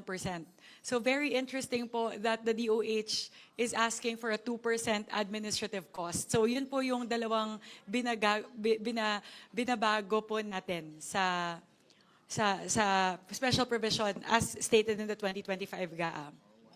Mr. Chair, may I? Madam Chair. May I clarify whether DOLE really just charges 1% and DSWD 1% for Tupad and AICS respectively? Is that clarified? LBRMO, 1%. So dapat Iba-iba? No, Chair Swansing said that it's only 1% with DOLE and 1% for DSWD. The admin cost, I think there should be Alam ko a, social pension. I think there should be a standard, no? Not depending on the agency, not by whim. Thank you, Oo. Sen. Lauren. Actually, that's what we did exactly in the HGAP version. So we aligned everything because we found out that in AX, it can vary. So it can go up to 5% actually in some areas. So yun yung, parang hindi po siya standard. That's why we said we can standardize it. Kasi may It should not be, depending on the areas, the admin fee will differ for DSWD? Oh, I'm not sure of that. Parang Really? ano po, like for example, social pension for sure is 1%. So that's something na I'm sure of. We heard there are instances po, especially if it's an ATM disbursement, it can command up to 5% of the administrative cost. So yun po, kaya yun po isa naming tinitignan na dapat ma-standardize din natin yan. Because of this, I think, Mr. Chair, we should stipulate in the GAA the admin fee of the agency. Otherwise, it will be their discretion. That's dangerous. And it's difficult for the COA to audit as well if it's 1% or 5%, depende sa probinsya, kung isla ba, bundok, hindi. Mahirap yon. Oo. So, I think we should stipulate and we should agree on the percentage of the admin fee. That's what we included in the HGAP version, Senator Lawrence. So we put their administrative costs for the different, not just MAIFIP, we put it for the others also. So we did try to do that, which is to standardize the administrative cost for the different programs in the HGAP version po. Yeah, All right, Mr. thank Chair, you. one last All right. few. Yes, Senator Amy, go ahead. So sorry. Hindi, yung nabanggit lang kasi na lilimitahan sa 100% payment ng professional fee para lamang sa charity ward. Parang sa palagay ko, nakikita naman natin ang ating mga ospital, umaabot ng 300% occupancy ang charity ward. Kaya napipilitan ang ating mga kababayan pumunta sa pay ward. Kaya hindi rin makakatulong kung pipilitin natin na limited ang professional fee sa mga charity ward lamang. Kaya siguro maganda na rin yung sinabi ni Chairman Gatchalian na hayaan na muna gumawa ng IRR, halimbawa, ang DOH, total napakalaki ng halaga ng 49 billion. Dapat managot naman sila sa atin, may oversight of some sort. All right, so we will take note of that, Senator Amy. Yeah. Yes, go ahead. Mr. Chair, Madam Chair, if I may. Dito po sa House version ng MAIFIP na may 100% professional fee. After that, subject to the guidelines issued by the DOH. So, baka yun na po yung sinasabi ni Sen. Amy na dun sa 100% para tunay na mapakinabangan ng ating mga kababayan, based on that, gagawa ng guidelines yung ating DOH. Kasi as it stands now, 50% lang po ang naitcha-charge. Kaya yung pasyente po natin, kahit nabayaran na ng MAIFIP yung hospital bill and 50% nung professional fee, hindi pa rin makalabas ng ospital. At dun po, lalapit sa mga politiko, buti na lang si Governor Pepito Alvarez, maraming pwedeng pang out of pocket.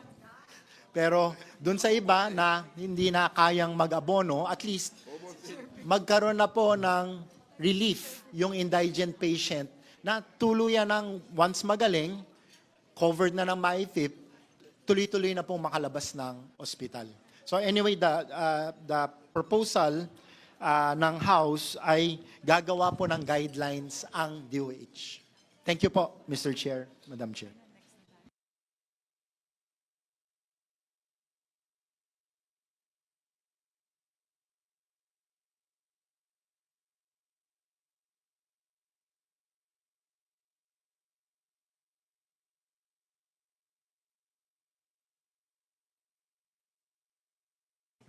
Good evening. Just a quick response. Let me recognize you first. Let me recognize the presence of Senator Pia Cayetano. I feel I've been present because I was monitoring in the 1 hour that I was in traffic. Anyway, on that note, let me just give a quick comment. Congressman Abet, good evening. I think it's been said, so I won't take up everyone's time, that the concern is there are overpriced. No, I think all of us can understand it happens in some places. So if we just say guidelines without saying 50% or 100%, and we will express to DOH this forms part of the record that we're not objecting to 100%. It can be anywhere between the current 50 and in the 2026 budget, it could go up to 100%, but they have to provide the proper guidelines. So if I don't know, if it's in a private hospital and they know that that 100% is way above the average price for such a procedure, I think they can provide limits. So that's my recommendation, so that we give DOH that leeway. Thank you.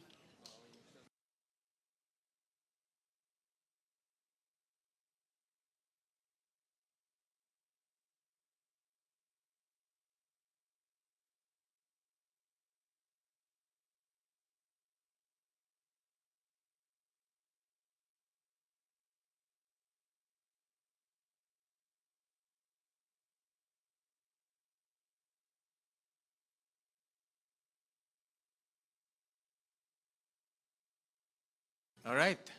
Thank you. So we'll take note of the comments of our esteemed senators. Senmin, if we may move to the next item. I believe this is also a disagreeing provision pertaining to the Health Facilities Enhancement Program, or the HFEP. Similarly, we appeal to our colleagues in the Senate contingent to please consider restoring the increase effected by the House pertaining to HFEP to have a final amount of 26.26 billion pesos. That includes the 5.69 billion peso increase affected by the House from NEP to HGAB.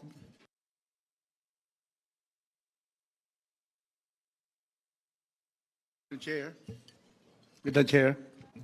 Yes, Representative Rufus Yeah, Rodriguez. just like to support the plea of our chairperson, because our rural health units, which are usually the beneficiaries of this HFEP, are our first line of defense on diseases and medical attention.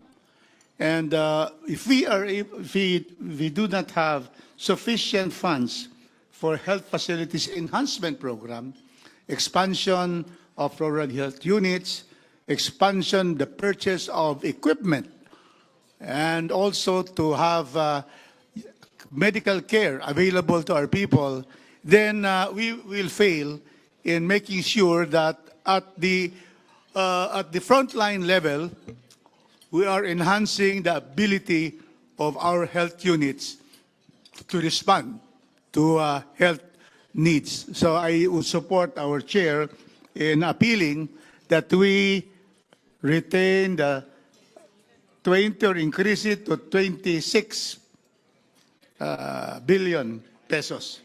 Thank you, Mr. Chairman. Thank you, Representative Rodriguez. I would like to further clarify that the proposed increase of 5.69 billion pesos includes the completion of legacy hospitals. Those are NKTI, Philippine Cancer Center, PCMC, Mariano Marcos Memorial Hospital and Medical Center, West Visayas State University Medical Center, Northwestern Cagayan General Hospital, Bataan General Hospital and Medical Center, Bicol Regional Hospital and Medical Center, Mayor Hilarion A. Ramiro Senior Medical Center, Northeastern Misamis General Hospital, and Orani District Hospital. In Bataan, there's also the Senator... Oh. So ano po to? It's a lot of different HFEP facilities subsumed under the proposed 5.69 billion increase.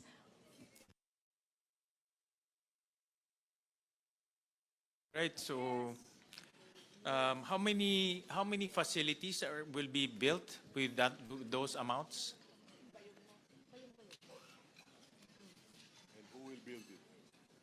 And who will build it? Mr. As- Chair, Madam Chair. Tungkol doon sa Senator question, Win, while no? I How retrieve many- the data, I'll first like to recognize Representative Pepito Alvarez. How many facilities? Kanya-kanya po yung submit ng hospital facilities improvement program. Yung Northern Palawan po, meron silang 8 hospital doon. Tinamaan ng bagyo. Kaya sa latest inventaryo namin, nangangailangan sila ng mga 300 million. But total Palawan, including those na mga sira-sira ng hospital, kailangan namin at least 500. Minimum yun for next year. Para ma-upkeep yung mga hospital na yun, there are 16 LGU-owned hospitals all over Palawan. And there are 2 DOH-owned hospitals. The one in Colyon, which is the Colyon General Hospital, and the one in Puerto Princesa, which is the hospital ng Palawan. Before that was owned by the LGU, it was reverted back to the DOH. So all in all, we have 18 hospitals there na government and LGU owned. Yun po. So sa kalahatan, nangangailangan kami for next year. Minimum po yung talagang nasagad na, maski na bagyo yung sa norte, we only need about 500. But every year, yung maintenance meron yan. So the next 2027, 2028 might not be that amount. Kaya yung 26 billion na yan, Palawan pa lang yun. We are the largest province in the whole country. And ganun po karami yung hospital namin doon because of the distance. And remember, Palawan is a tourism region. For every peso that we invest in Palawan, we give back to national GDP 2 to 3 pesos back. Ganun po ang ratio. So, tulungan naman natin yung HPEP na yan, adapt na lang natin yung Senate version na 26, which is very reasonable. Considering ang daming tinamaan din ng bagyo the last 3 months. Thank you. Mr. Chair, I will just, I want to say like tama po yung sinasabi po ni Congressman Alvarez from Palawan. As a matter of fact, hindi na tayo lalayo, Congressman Kong Alvarez. Yung ospital ng Palawan pala sa city, kailangan na mag-expand, kailangan ng tumaas kasi punong-puno na po ng tao at hindi na magkasya. Kaya ang end result, yung mga tao pupunta lang sa Adventist, pupunta sa Co-op, tapos lumalapit sa mga politiko para humingi ng maip para mabayaran. The Co-op Hospital, Mr. Chair, and the Adventist Hospital are private hospitals. Kasi hindi na nga ma-accommodate ng hospital ng Palawan, yung provincial hospital, dahil kulang na kulang talaga ng mga kama, Mr. Chair. Mr. Chair. Yes, Senator Kiko. Yes, I think one of the concerns on the funding for these facilities would be the findings of a investigation in the House about ghost facilities or substandard facilities or incomplete facilities. So my question here is how do we prevent a repeat of the poor or unacceptable implementation of ang public works ba ulit ang gagawa nitong mga proyektong ito? Kasi kung ganun, baka lang hindi kaya kumuha na lang tayo ng bato, pukpok natin sa ulo natin dahil baka masakit na naman ang ulo sasakit lang ulit ang ulo natin kung hindi maayos yung magiging implementasyon. If I may respond to the query of Senator Kiko. So, ginawa po namin, in the HGAP version, you would see a special provision pertaining to HFEP wherein we adopted a similar provision as in the basic BEF Nahilo na. Basic Education Facilities Program, or BEF, wherein we've opened up the modes by which these facilities can be built. So, ginaya po namin kasi po, di ba, aside from DOH and DPWH, we're also opening it to LGUs and PPPs. So, similar po to the adjustment that we did for the BEF, we also stipulated the same as a special provision. And then to respond po to the query relating to how many health facilities are subsumed under the proposed 5.7 billion, it would be a total of 62 health facilities all over the country.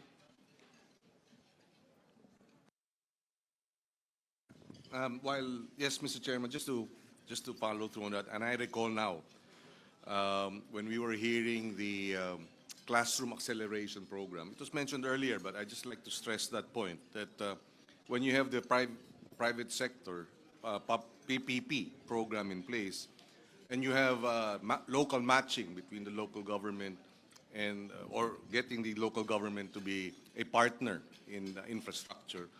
At one point, the DepEd was able to build 600 classrooms a week. This was under President Aquino's time. And Brother Armin, who was the Secretary of Education then, would attest that they were able to fill up the backlog. And so we welcome this special provision wherein you have PPP, you have local government engagement to be able to address the infrastructure facilities for the health budget, for the Department of Health budget. Thank you. Thank you. Thank you very much, Senator Kiko. Actually po, that also doesn't preclude the need to talk to Secretary Ted Herbosa, because as we all know, the reason for the huge delay in the implementation of HFEP and the very low utilization rate for HFEP, not only in 2025 but in previous years, is the very delayed release of their guidelines. Meron din pong problema administratively within the DOH relating to how they're implementing this program. So aside from opening up the modes, we're also doubling down on ensuring that the DOH releases the HFEP guidelines in a timely manner. Kasi may iba po nagsasabi, March pa lang nag-release ng guidelines for HFEP, tapos may delay pa further in terms of the bidding and everything. So halos hindi na po siya talaga nasisimulan before the end of the year. So we intend to do that as well po. Senator Pia? Just an addition to the discussion.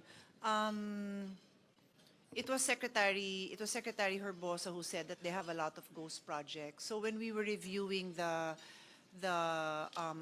amounts for HFEP, and we really wanted to increase it, we always want to increase it every year. DOH could not give us any figures. As we speak, as we held our plenary debates up to that day, from the hearing, plenary debate, they could not tell us exactly the status for every HFEP. They could not tell us how many were abandoned, how many were finished but not operational, how many were finished but had insufficient equipment, how many had equipment but no health personnel. They did not have it. So when I think of our colleagues in the House and mayors, individually, I can get their individual commitment that they will, of course, operationalize it. But when you look at it on a totality, ang daming billions of funds worth that are not being able to use for healthcare. The delivery of healthcare has failed in that sense. So it is our collective decision to decide how to proceed. Yun lang naman, I really always support the increase, but we have no answer as of this moment on the status of these facilities. And one last point I'd like to make on the healthcare resources, human healthcare resources. The budget for our Doktor para sa Bayan and allied health is something that I've always fought for. And this goes into our ability to have human bodies, professional human bodies in every health center in your districts in our country. We're far from achieving it, but our goal is getting closer. But according to the Secretary, and by all means spread into the record if you feel otherwise, a lot of LGUs will sign a MOA to commit that they will hire health professionals, and then hindi sila makahire. Whether that is a budgetary constraint on the part of the LGU, or there is just no health professional willing to serve in that area, I do not know the individual reasons. I can give you the top 5 general reasons that are received, but that is the end result. Wala silang nakahire. So there's a nationwide problem which we're trying to address by funding the human health resource gap, but individually we have to look to our colleagues in the House to help us address this situation so that maybe next year we can have a better situation. Thank you, Mr. Chairman. Madam Chair, Mr. Chair. Yes, Representative Pepito Alvarez. Yeah, in response to and the then good- Representative Albert Garcia. Thank you. In response to the good senator, ma'am, maraming salamat. I can only speak of the whole Palawan. We have 12 non-performing large-scale RHU. Out of 12, isa pa lang ang may license. When I'm talking about the HPEP that we need in Palawan, hindi kasama po yung mga large-scale RHU na yan na hindi funded, na hindi pa umaandar. I'm talking about 16 hospitals built by the LGU together with the HPEP program before when I was governor. And then we have dalawang DOH hospital. Yun po ang sitwasyon doon. At yung LGU hospitals, yung manning, doctor, nurses, midwives, and medtechs are all scholars of the provincial government. Meron kaming fund, 50 million a year. And ang nagagraduate namin ng doctor between 12 to 15 every year. Mga midwives namin, meron po kaming at least minimum 6 to 10. And then mga medtech, meron ding 6 to 10 na nagagraduate. So, yung mga hospital namin, kompleto po sa staffing. Hindi kami nagkukulang. In fact, yung mga doktor sa barrios na pinapadala ng DOH doon, tuwan-tuwa sila dahil marami silang katuwang. So, ganun po nangyayari. I can only speak of Palawan. I don't know of the other regions and the other provinces. So, itong HPEP na hinihingi namin, particularly for Palawan, I'm very parochial, but hindi po, in general, I'm talking about the whole country, kailangan talaga natin suportahan yung HPEP. Kasi kung wala yung HPEP na yan, hindi kami makabuild doon ng 16 hospitals na good size. Others are 100 beds, others are 50 beds. But that will ensure the confidence of our tourist arrivals. Kasi every 100 kilometers, nakikita nila yung hospital nandoon at saka naasikaso talaga sila. Except for one in Coron, which was a little bit neglected kasi meron tayong general hospital sa Colyon, which is the Colyon General Hospital. More often than not, doon sila pumupunta dahil kompleto doon. So ganun po yung sitwasyon. And when we requested funds sa DOH, nakita nila na reasonably yung request. So if all of the requests are being made in the spirit that we have to put these facilities to work, dapat wag natin deny yung pera na kailangan doon sa Hospital Improvement Program na yan. Maraming salamat, Mr. Chair, Madam Chair. Mr. Chairman, dagdag ko lang. At meron na rin po kayong Palawan Medical Center. So, isama nyo na yun dun sa pagbibisita ng mga turista para makita nila yung medical school sa Palawan. We're very proud of that. So, thank you rin sa support ninyo dyan.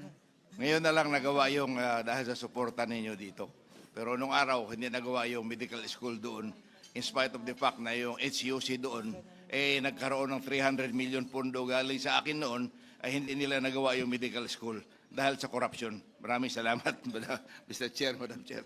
Thank you. And I agree with this special provision. It's time to unleash the local government units, di ba, Kong Abet? Dahil maraming kagaybataan na very active, very aggressive. Kailangan ma-empower rin sila eh. So if DOH can partner with the local government units, mag-counterparting sila, local government na magpagawa, mas mabilis eh. Kasi ngayon, exclusive ang DPWH to build HPEP facilities, kaya hindi natatapos. But now, with this special provision and everyone can build at the same time, parang school building, then I think mas bibilis yung implementation ng HPEP. No? If I may lang po, Senator Win, before I yield the floor to Representative Abet, I just wanted to comment on the point of Senator Pia. I totally agree po, especially with the issue around super health centers that are non-functioning. It's really because a lot of the LGUs do not actually adhere to the MOAs that they sign, that they will ensure that they provide doctors and operating funds. So yun po siguro yung pwede nating tignan, that DOH has to be more strict in terms of implementing and enforcing the MOA. So, ano po, pwede po natin kausapin yung DOH tungkol doon. Representative Abet Garcia, please. Yes, thank you, Madam Chair, Mr. Chair. Just to add to what Madam Chair said, regarding the DOH HF facilities, medyo exaggerated po yung nabanggit sa news na ghost.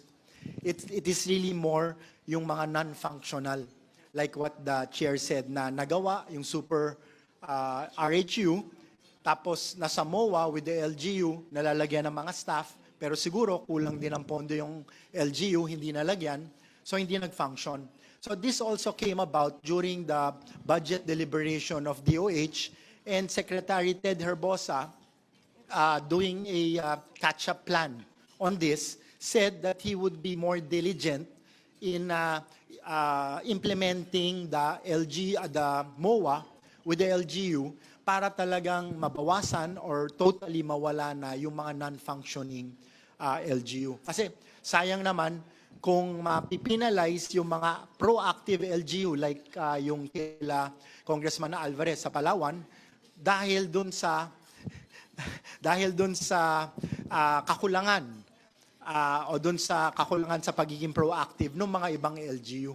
So, sana maging merit-based doon sa mga talagang nakikipagtulungan with the national government, in this particular case, DOH, sana mabigyan din natin ng chance para mas maraming makinabang ng mga kababayan natin.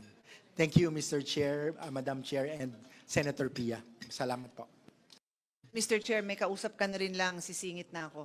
Very quickly lang, not for our colleagues, kasi I agree 100% with what Congressman Abit said, but for the listening public, the viewing public, when we checked during the hearing, wala naman talagang lumabas na ghost HFEP. Walang ghost yung binayaran, tapos hindi na itayo. Yung katulad ng sinabi ko and emphasized by His Honor, Congressman Garcia, yung mga non-functioning for the reasons I mentioned. So for the public to know, kasi baka mamaya ma-headline dyan, sinabi ko may ghost.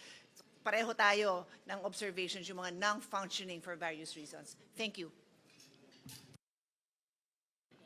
Senator Amy. Mr. Chair, allow me to be the devil's advocate in the optimism that we all share, that broadening the modes of construction of RHUs, of public schools, and so on, will be hastened and expedited by bringing in LGUs, NGOs, CSOs, etc. Totoo nga, nakakatulong yan. Pero nakita naman natin ang karanasan ng late great nating Bayani Fernando, hirap na hirap siya. At ang katotohanan, ang talagang nangangailangan ng mga LGU, sila rin ang walang kakayahan. Yan ang problema. The ones most needy are also the least capable in terms of finances, technical, and so on. Kaya may hangganan rin itong pagpapartner. Kaya medyo minsan hindi ako masyadong gangho dyan dahil alam naman natin yung mga 4th and 5th class and 6th class municipalities kung meron pa, talagang hindi nila kayang gawin. Kaya sila, ang pinakamalalayo, sila pa talagang hindi makapagbayad. Wala talagang kakayahan. Kaya yun ang tanong ko kung puros partnership ang inaasahan natin, baka yung mayayaman, masigasig ang mga LCE, yung magagaling ang kanilang mga doktor at engineer, kakayanin yon, pero hindi lahat. Ikalawa, magtatanong lang ako sa ating chairwoman ng appropriations kung tama ba yung narinig ko na kalakip nitong HREP meron rin tayong mga hospital na legacy hospital na andito yung mga kidney center at iba pa. Tinatanong ko lang for accounting purposes and perhaps in the interest of tidiness, would it not be better to directly release them to the large hospitals who are in any case government enterprises and in fact chartered corporations? Hindi ba dapat diretso? Bakit ilalagay pa sa DOH? Tatagal din lang yan.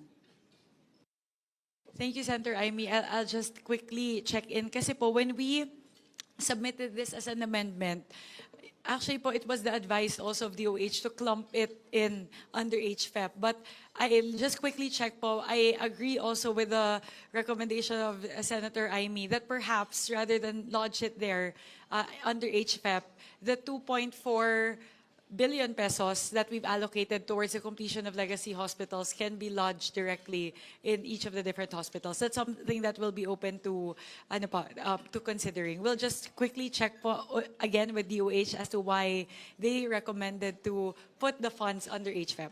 Yes, they haven't had an exactly stellar performance, and as a result, it's perhaps faster and cheaper to simply endow the hospitals concerned. Thank you very much, Madam Chair. Thank you very much, Senator Amy. We'll look into this and we'll get back to you po as soon as we're able, because there's a possibility of moving it out from HFEP and lodging it towards the different hospitals. All right. Can you restate the motion? Yes. With what was shared, wherein we ensure that the implementation of HFEP will hopefully be a lot better in 2026, given the special provision increasing the modes by which these health facilities can be implemented, meaning aside from DOH, DPWH, you can also enlist the help of LGUs and PPPs.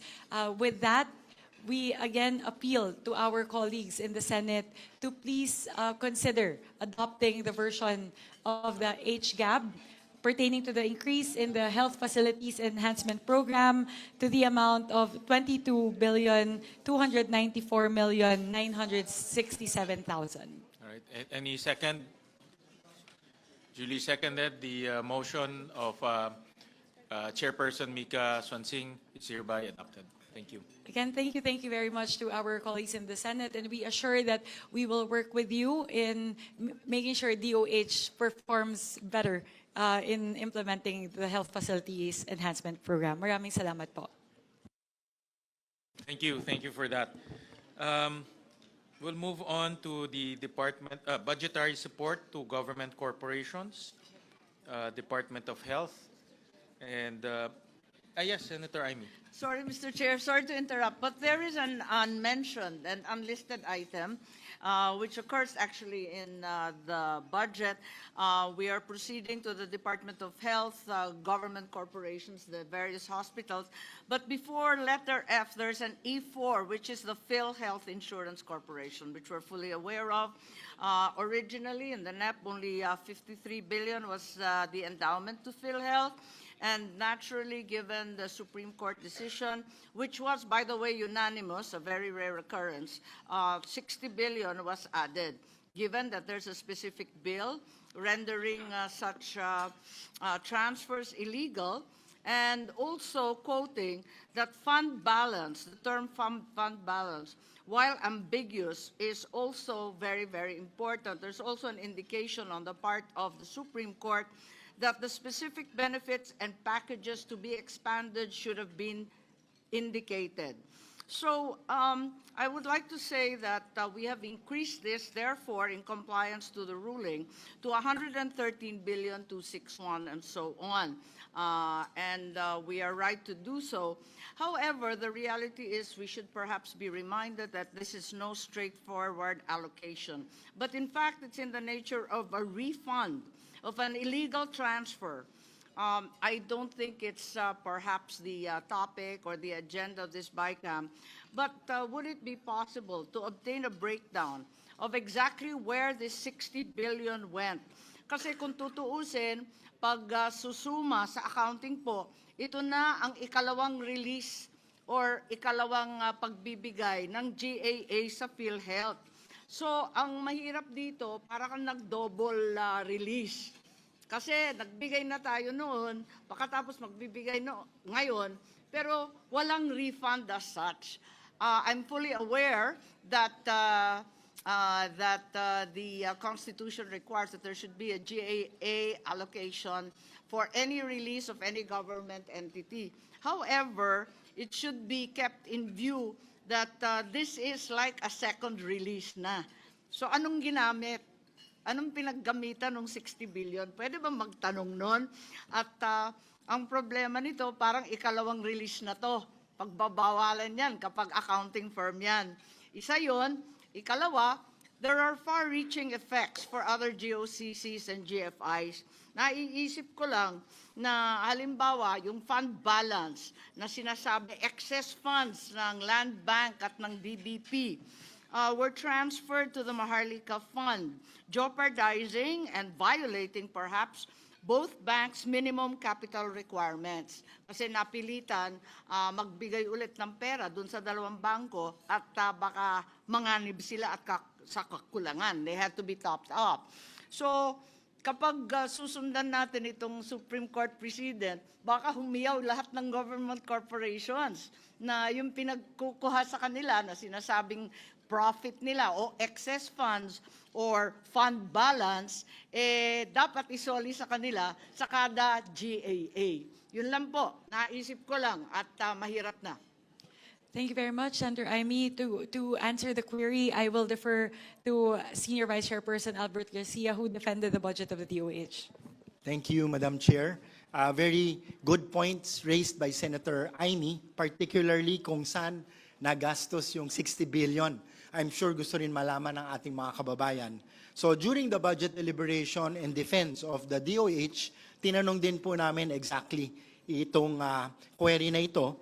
And binreak down po nila yung 60 billion, out of which 27.45 billion napunta po dun sa nabanggit kanina yung public health emergency benefits and allowances for healthcare and non-healthcare workers during COVID-19.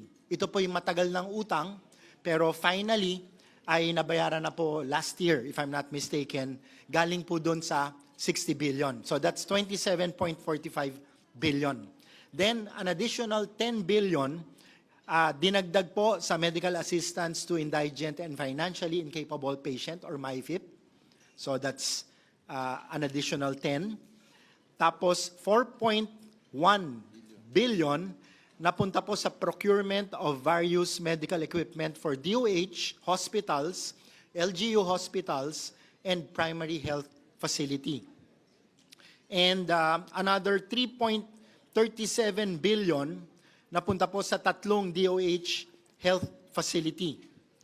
And another 1.69 billion napunta po sa Health Facilities Enhancement Program or HFEP. At 13 billion po, ito yung napunta sa government counterpart for financing para po sa mga foreign assisted projects. So, majority of the 60 billion napunta rin po sa health, except for that 13 billion na nilagay po sa counterpart para sa mga foreign assisted project ng ating gobyerno. Parang yun, kaduda-duda. Bakit ginamit yung PhilHealth funds para sa foreign assisted projects na iba-iba naman ang pakay, hindi naman necessarily para lamang sa kalusugan. So, eto ang problema dyan. At isa pa, kailangan sumunod din tayo, tumalima rin tayo dun sa judgment ng ating Korte Suprema na sabihin kung saan na naman gagamitin itong panibagong 60 billion.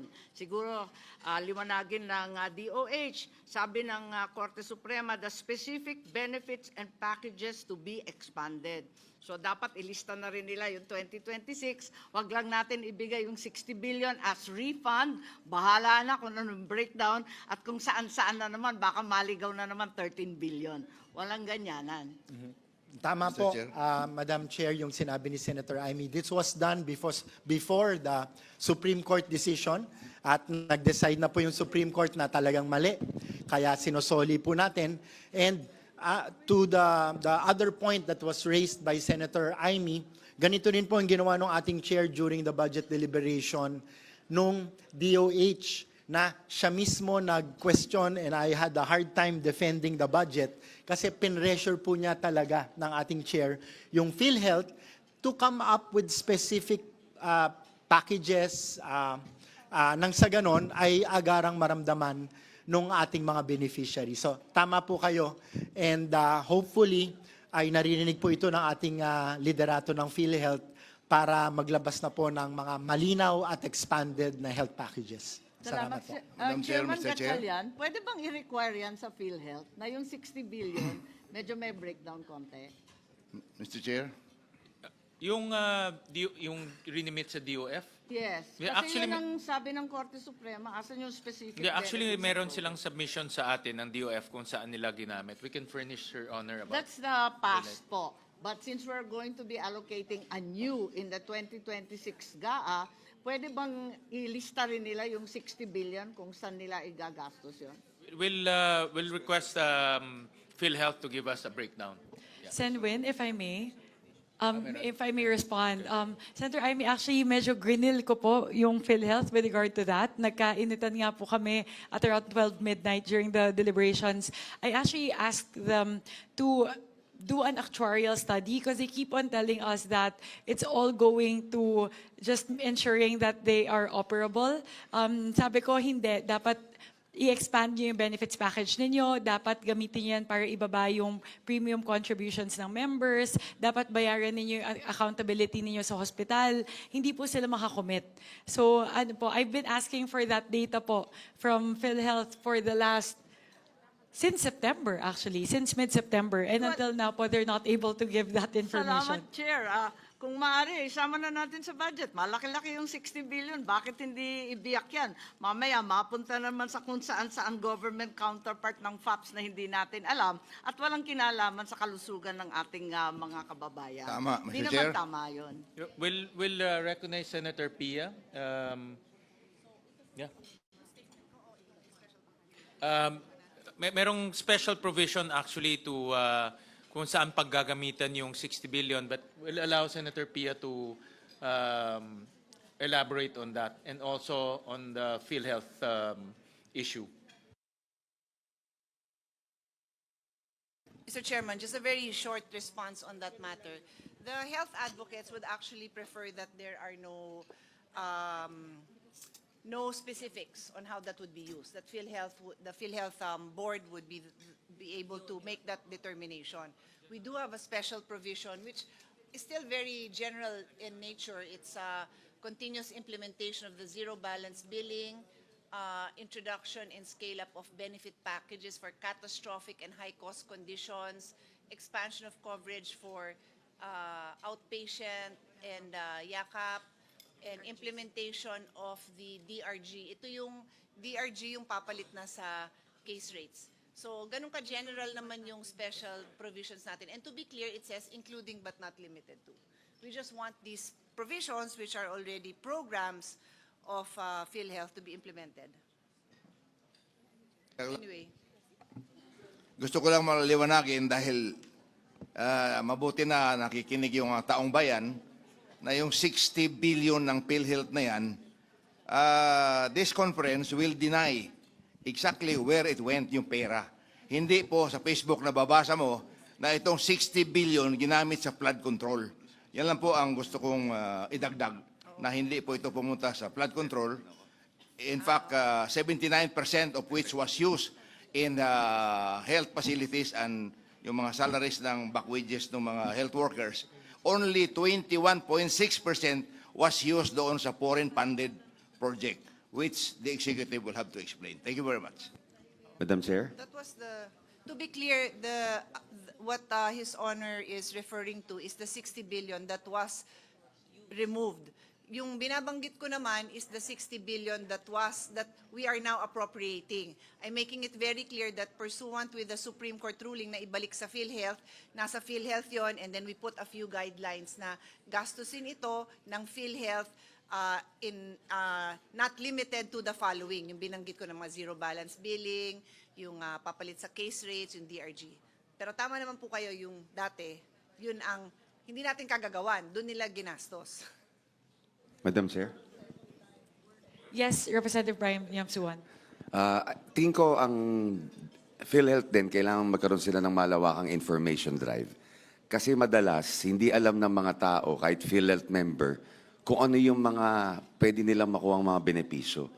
Minsan hindi nasasabi sa ating taong bayan. Gaya nung yakap, 20,000 worth of free medicines for PhilHealth member. Pero walang nakakaalam. Pag binabanggit, kunyari kami, bilang mga representante ng distrito, babanggitin namin sa aming mga constituents, doon lang nila malalaman. Pero yung PhilHealth itself, wala silang conscious effort to promote and to say all the programs that are available for PhilHealth members. And I think yun ang kailangan nating i-push din sa kanila to have that honest-to-goodness information drive that people will really know kung ano yung mga benepisyo na talagang makukuha nila sa kanilang ahensya. Mr. Chair, let me add to Senator that. Erwin, yeah. Yeah, the problem with PhilHealth, Mr. Chair, with all these benefits, they do not have this information drive. Hindi po nakakarating sa mga kababayan natin, ika nga, dahil kulang po sila. I don't know why. We have been proposing that since I was still in Congress last year, talking to the different PhilHealth chairmen, pero hindi po nila ginagawa. So that is the problem. Hindi ho, alam ng mga kababayan, kagaya yung mga i-consulta na yan, at saka yung mga hospitals, kung ano yung mga pwede silang pumunta roon, but they don't know. Kailangan pa tama naman na, Mr. Chair, si Congressman Yamsuan, kailangan pa sabihin kung saan sila pupunta. Dapat trabaho po ng PhilHealth. Their problem is they don't have this information dissemination, a proper information dissemination, Mr. Chair. All right, thank you. Thank you for those comments. So we move to the next. So, Mr. Chairman, can yes. I now take the floor? Because I was just responding. All right, I okay. yes, Yes, thank we you. recognize Senator Pia. Thank you. I just wanted to take this opportunity because Senator Aimee already mentioned that 60 billion. So I will just take this opportunity to once again, and to my colleagues who have heard me speak about this so many times, you can take a break, you can take a bathroom break, you can tune out, you can use your cell phone, because I am saying this for the 100th time for the sake of the public, kasi I think all of our colleagues here have the same position. This is about the sin tax collection. So by law, under the sin tax law, there is a mandate that the collection be earmarked for PhilHealth. Ang ibig po sabihin nun, mga kababayan, earmark, unlike karamihan ng revenue ng gobyerno, walang earmarking yun, pupunta lang yun sa treasury. So lahat ng nakukuhang revenue treasury. Pero itong revenue na nanggagaling sa sin tax, yan po ay earmarked. Ang ibig sabihin nun, nakaisang tabi yun in a separate fund, merong specific na paggagamitan. Ang paggagamitan nun is PhilHealth. So, in 2023, I'll just go back, kasi we passed the law in 2022, it became effective by way of the sin tax collection in 2023. In our General Appropriation Act, itong budget na pinapasa natin in 2023, 79 billion yung na-appropriate sa sin tax, and it is lacking it is lacking by 4.9 billion because the total sin tax earmark in 2023 was 83.90 billion. Kulang ng 4.9. Nasaan? Hindi ko alam. Nalunod, na flood control, hindi ko alam. 2023 po yun. In 2024, the sin tax earmarked amount was 79 billion. What was in the NEP was 80.28, so nadagdagan pa ng konti.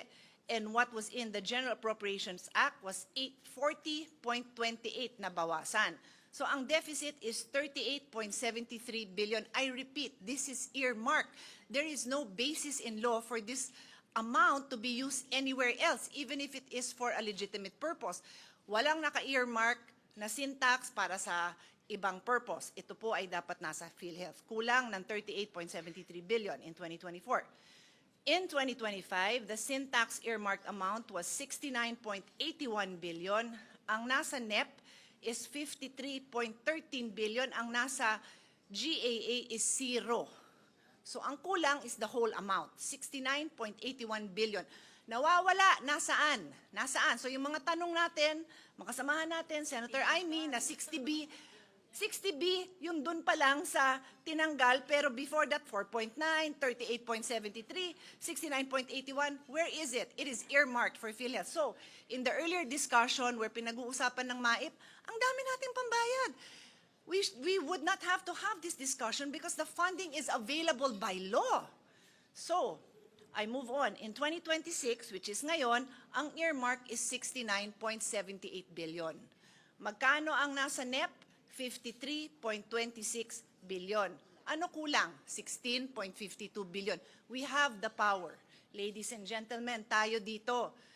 Wag na natin gayahin yung 2023, 2024, and 2025 GAA. We have the power to reinstate the 16.52 billion.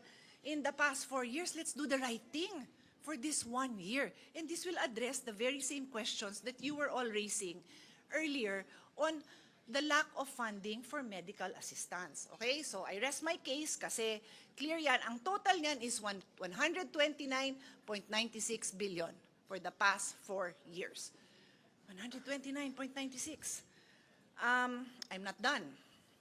Also earmark, kaya magkape ka pa, Chairman. Also earmarked are revenues from PCSO and PAGCOR.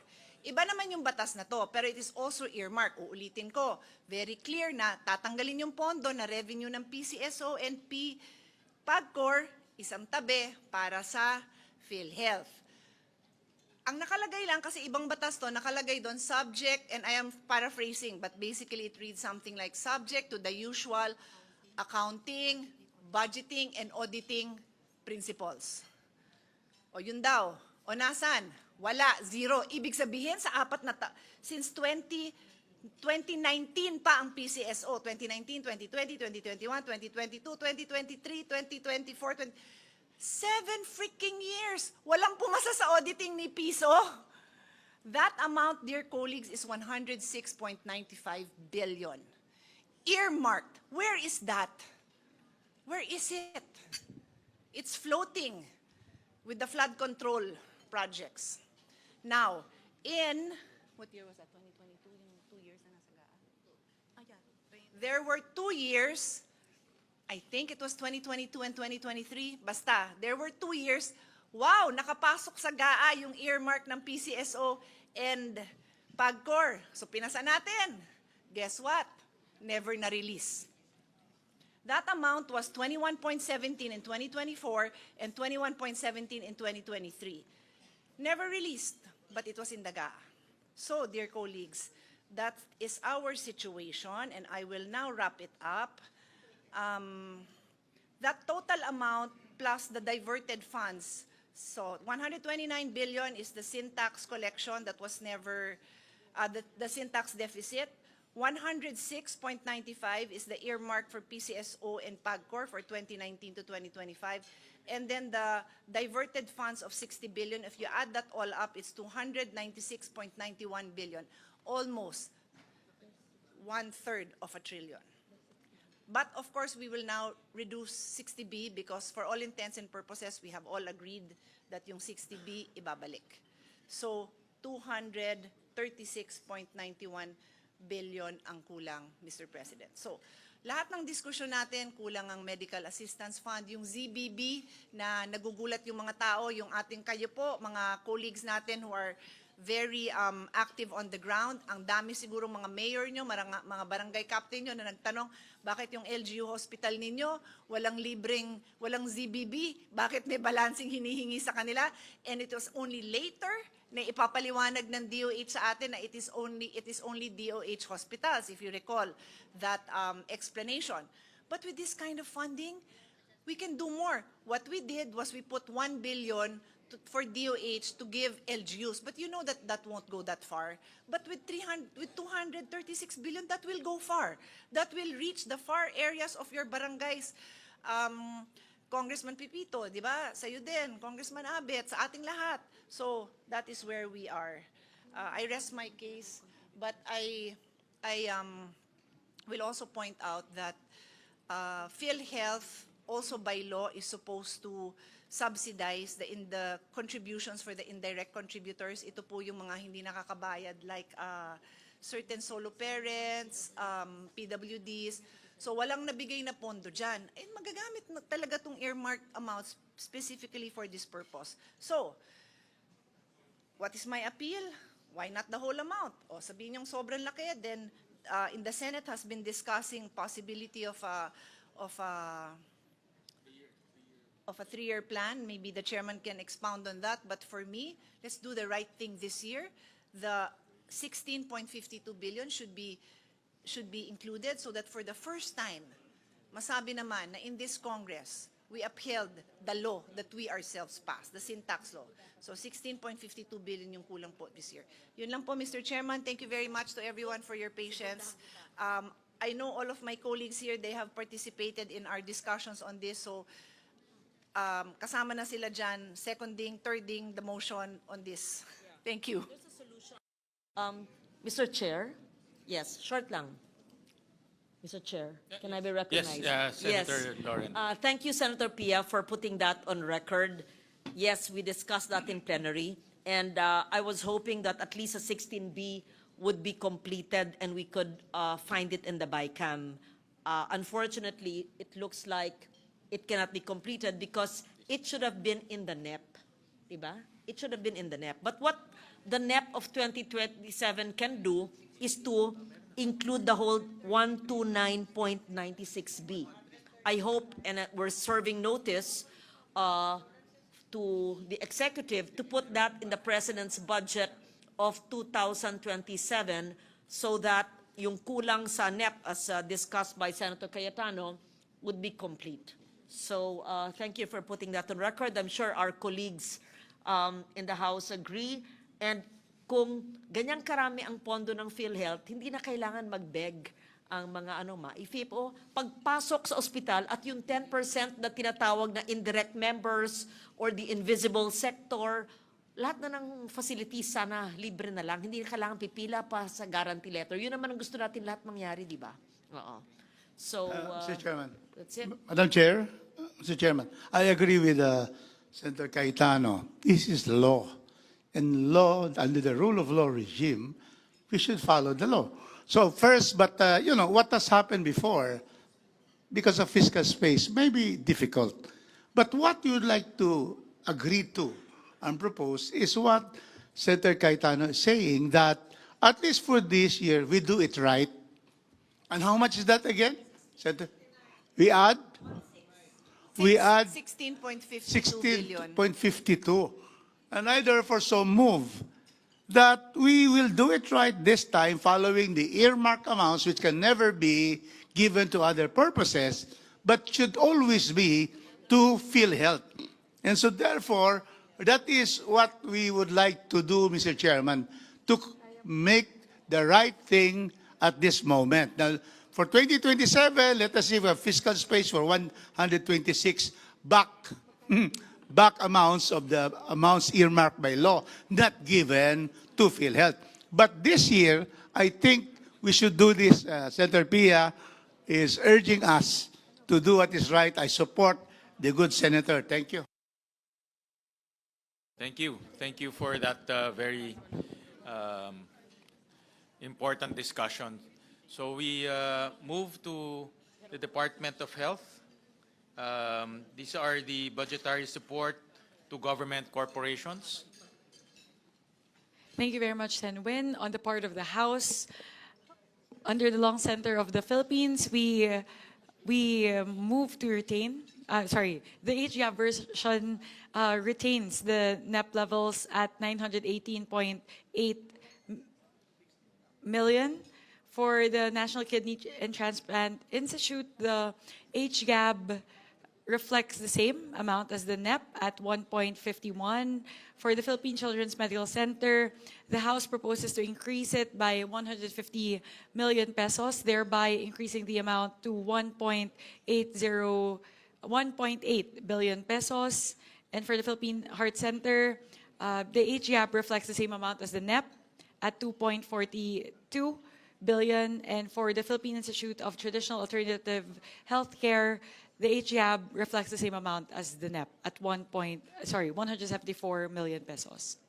Thank you, Chair Mika.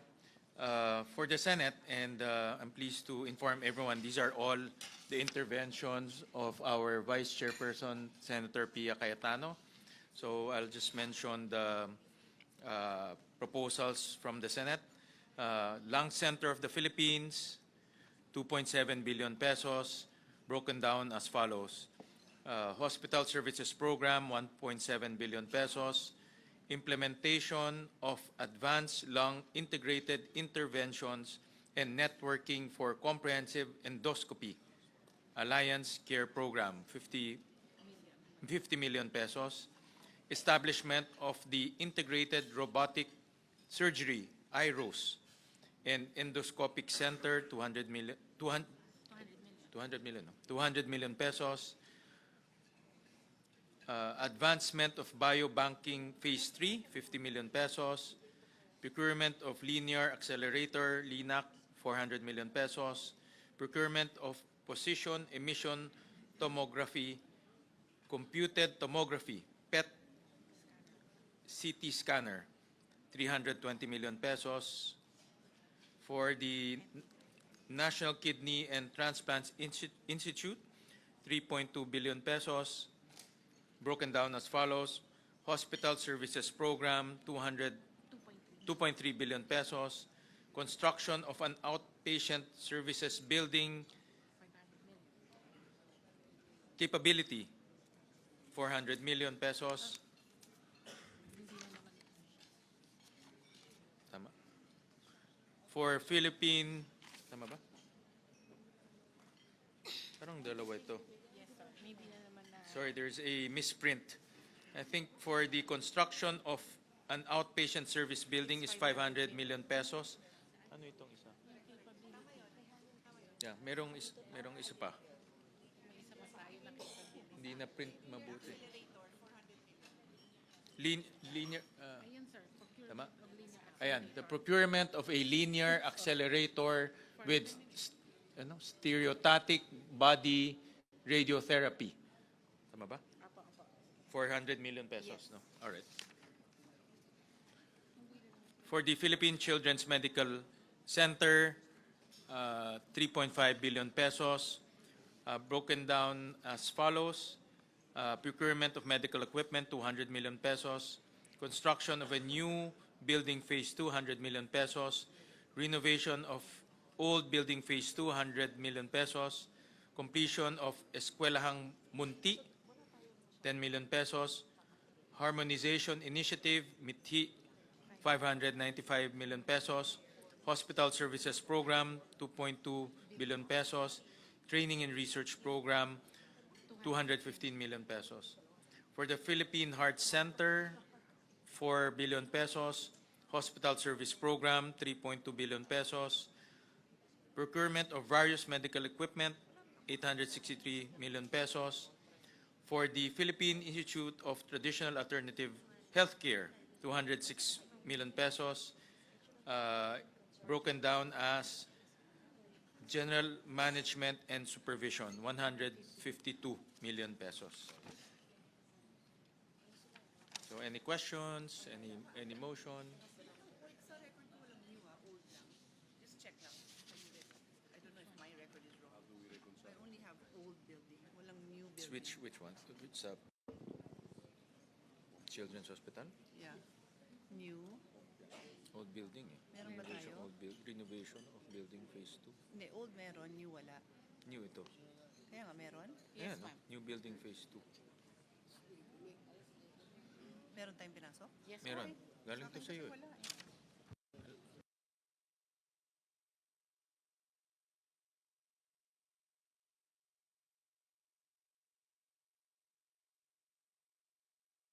All right, any comments, any suggestion, any motion?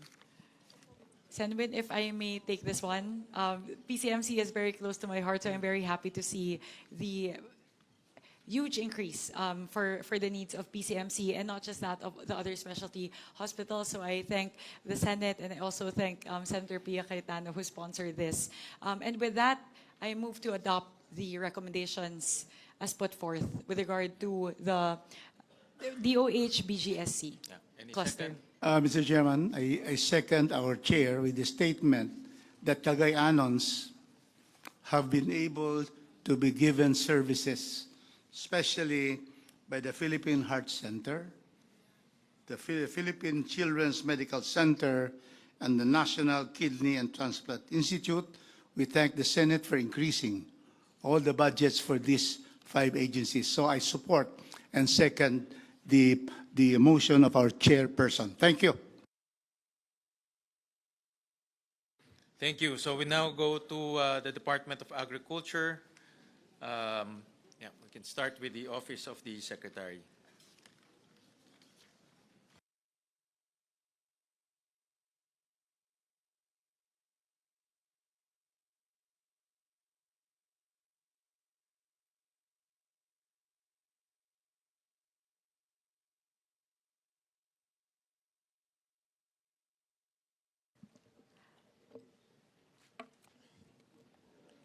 For the department, yun po. Napapagod na yung mata ko, lumiliit na. Hindi ko na mabasa yung maliit. Sandi lang po.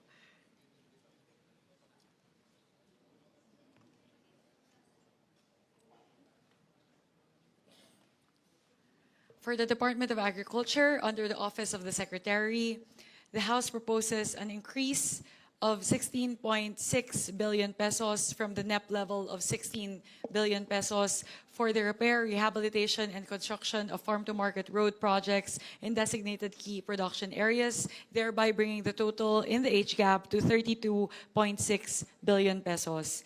Next would be a proposed 50 million peso increase in the PAEF on the National High Value Crops Development Program, thereby increasing it from 601.9 billion in the NEP to 651.89 billion in the HGAB.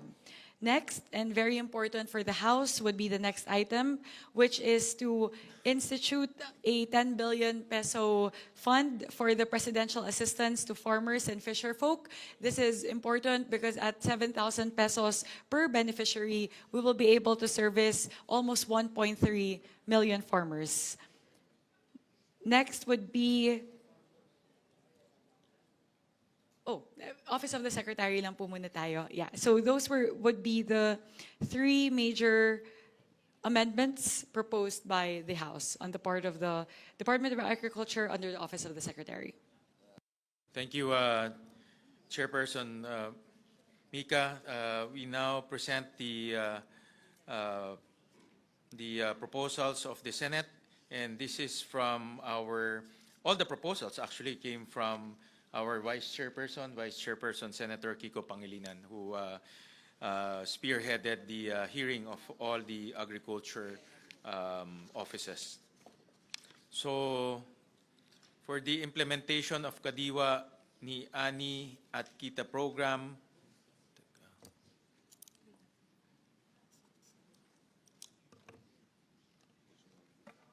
ito yun.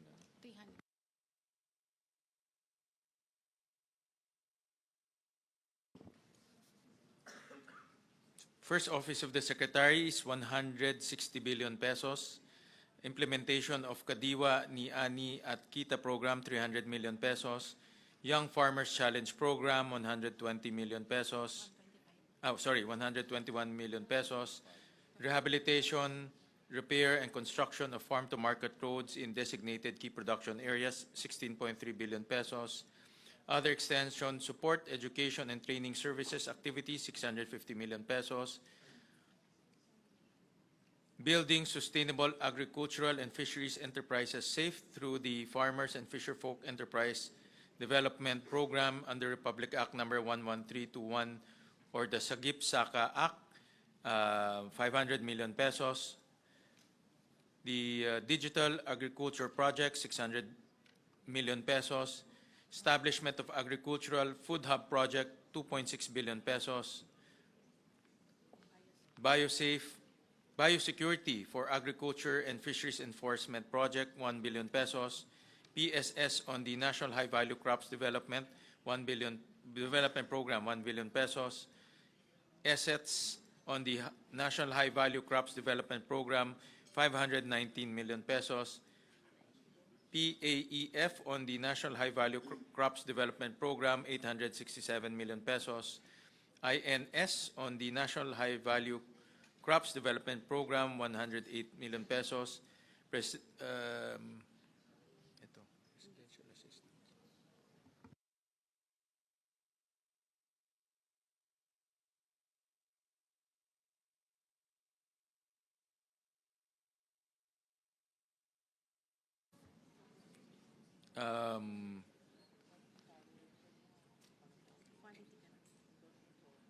Okay. Yes, quality control and inspection and insurance of regulatory documents, 766 pesos. Animal welfare supervision and accreditation program, 10 million pesos. That's it, Mr. President.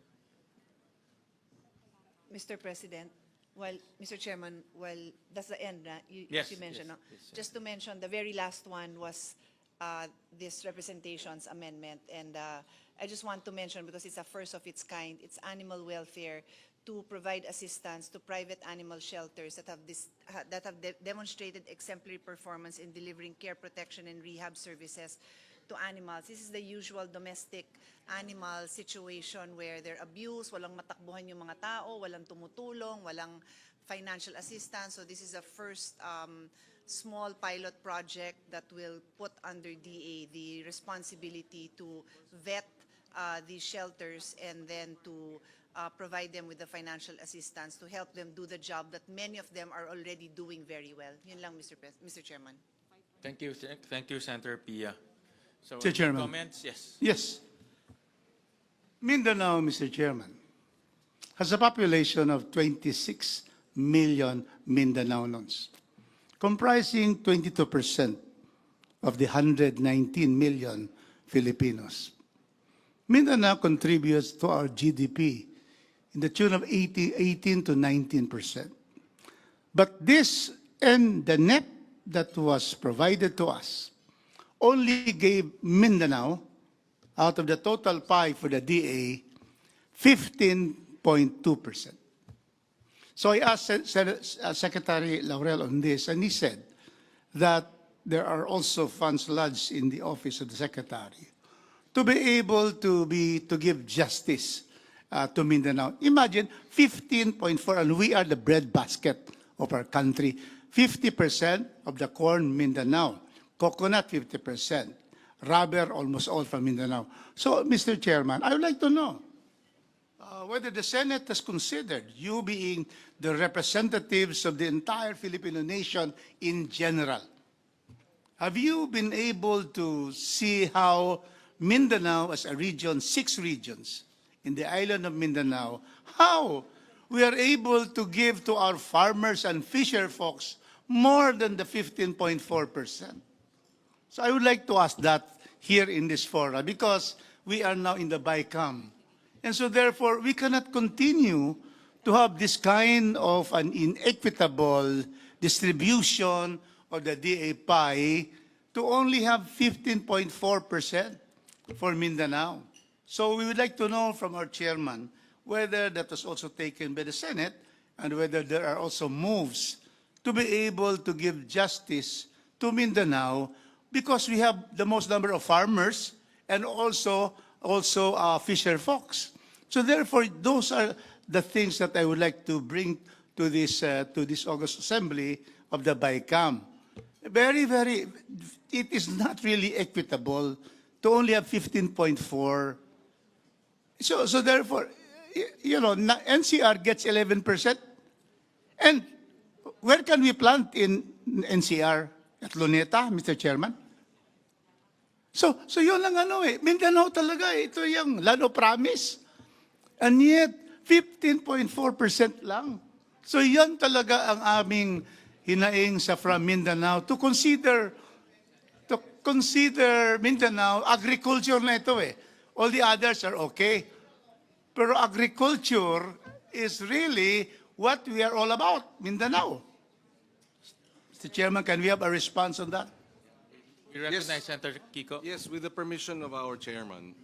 While it is true that the budgetary appropriations are identified as NCR, these are actually national offices who are headquartered in NCR, but their programs and their infrastructure projects are nationwide.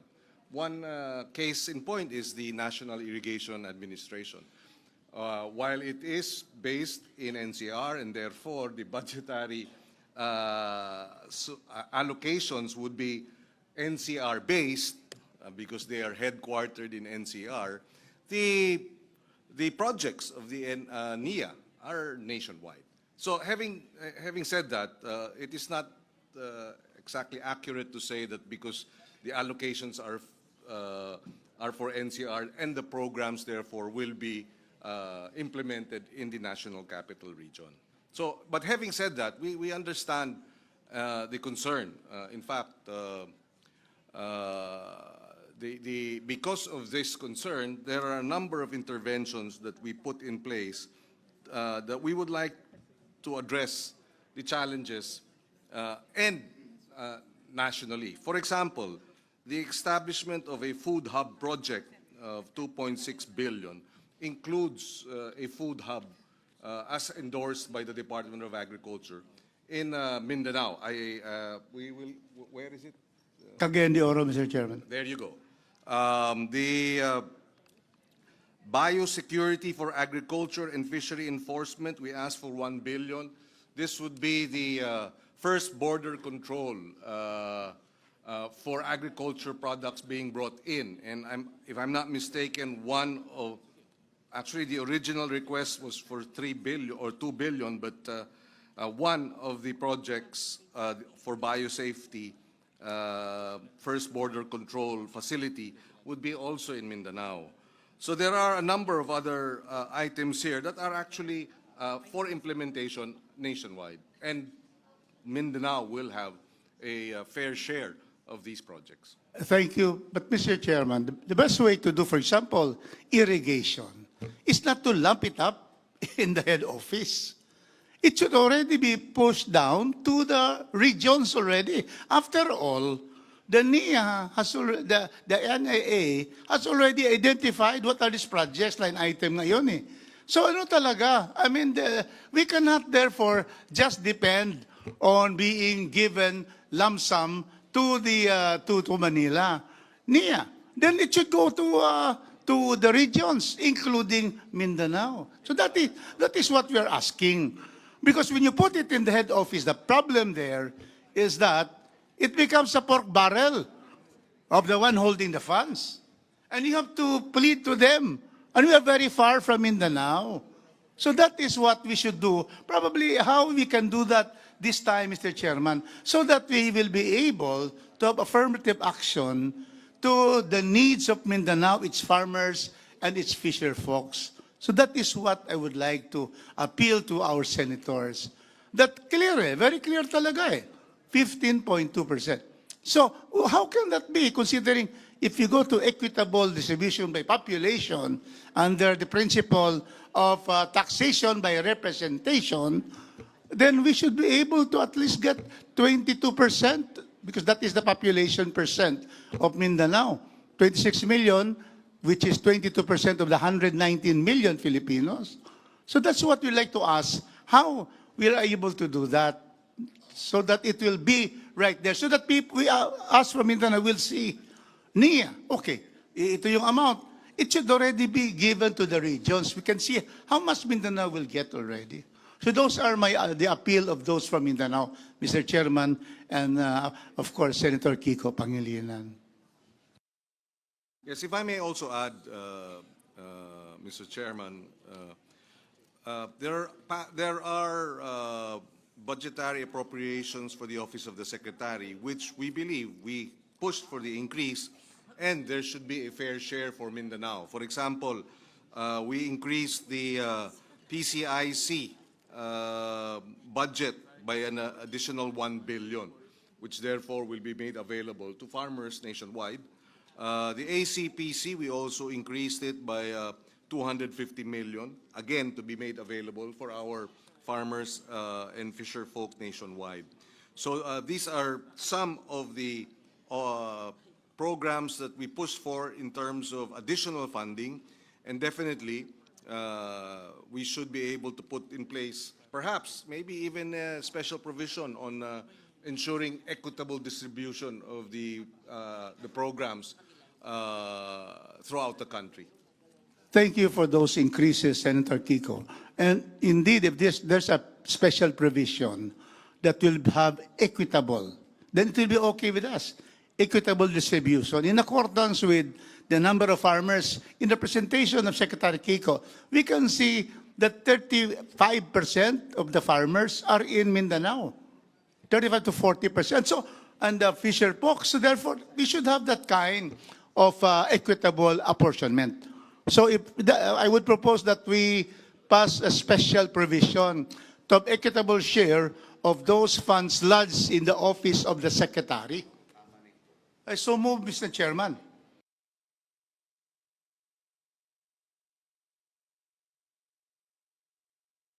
Subject to the wording, so that we don't, so we can also give the Secretary some flexibility. We agree in principle to the special provision. Thank you. Let's have a special provision subject to the consultation with the Secretary. Because actually the Secretary realized this when I brought this up in the House, and he pledged, in fact, that there will be more in addition to the 15.2%. He will be giving more. But in the special provision provides so with a language that is acceptable to the Secretary, then we are very thankful to the Senate and the House for having that provision. Medyo equitable naman ang distribution. Thank you, Mr. Chairman. Thank you, Secretary Kiko. Thank you.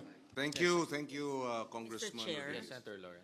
I would just like to express my agreement with the points of Congressman Rodriguez. And I'm also wondering why the lump sums are big. In fact, moving forward in the coming NEPs, coming years, it should be disaggregated. And the more disaggregated it is, equitably distributed in the different regions, even down to the provinces or districts, it's better rather than it's lump sum and it's subject to patronage politics o kung sino ang sinasabing malapit sa kusina. So I agree with you, and especially now with the effects and the impacts of climate change, our farmers and fisher folks in Mindanao need all the support needed. So we would be happy with the permission of the chair to receive a special provision that could guide the funds that are lodged presently in the office of the Secretary. Thank you. Mindanao would like to thank Senator Ligarda for supporting us, the chair, because you were the one who said to support immediately. But of course, together with the chairman, Senator Kiko. Yeah. So thank you very much for that. And we hope to have that provision. Senator Kiko, you're in charge of agriculture, and we really would like to get your support. Thank you so much. You have it, Congressman. Actually, Congressman. So Mindanao thanks Senator Kiko Pangilinan. Now we wait for the chairman to also pledge. No, I think that concept should be spread out in various agencies, not only in DA, but also, let's say, in the PWH or in DOTR, so that development will spread throughout the country, not centralized in Metro Manila or just Luzon. So that's something that we will be looking at in the next budget cycle or in any discussions. Thank you. Mindanao thanks Chairman Senator Yun Gatchalian. Thank you. Maraming salamat, Kong Rufus.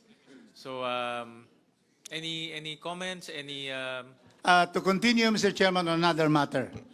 This is regarding our proposal for the farm-to-market road.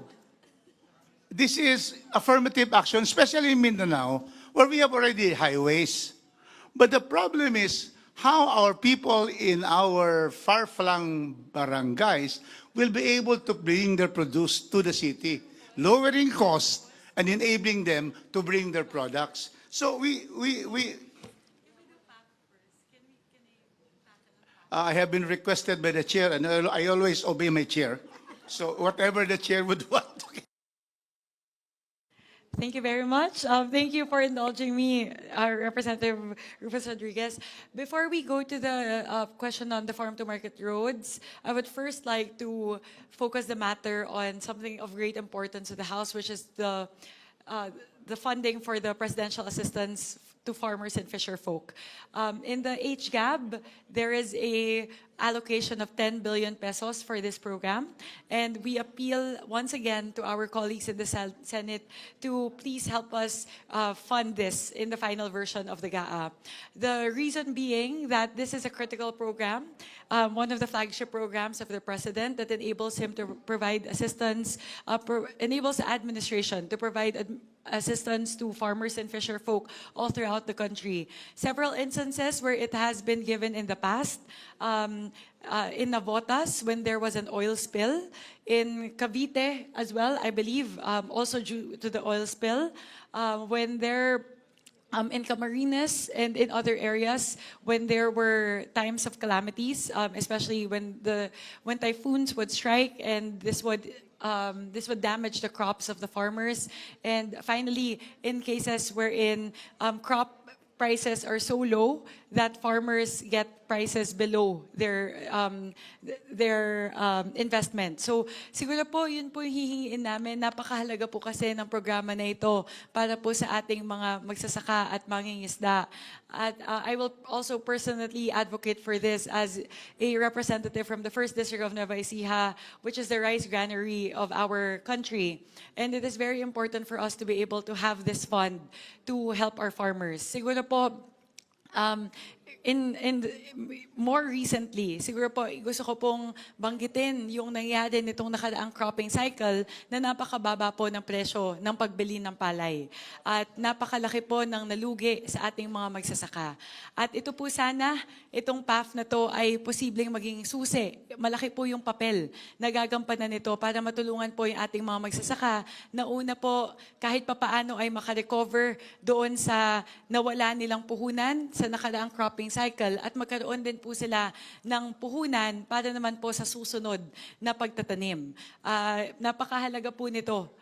At siguro po nung isa-cite ko na din po yung nakaraan, nung natamaan po ng Bagyong Carding, yung aming distrito, halos higit 1 bilyon po yung nasalanta na mga pananim at mga bukirin. At kung meron po sanang PAF nung mga panahon na yon na agad-agad po na pwedeng ma-disburse para po matulungan yung ating mga magsasaka, napakalaking tulong po sana nun para sa mga nasalanta ng bagyo. And sa parte naman po ng mga magsasaka, napakalaki po na itinulong nito doon po sa mga natamaan ng oil spill. Kasi hindi po sila makapagpangisda. Kaya po ilang buwan po, mahina na yung ilang buwan na hindi sila makapamingwit.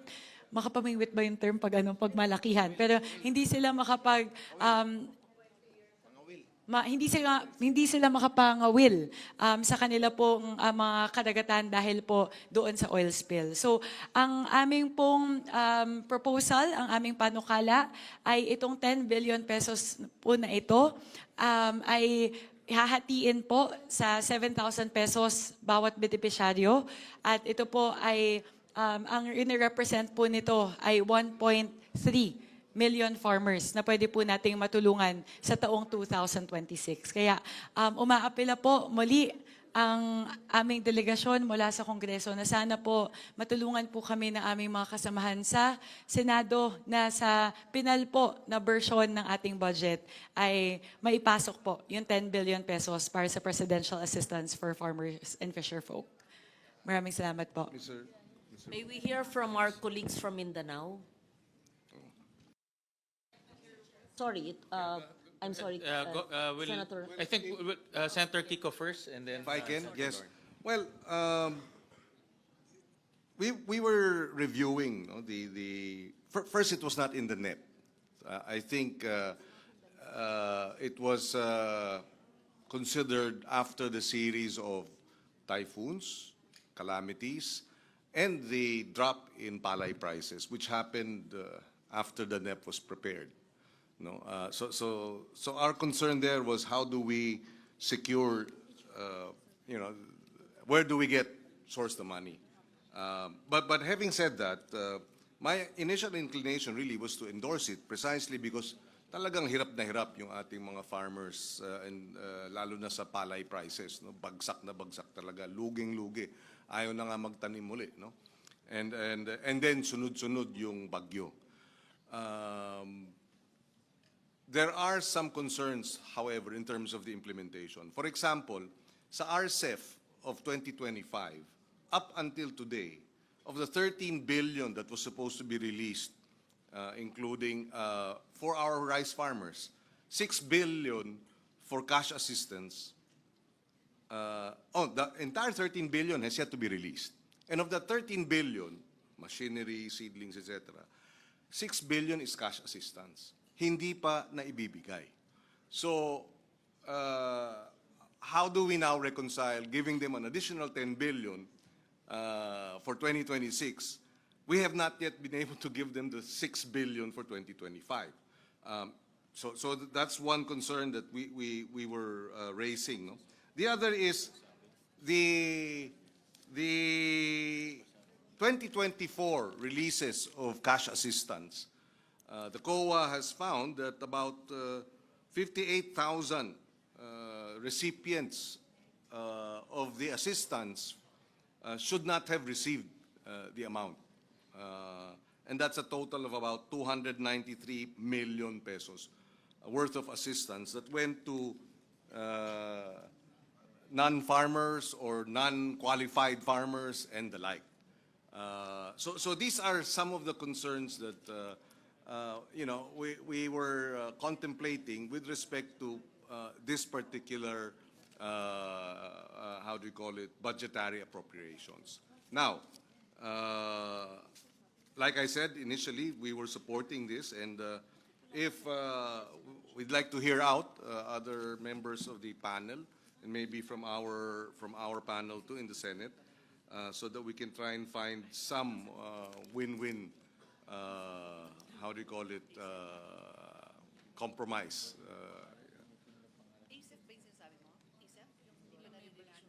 No, the RCEF. RCEF. The Rice Competitiveness Enhancement Fund, 30 billion should be allocated. 13 billion has not been released for 2025, and of the 13 billion that has not been released, that includes seedlings, fertilizers, farm inputs, equipment, and 6 billion pesos worth of cash assistance. So these are the challenges, and the issues that surround our decision regarding the 10 billion additional assistance for farmers and fisherfolk. In principle, we have no argument that they need the support. We don't dispute that they have suffered a lot in the last year and have suffered a lot of losses and need support. So moving forward, we will yield. We will defer Mr. Chair. to the committee's preference and decision. Sige. If I may respond po, with regard to the 6 billion mentioned in the RCEF, I was one of the principal authors of the amendments to the Rice Competitiveness Enhancement Fund. And I believe that the 6 billion is tagged under the RFFA, which is the Rice Farmers Financial Assistance. And I think one of the chokehold points there would be the recognition of the funding source. Kasi po ang source po nito would be the tariff revenues. And yun po yung isa sa mga naging problema. Nagkaroon po ng late recognition, late reporting from the part of the BOC. Kaya nagkakaroon po ng delays. Kasi hindi po natin nakikita kung ano yung excess tariff revenues. And yun din po yung isa sa mga dahilan kung bakit in general, since RCEF was implemented in 2019, mabagal po yung disbursement. And I believe with the amendments that were introduced was it December of 2024 when it was signed? Hopefully po maayos na po yun. But I believe it's tagged, it's linked to the funding source in the case of RCEF kasi it's a SAG-F po. That's why it might be that. So it's not really the disbursement, it's the source of fund that may be the chokehold point, the choking point for our FFA. With regard to the actual identification of beneficiaries, siguro po pwede po nating kausapin yung DA patungkol dyan. Mas paigtingin po yung guidelines. We have to be more stringent with the guidelines to ensure that only farmers and fisher folk affected by calamities, either calamities or very low palay prices or oil spills and the like would be eligible to receive the PAF. So we can put in those safeguards po just to ensure that this program will be implemented correctly. And with that, I would like to to yield the floor to Representative Pepito Alvarez.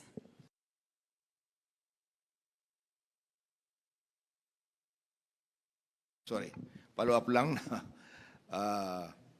Sana i-adapt ng aming Senate counterparts yung requested ng administration na 10 billion.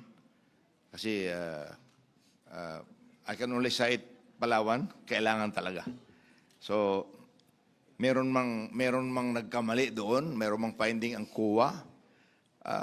Let's institute na lang more safeguards para wag naman natin tipirin yung ayuda sa fisher folk at sa farmer natin.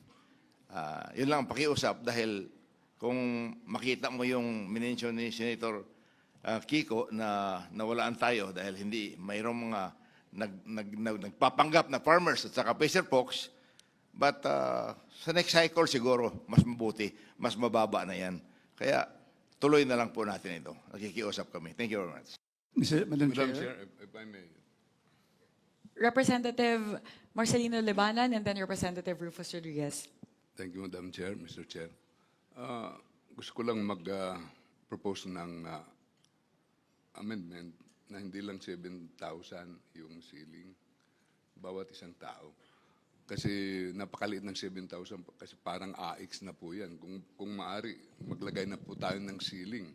We are dealing here with the backbone of our economy, farmers and fisher folks na bibigyan. Kaya laki-lakihan na po natin yung may bibigay natin sa mga beneficiaries. Thank you. Thank you, Maino. To respond to that, Bo, actually, this is not something that we will stipulate in the GAA. Rather, it's based on the internal guidelines that the DA has issued when they implemented PAF in recent years. So, ano po, pwede po natin kausapin yung DA kung ano po yung gagawin nila na entitlement per beneficiary moving forward.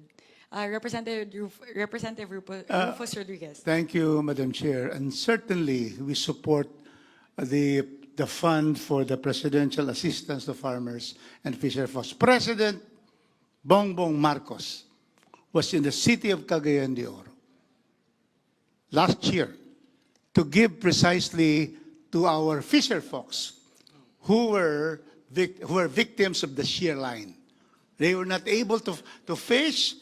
In fact, there was a deluge of water in the shoreline, and so some boats were destroyed. And then also from the farmers in Cagayan de Oro and Misamis Oriental. And the President was in Cagayan de Oro at our convention center. And you can see that our farmers were so thankful to President Marcos because the President went to them and they saw the President, shook hands with the President. The President has brought government nearer to the people.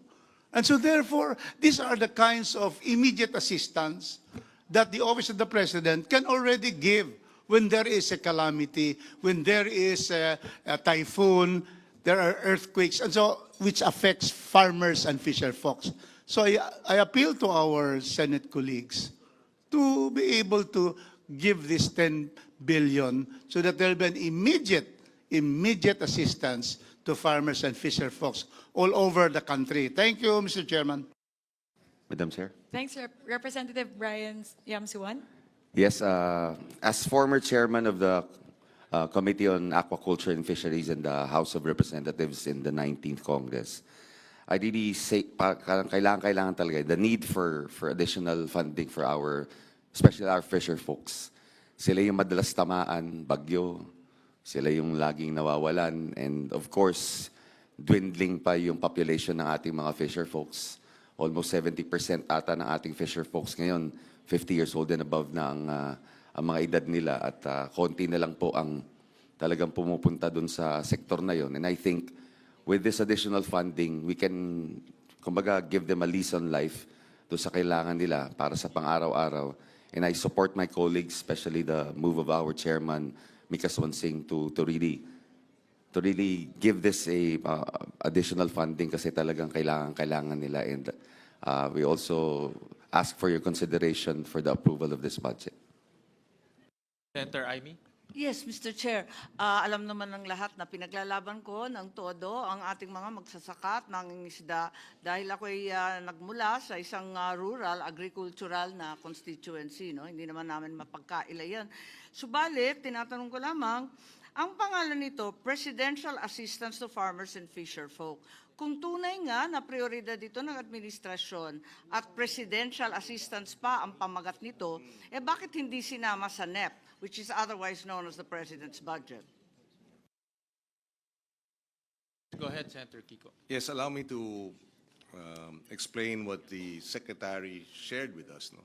Precisely because of the impact of the drop in palay prices and then the series of typhoons, calamities, floods that happened after the NEP was submitted.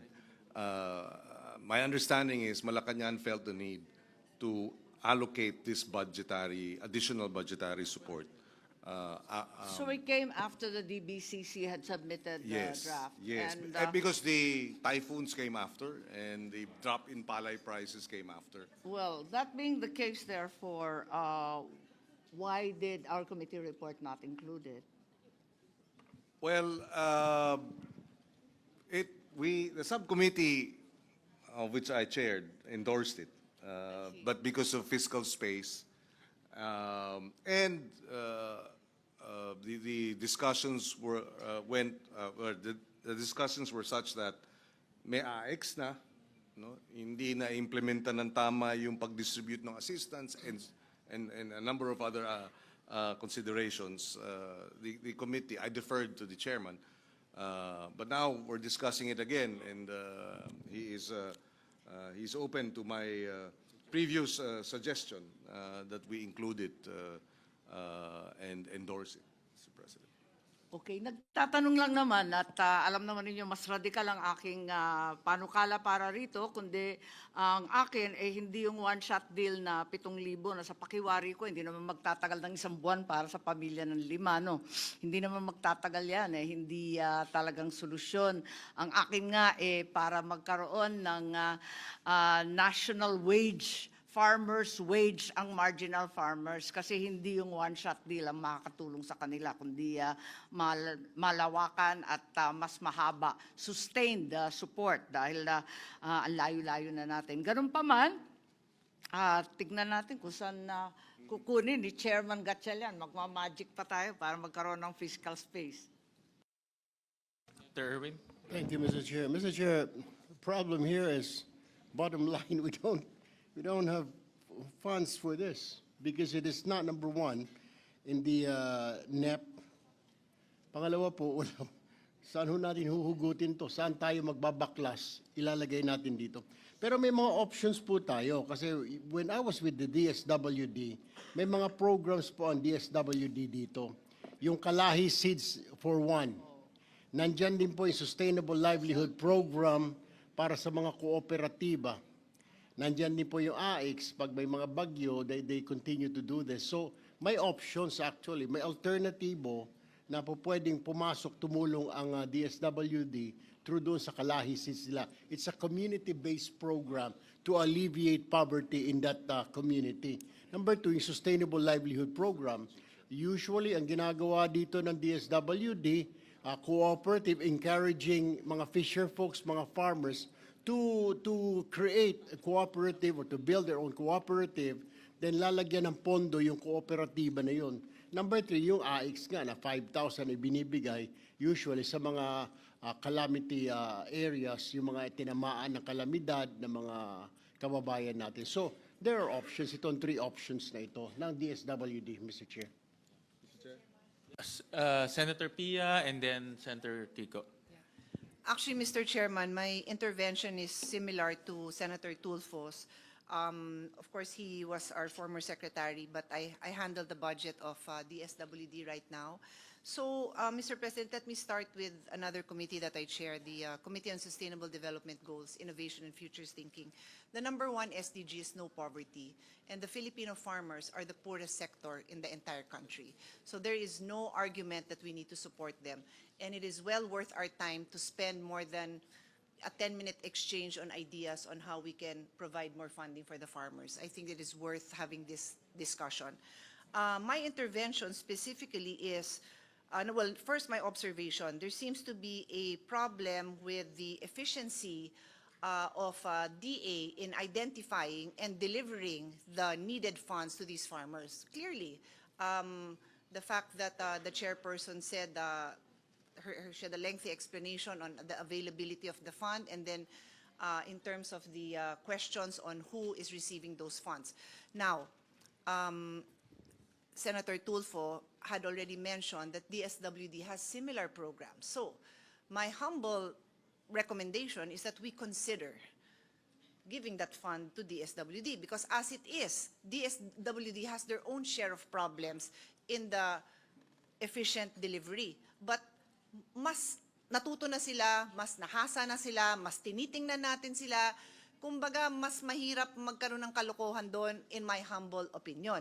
Kung hindi sanay si DA sa ganito, then we open a whole Pandora's box with this new agency delivering funds that they do not, I'm not aware, but do they have the expertise in doing this? Because DSWD has the expertise. On that note, the LSLP that His Honor mentioned is 4.5 billion under the NEP, and the House recommended this to be 5.13 under the GAB, and the Senate supported this. So pwede natin dagdagan yon. It's just an option because mahirap sa atin na nakakarinig tayo ng pera na pinaghirapan natin hanapin para makarating sa mga kababayan, tapos hindi nakakarating, nakakaltasan. Ang sakit eh. So kung mabibigay natin to sa isang ahensya na mas maaasahan natin, that might be an option. So that's all really that I'm recommending that the body considers, because I want to support the farmers and fisher folks. I shared the concern of Senator Aimee, and I'll include Senator Lauren as well, because we were discussing na medyo parang afterthought naman kasi, dahil taon-taon naman tayo binabagyo. Taon-taon naman na merong another crop na nagkakaroon ng mafia na hindi na maganda ang presyo ng farmers natin. So ba't pa tayo nagulat? Ba't pa hindi pa nasama to sa NEP? So yun lang naman ang mga considerations natin at this point. But I fully support kahit more than 10 billion, maghanap tayo ng pondo, but let's lodge it in an agency that can deliver this properly. That is my suggestion, Mr. Chairman. Thank you. Mr. Chairman. Yeah, with due respect to Senator Cayetano, in the case of Cagayan de Oro, Misamis Oriental, the DA has the expertise more than the DSWD. Because DSWD, AX, AKAP. But this one is a sector, which are farmers and fisher folks. And the fact that the President was able to go there at the time when they were hit by the shear line and the typhoon in Cagayan de Oro and also Misamis Oriental really says a lot towards our government being able to reach out to our people. And so iba talaga ito eh. That's why it is farmers and fisher folk. DSWD would not have that kind of expertise to be able to know, because the DA has the list of farmers for every province, every city. So therefore, we are asking that in this particular case, let us continue, Senator Pia, because this is a sector that DA is really on top of. If I may, yes, in agreement with Representative Rodriguez, there is something called the Registry System for Basic Sectors in Agriculture, the RSBSA, and the Rice Farmers Registry System, which is very comprehensive. Kung minsan hindi na-update, pero ganun pa rin, siya yung foundational database for government agricultural assistance, cash grants, crop insurance, subsidized rice, and mechanization. So kung tutuusin, para sa akin, mas maayos pa nga yung listahan na yan kesa yung mga ginagamit natin sa AKAP at AX. Yes. Mr. President, just a quick response. I defer to the experts, no? Kasi alam nyo naman yung mga farmers nyo. So sa akin lang naman, it was just a suggestion because clearly there have been issues. So I'm so happy to hear na maayos po sa Cagayan de Oro. I'm truly happy about that. Pero what do we do with those, how many? 65,000 wrong recipients? 58,000. How many? 58,000. 58,000. So what do we do with that? I don't know. That's why I'm just throwing some, if I may just continue. We don't have the data as to So- where, but that was the national figure that was given by COA. So I mean, I defer, no? It's just a suggestion, but I cannot just not consider that 58,000 wrong recipients is okay. It is not okay because that 58,000 could have, I'd rather na nadoble dun sa mga fisher folk and farmers sa Cagayan de Oro, madoble na lang kaysa maling recipient, di ba? Kasi sayang din yung nilalagay natin dun sa ibang assistance kung sa ibang programa, mali-mali din ang pag-deliver. So it's just that. It's just a level of frustration that, you know, we work so hard to find the right funding and then it doesn't go to the recipients. Thank you. Mr. Chair? Senator Kiko? Yes, yeah. Go ahead.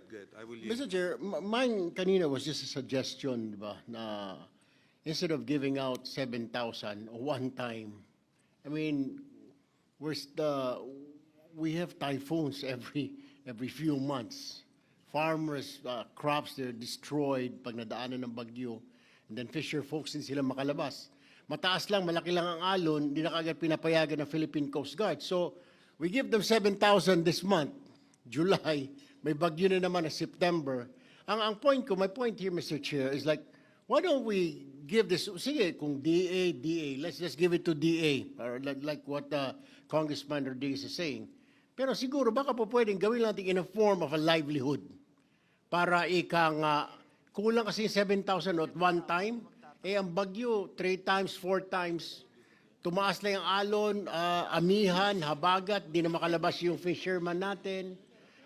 So, siguro mas maganda kung gawin natin ito. I don't know if the good congressman from Cagayan de Oro will agree with me, na hindi in the form of ayuda, kundi parang sustainable livelihood. It's a livelihood. Like they pull their money together in one community, in one fishing village, para makagawa sila ng isang kooperatiba doon, like what DSWD is doing, para may pinagkakitaan sila every time na hindi sila makalabas because may bagyo, may mataas na alon. Mr. Chair. Mr. Chairman, fishing and farming is already a livelihood. And precisely, because it's a livelihood, they need already, when there's an emergency, they need to buy fishing nets because, it was destroyed, the boats have been dilapidated. So in other words, these are immediate assistance. And therefore, the livelihood that they have, farming is a livelihood. We don't have to reinvent the wheel on what should be the farmers should do, or the fisher folks. And that is why I'm saying that probably let us continue with this and probably just have, make the DA probably be more attuned to really singling out and getting who are really qualified, so that your 58,000 will not follow. But the concept itself is an immediate need for the livelihood of farmers and fisher folks. Thank you, Mr. Chair.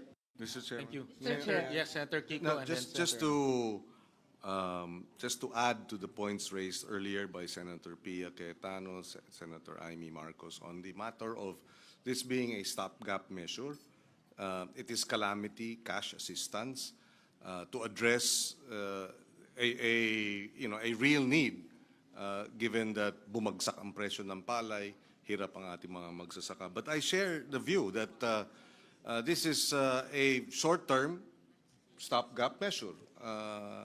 And strategically, we will have to do this every year, considering every year the storms get worse, get more destructive, and the like. And that's why I said this during the hearings, that if this is 10 billion, maybe we should, of course, this is just putting it out there, and hopefully in the future we can get the support of both houses to address this. Why not allocate 5 billion pesos for capacity building of farmers and fisherfolk cooperatives? In other words, give the DA the power to manage, to provide development developing of co-ops, or allocate another 10 billion for extension service.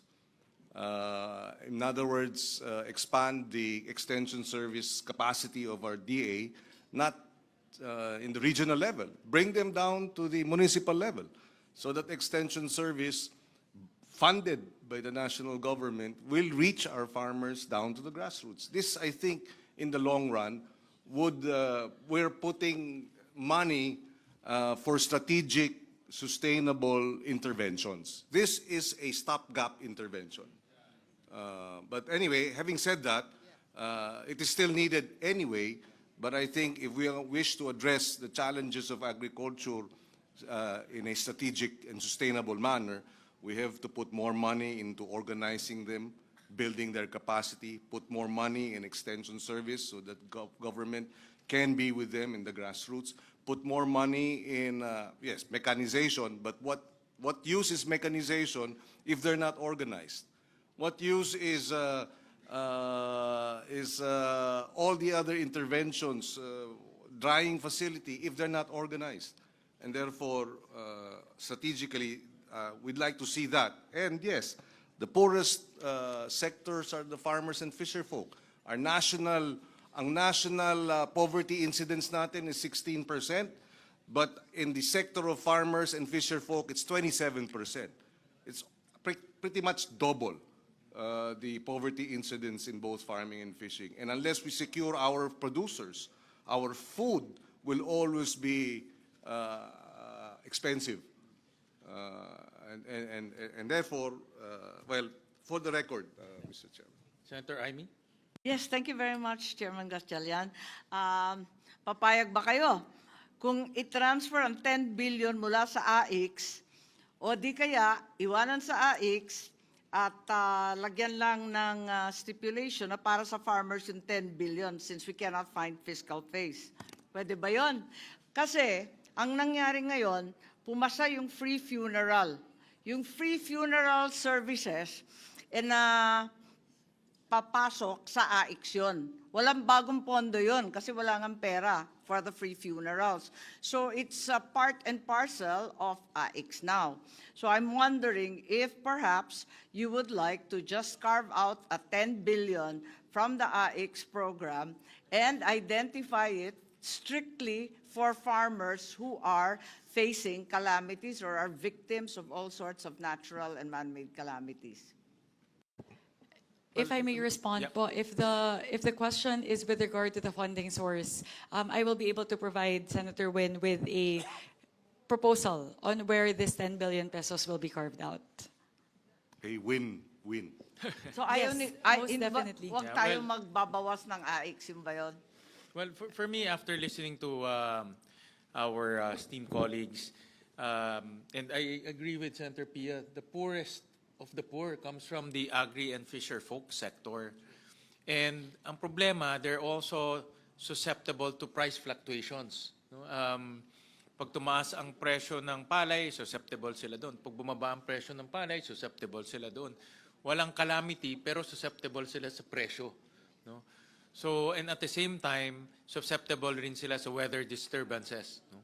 So, it's really, for me, parang, it's a very volatile, they live a very volatile life because of the price fluctuations and also the weather disturbances. That's why I can see a specialized program for them because I think yung mga ibang mga kababayan natin, hindi ganito na experience nila, no? Price and weather. No? And these things cannot be predicted. No? Maya pakahirap i-predict yung ganito. So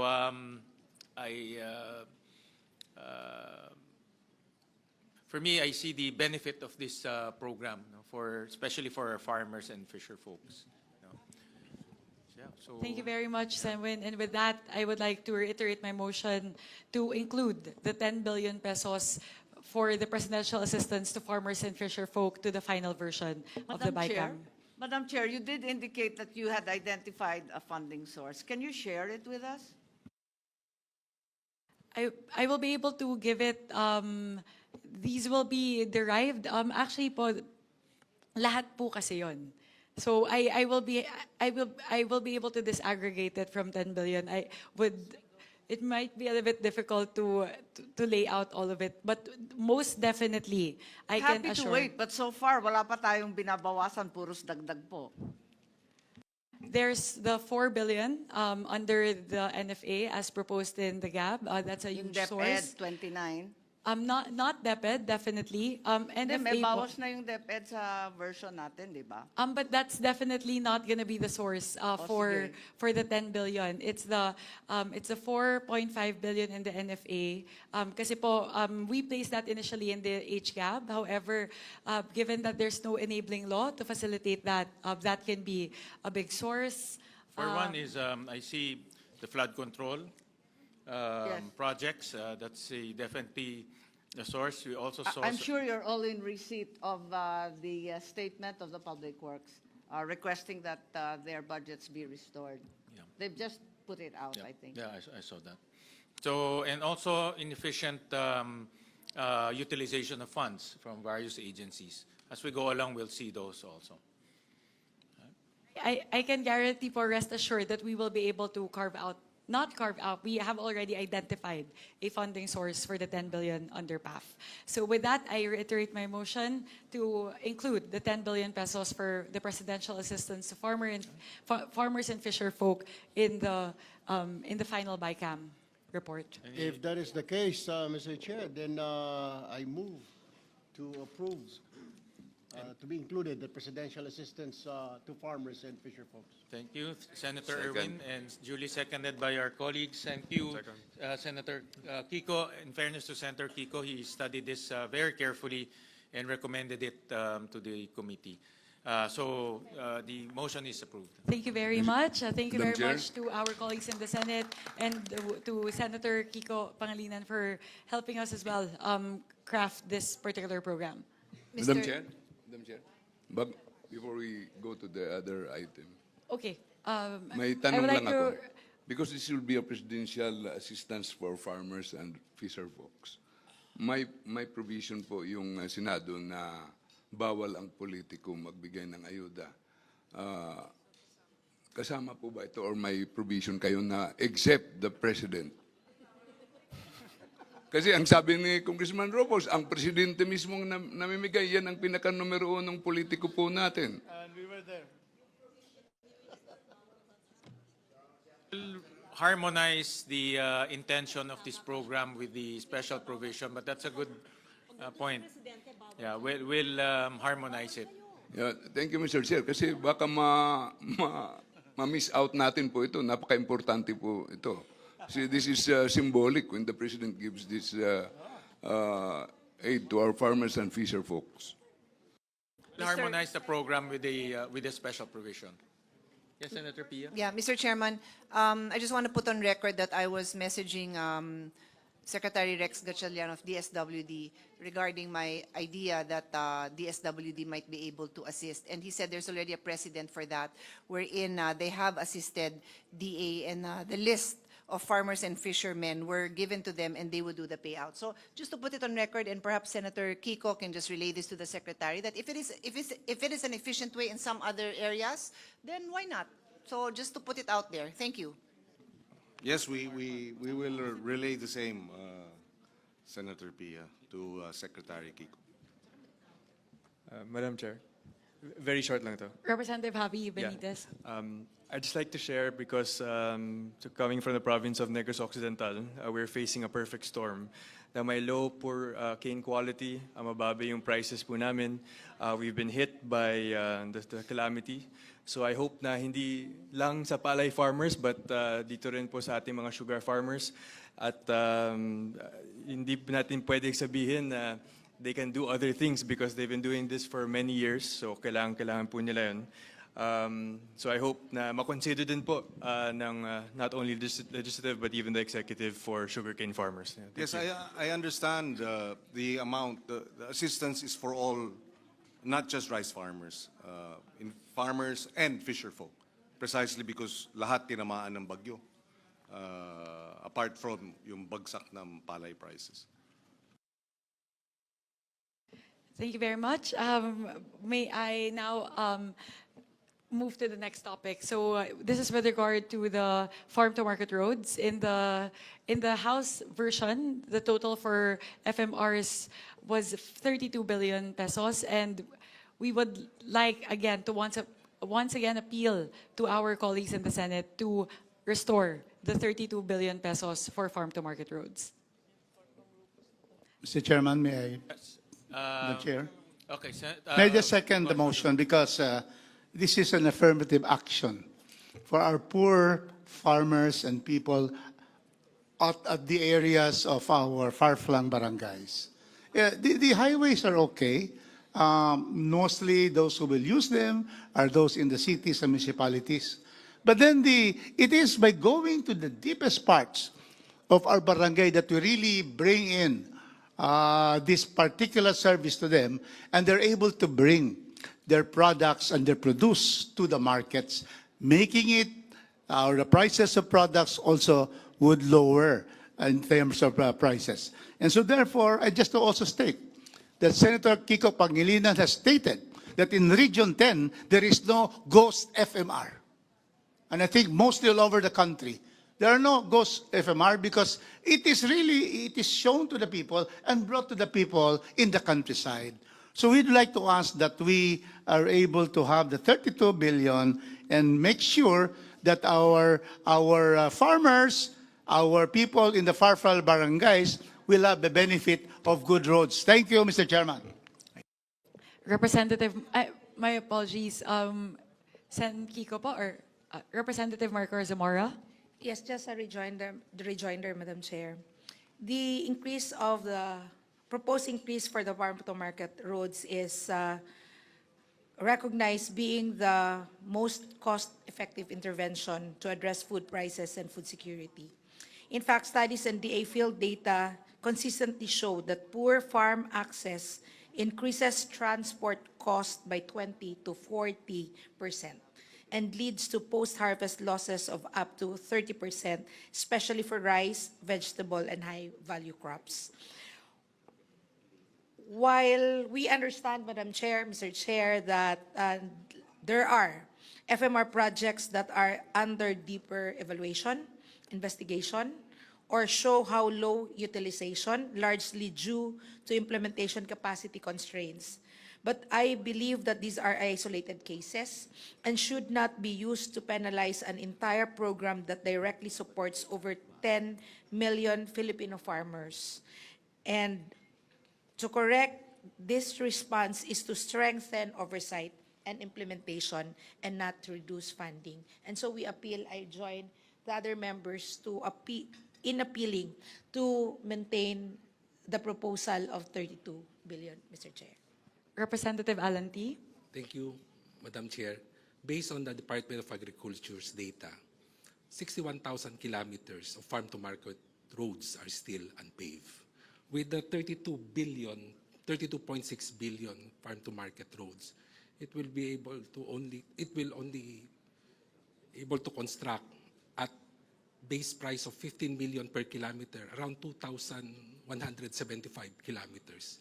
So we are still far away from 61,000 kilometers that are unpaved road. Thank you, Mr. Chairman. Thank you. Senator Kiko? Yes. May I respond? When we were hearing the DA budget, there were a lot of discussions about the farm-to-market road programs, and it was in the background, in the backdrop of the flood control scandal, and therefore we were very mindful. Again, the 32 billion from the House was not part of the NEP, but that's also because there was an instruction on the part of the President to remove the amounts from the flood control project and then have it distributed. I think that's the reason why there was a jump to 32 billion. Our concern then was that it was a lump sum amount, an additional 16.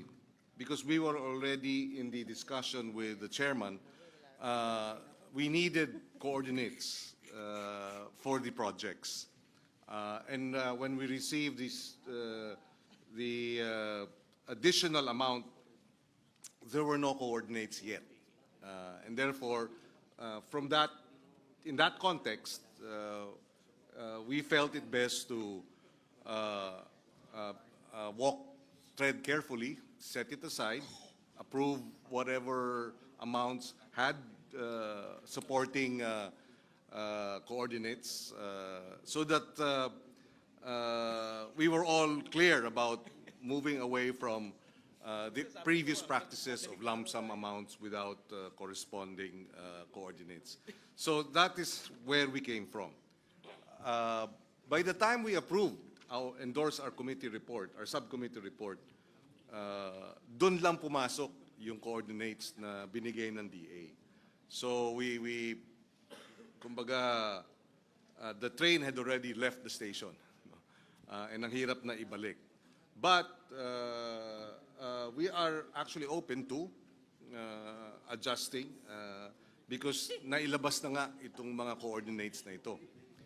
Another issue that is our concern as we approve the amounts as endorsed by our Senate version is the discussions with the Secretary of Agriculture, Secretary Kiko, about the cost estimate of 15 million per kilometer. According to, and this is for the records, Secretary Kiko felt that the 15 million was on the high side. In fact, he said we can do the same per square meter, per kilometer construction at 50% less. In other words, 10 million per kilometer. So that again became a concern for us.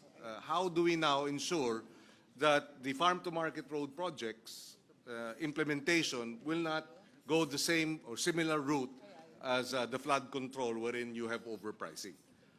So this is again where we're coming from. If I may suggest, if we are to bring it to 32 billion, that we put a proviso that there has to be the buffet. Oh, another point, by the way, before I proceed to that, is that we agreed that it should be the Department of Agriculture that would implement the farm-to-market road projects. We appealed to Secretary Kiko, and he agreed. Initially, he was hesitant, but we were concerned because of precisely the scandal and the track record of the DPWH. And he agreed eventually, after some thought, that the DA, through the buffet, the Bureau of Agriculture and Fisheries Engineering, will take on the challenge of implementing the farm-to-market road projects for the Department of Agriculture.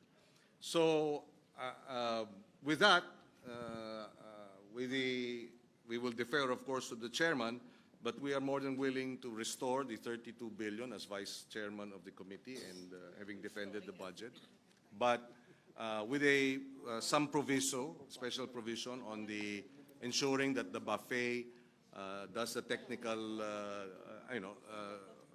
what is the term? If I may read it. Prior to the procurement of any FMR project, the detailed engineering design program of work and approved budget for the contract shall be subject to technical review and cost validation by the DA buffet, taking into account prevailing market prices, standard unit costs, and site-specific conditions. So there. For the record, Mr. Chairman. And also, let me add that we managed to put technical descriptions, station numbers in all FMRs. And that was a requirement that the Senate gave to the Department of Agriculture. And nagawa naman nila. No? They submitted to us technical descriptions. So ngayon, alam na natin exactly where are the FMRs, how long are the FMRs, and we will have cost estimates on the FMR. So those requirements should also be the same, no? Be implemented the same to these new FMRs, new proposals. And Mr. Chair, to add to what Senator Kiko said, that DA will be implementing, can we also add a choice na baka pwede rin LGU. So Yeah. a choice. I think that's also, we can also, I remember talking to Secretary Tiu Laurel about that during the hearing, and he also agreed. No?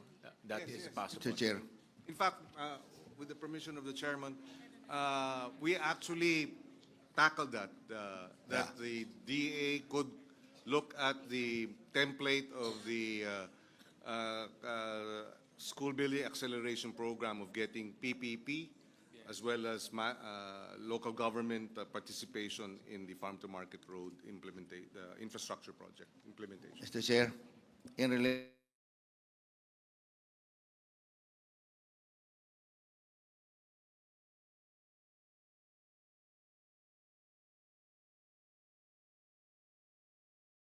to that LGU, maganda po yung tinatawag nilang DUPA.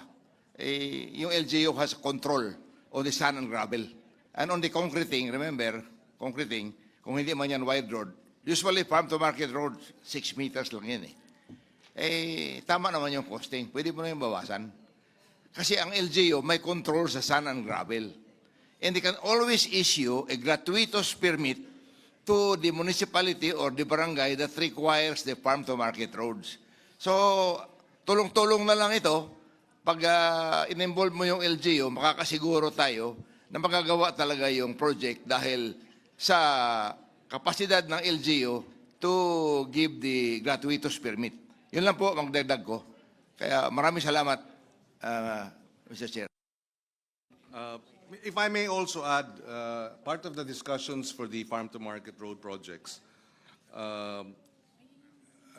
and our defense of the DA budget in the Senate is that we request the DA to have a dashboard, digital dashboard, wherein the list of the annex of farm-to-market road projects with coordinates will be uploaded on the online dashboard so that there is transparency.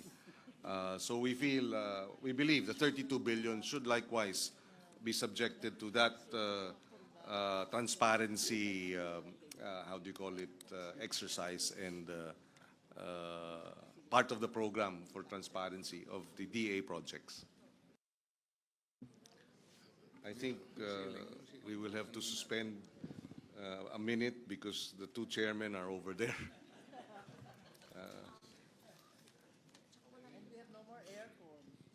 And the aircon is no longer functioning. Pinasara ata ni Senator Legarda. Meeting suspended.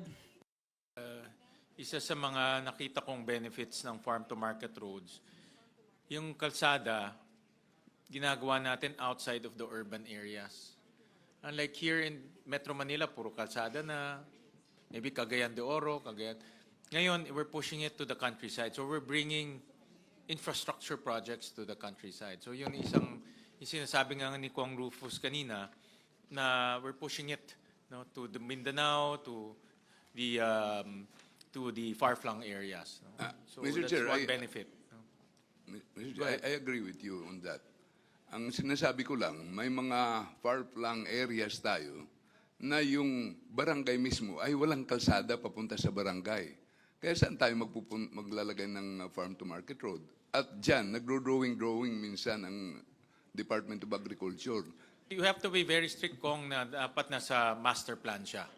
Tama po. That is the minimum requirement. No? Dapat nasa master plan siya. Kung hindi, hindi siya magiging useful for the farms, no? For the farmers and fisher folks. That is correct. I will give you an example. In my hometown, Taft, may ginawa silang farm-to-market road proposal from Bongdo to Pangabutan. Pero from the town to Bongdo, walang kalsada. So unahin mo muna yung Nato to Bongdo bago yung Bongdo to Pangabutan. Continuous. Otherwise, how can you build that road? Hindi ka naman pwede lumundag doon. So to me, Mr. Mr. Chairman, if I may, just to follow up on that, I'm listening very intently. I'm a city girl, so ang nararating kong lugar na yan is either mag-hiking ako, magbabike ako, and I've seen it also with my own eyes. So paano natin ma-assure na hindi mangyayari yun? And who do we hold accountable? We are already living in a time that billions of pesos have been wasted on what we now call this flood control scam. So we cannot sit here and just say we all support this worthwhile project, because of course it's worthwhile to build farm-to-market roads. Nobody will say that the people who live in these far-flung areas do not deserve a road, do not deserve access. Pero no less than the House Minority Leader is telling us that these exist. How do we ensure, not even on paper, and who do we hold accountable? The barangay captain, the mayor, the congressional district representative, kung may senator man na nalapitan at humingi ng suporta sa project na yon, the senator, paano? Because it's so difficult to sit here and just say, I love this project, let's do it. We are already in this stage where we know that things happen that we cannot tolerate. So that's my concern. It's hard for me to approve this without knowing who will be held accountable and what are the pre-construction safeguards that we have, not just on paper, but in tell us step by step kung paano. Because we're accountable to the Filipino people, Mr. Chairman. Mr. Chair. Just, Mr. Chair. go ahead, Senator Yes. Lauren. Because I come from an agricultural province, I believe in assistance to fisher folks and farmers, farm-to-market roads and all that. So conceptually, of course, we support. However, I understand and support as well the concern of my colleague, Senator Pia, was the 16 billion in the NEP and the 32 billion in the requested amount actually studied. Is there a master plan? It's not just pachi-paching FMR like how it's always been. Is this an allocable of a district? Was this cleared by the Office of the Secretary? Can you give us the opportunity to please clear with the Secretary? Does he actually have the list of all of this? Because the NEP was only 16 billion. And half of our colleagues here are quite in the dark whether the farm-to-market roads will actually service or serve the agricultural areas. Don't get me wrong, I am in full support of areas leading to production areas, especially sa amin, talagang may ibang mga hindi madadaanan, habal-habal lang or by foot, lalo na sa mga katutubo. But I'm not certain how the FMRs came about. And my second question and concern is, how much is 1 meter and 1 kilometer of an FMR? Because in our hearings, some people said 15, the others said 10 million. Especially as we receive now a statement from the Public Works Department, assuming it's DPWH that will implement the FMR, that the cost of materials is being brought back to the overpriced cost.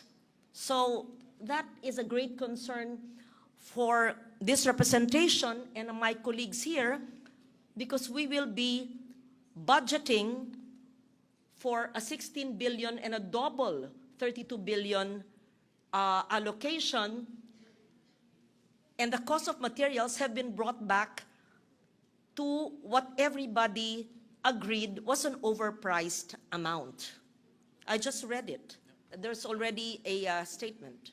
I So read I'm the worried statement. about that. I read the statement also, Senator Lauren, and this is an offshoot of our hearings. Remember, with the DPWH, they actually lowered down the cost of materials price. No? They call it the CMPD cost, construction materials price data. So binabaan ho nila yan, and yun yung kanilang pinablish. In fact, that's the price that they are using right now for all construction projects by DPWH. So binabaan ho nila yon. Mr. Chair, if I may. Yes. Tungkol po sa statement ko kanina, yung farm to market road na binigay kong example ay na-resolve na yan sa ginawa ninyong coordinates. Kaya ang sinasabi ko lang, ituloy natin yung mga coordinates na yan sa implementation at magkaroon talaga ng magandang master planning sa ating farm to market roads. Thank you, Senator. Yeah, Kiko. Yes, may I just respond to the points raised by Senators Cayetano and Legarda. It was precisely our own concerns. Similar, we share the concerns of Senators Pia and Senator Loren regarding the farm-to-market road projects. And this is precisely why, during the hearing, Senator Win and myself were pressing the Department of Agriculture to take it on and not allow the public works to implement the farm-to-market road projects. And after some thought, Secretary Kiko Laurel agreed that the buffet and the Department of Agriculture will take on the implementation of the farm-to-market road infrastructure projects, consistent with the farm-to-market road national master plan. Also, we had discussions on overpricing. This too is on record. We expressed our concerns as to whether or not 15 million per kilometer is overpriced. And Secretary Kiko Laurel said he qualified it. If it were plain, patag, sabi niya, kaya ng 10 million per kilometer kapag patag. So he qualified it. Na medyo mataas, nasa high side yung 15 million per kilometer kung patag ang pinag-uusapan. So of course, there will be magkakaroon ng variation kung hindi patag. Yes. So just to point out that we were also concerned about overpricing. And therefore, and as a result of the discussions, we required that there will be coordinates so that there are, it is clear where the farm-to-market road project will be implemented. It was also made clear that there will be a dashboard so that all these projects will be uploaded. It was also made clear that they will implement a hybrid form of project implementation that would include private sector, PPP, or the local government, similar to the experience with the classroom acceleration program. And therefore, hindi na public works ang magpapatupad nito. So we took all of that into consideration. And so who will be accountable? The DA will be accountable. They will be accountable for the implementation. And therefore, if there are any, anomalies or irregularities, then we know who to hold accountable for the implementation. Mr. Chair, please. Thank you for that. Yes. Yeah, sorry. Yes. Alam po ninyo, hindi ito bago, no? Dahil alam na natin na dati-rati ang FMR talagang ini-implement ng DA. Palpak ang pangyayari nun, hindi magawa-gawa. Ang nangyari, nalipat na sa DPWH. Ngayon, pilit nating linilipat na naman sa DA. Pabalik-balik lang to. Nakakatawa itong ginagawa natin. Samantalang, ang totoo, yung buffet na pinagmamalaki natin, nagagastos ng 32 billion, 62. At ang sinasabi ni Repti, lampas na 3,500 kilometers dito sa 32 billion, 62. Ang tao dito, 65 katao lamang. Permanent warm bodies po nila, 65. 5 lang yung engineering division. Yung iba technical and admin. Sa buong Pilipinas yan. At alam natin, halimbawa sa Mindanao, kulang na kulang ang kalsada. Sabihin na natin yon. Pero, hindi ba lalala lamang ang sitwasyon natin? Pinapabalik-balik lang natin to, DA, DPWH. Ang DA ngayon, as of June, ang permanent position, 65 sa buong bansa. Seryoso ba tayo? Parang nagbibiro ata tayo at baka, wag kayo pong magalit pero baka akalain ng tao na anuman ang pakitang taong kinakaltas sa DPWH ay ilalagay lang sa DA at mauuwi na naman sa FMR na hindi naman farm to market road, kundi farm to pocket road. Aminin natin na may problema itong planong to. Yun lang po. Well, if I may, Mr. Chair, I share the concern of Senator Amy Marcos, but I'd like to think the current Secretary, Kiko Laurel, will not take on this challenge unless he has thought about it.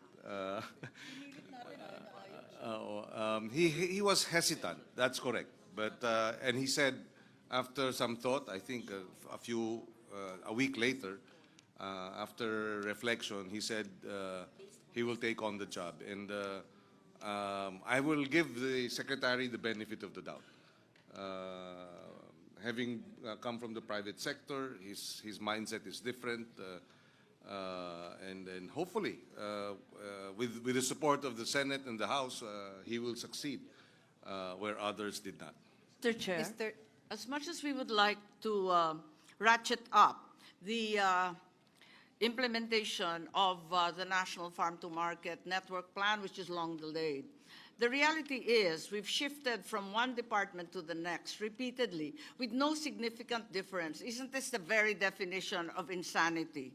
Repeating it over and over again and expecting different results. There is nothing that has changed in the BAFE in DA. If anything, it has been downgraded to personnel complement of 65 people for the entire country. I think there is some absurdity in that. I beg to disagree respectfully. If he will take it on, then he has to increase his staff. And I agree. If he stays at 65, then he's bound to fail. But he should be able to increase the number of staff in the buffet between now and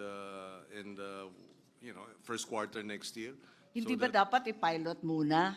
Kasi maglilipat na naman tayo, paulit-ulit na ito, palipat-lipat.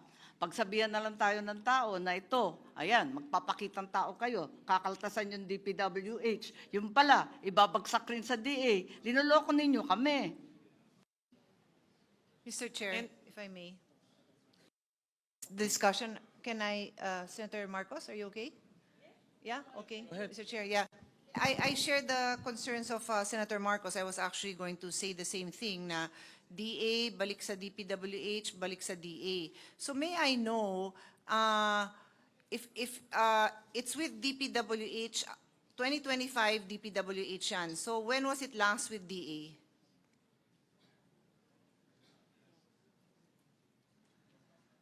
Uh, 2014, 2013. Okay. Roughly, so in other words, it's been with DPWH for like 10 years? I believe More or less, so. like 2014 to 2025. It was during my term as Secretary for Food Security. President Aquino took it from the Department of Agriculture and placed it with the Public Works, and it was I and Secretary Babe Sixon then of the Public Works Department. We both worked together to implement the Farm to Market Road infrastructure projects. And can His Honor confirm that during this time, during the latest examination of these flood control related, or in other words, corruption driven construction, this includes these farm-to-market roads? I'm sorry? Can His Honor confirm that these farm-to-market roads were also subject to overpricing, ghost projects? Because off the record, when I was asking His Honor, you said something, you said to the effect, yes, and that is why it's going to be given now to DA. That's correct, no? Yes. Yes. So, in that is other correct. words, In fact, the DA is currently undertaking a inventory of the farm-to-market road projects and have identified a number of ghost projects in Mindanao. But they are still doing their inventory. so sadly, Mr. Chairman, if there are like these third-party contractors, baka sila din ang magbid sa DA. So I'm just putting that out there. These things can happen. And obviously, complicit there would probably be some local officials who would also have already participated in this kind of anomalous transactions. So that would be the concern, to allow DA to step into this project na hinay-hinay lang. And that's why I support Senator Marcos' recommendation that it be a pilot project. So there's already 16 billion in the NEP. Why would you double it at the time that you're transferring the project to a new agency? It doesn't make sense. With all humility, with the agencies that I've handled, when it's a new project or if they're changing direction, we start small so that we have less errors. And it's not as if it's in our face that these kind of problems exist with these kind of projects. So parang, sorry, but it's so difficult for me to support this with all those factors. I am willing to give DA the benefit of the doubt, but not with another 16 billion pesos, Mr. Chairman. So that is my position right now, with all due respect to all the far-flung areas that deserve farm-to-market roads. They deserve it.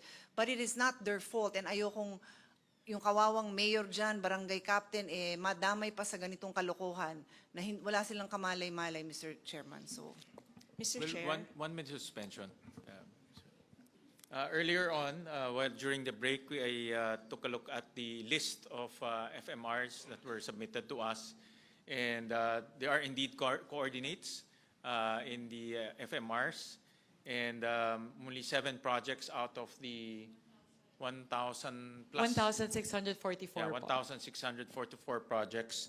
So, and I understand that tomorrow the 7 projects will have coordinates ready.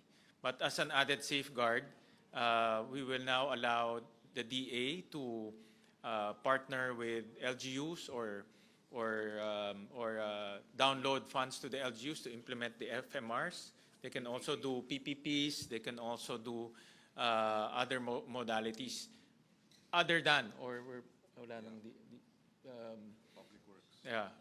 other than public works. No? So that is the another modality so that they can implement the projects quick as possible. And Senator Kiko would want to elaborate In addition, the other safeguard. we will put special provisions that will be additional safeguards, such as the transparency portal necessary, so that at any given point, at any given time, alam ng tao, ma-check niya nasaan yung project, anong area, anong coordinates niya, and the citizens' participatory audit will likewise be part of the safeguards wherein we will engage citizens groups, individuals who will check and monitor the implementation of these farm-to-market road projects. If I may add po, so looking at the utilization rate for the implementation of the farm-to-market roads in fiscal year 2025, out of the items that have been tagged as ready for release, 83% of those projects have already been implemented. So I believe for the budget for 2025, the DA is on track. I think po nagkaroon lang ng halt ng bidding, kaya po na hindi nila na-implement yung remaining 17%. But I believe given the current performance of DA in terms of implementing the farm to market roads for fiscal year 2025, we will be able to implement it well for 2026. Of course, given the 4 modalities that can be utilized to work on these farm to market roads, as mentioned by Senwin, that would be DA, DPWH, LGUs and PPPs. That would definitely accelerate the implementation of farm-to-market roads. So with the safeguards in place, we are confident that we will be able to implement the 33 billion rather that is proposed for farm-to-market roads in fiscal year 2026. Mr. Chair, sorry, but Your Honors, when I asked a while ago, the chairman of the budget for DA said that 2025, it is DPWH is still implementing for 2025. Her Honor is referring to DA. So what do I not understand? Oh, yeah.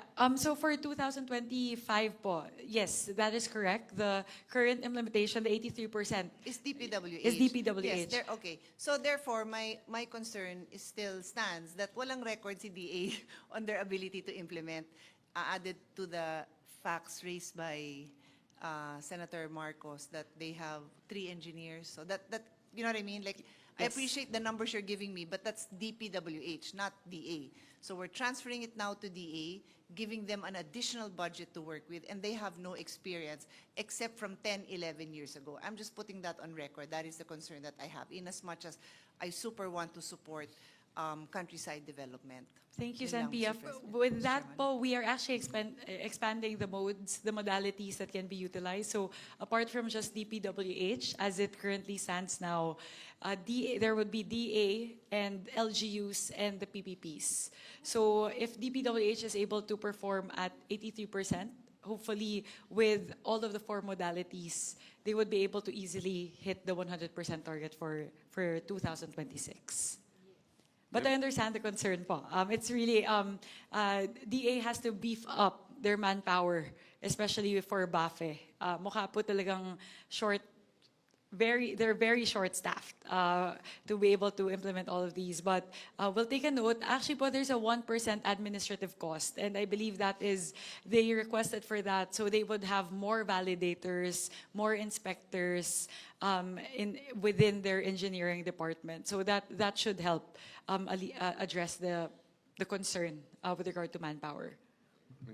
Senator Kiko. Yes, if I may also add an additional special provision, another safeguard, validation of project costs prior to the procurement of any FMR project, the detailed engineering design, program of work, and approved budget for the contract shall be subject to technical review and cost validation by the DA BAFE, taking into account prevailing market prices, standard unit costs, and site-specific conditions. So that too will be an additional safeguard in terms of ensuring that we are able to safeguard on overpricing of the infrastructure project, the farm-to-market road. Related to that po, because currently, in the new way that we are tagging the farm-to-market road projects, there are coordinates that mark the start and the end of the projects. The only danger there is once you have a reduced cost, ideally, you would be able to translate that to a longer road than what was initially programmed. So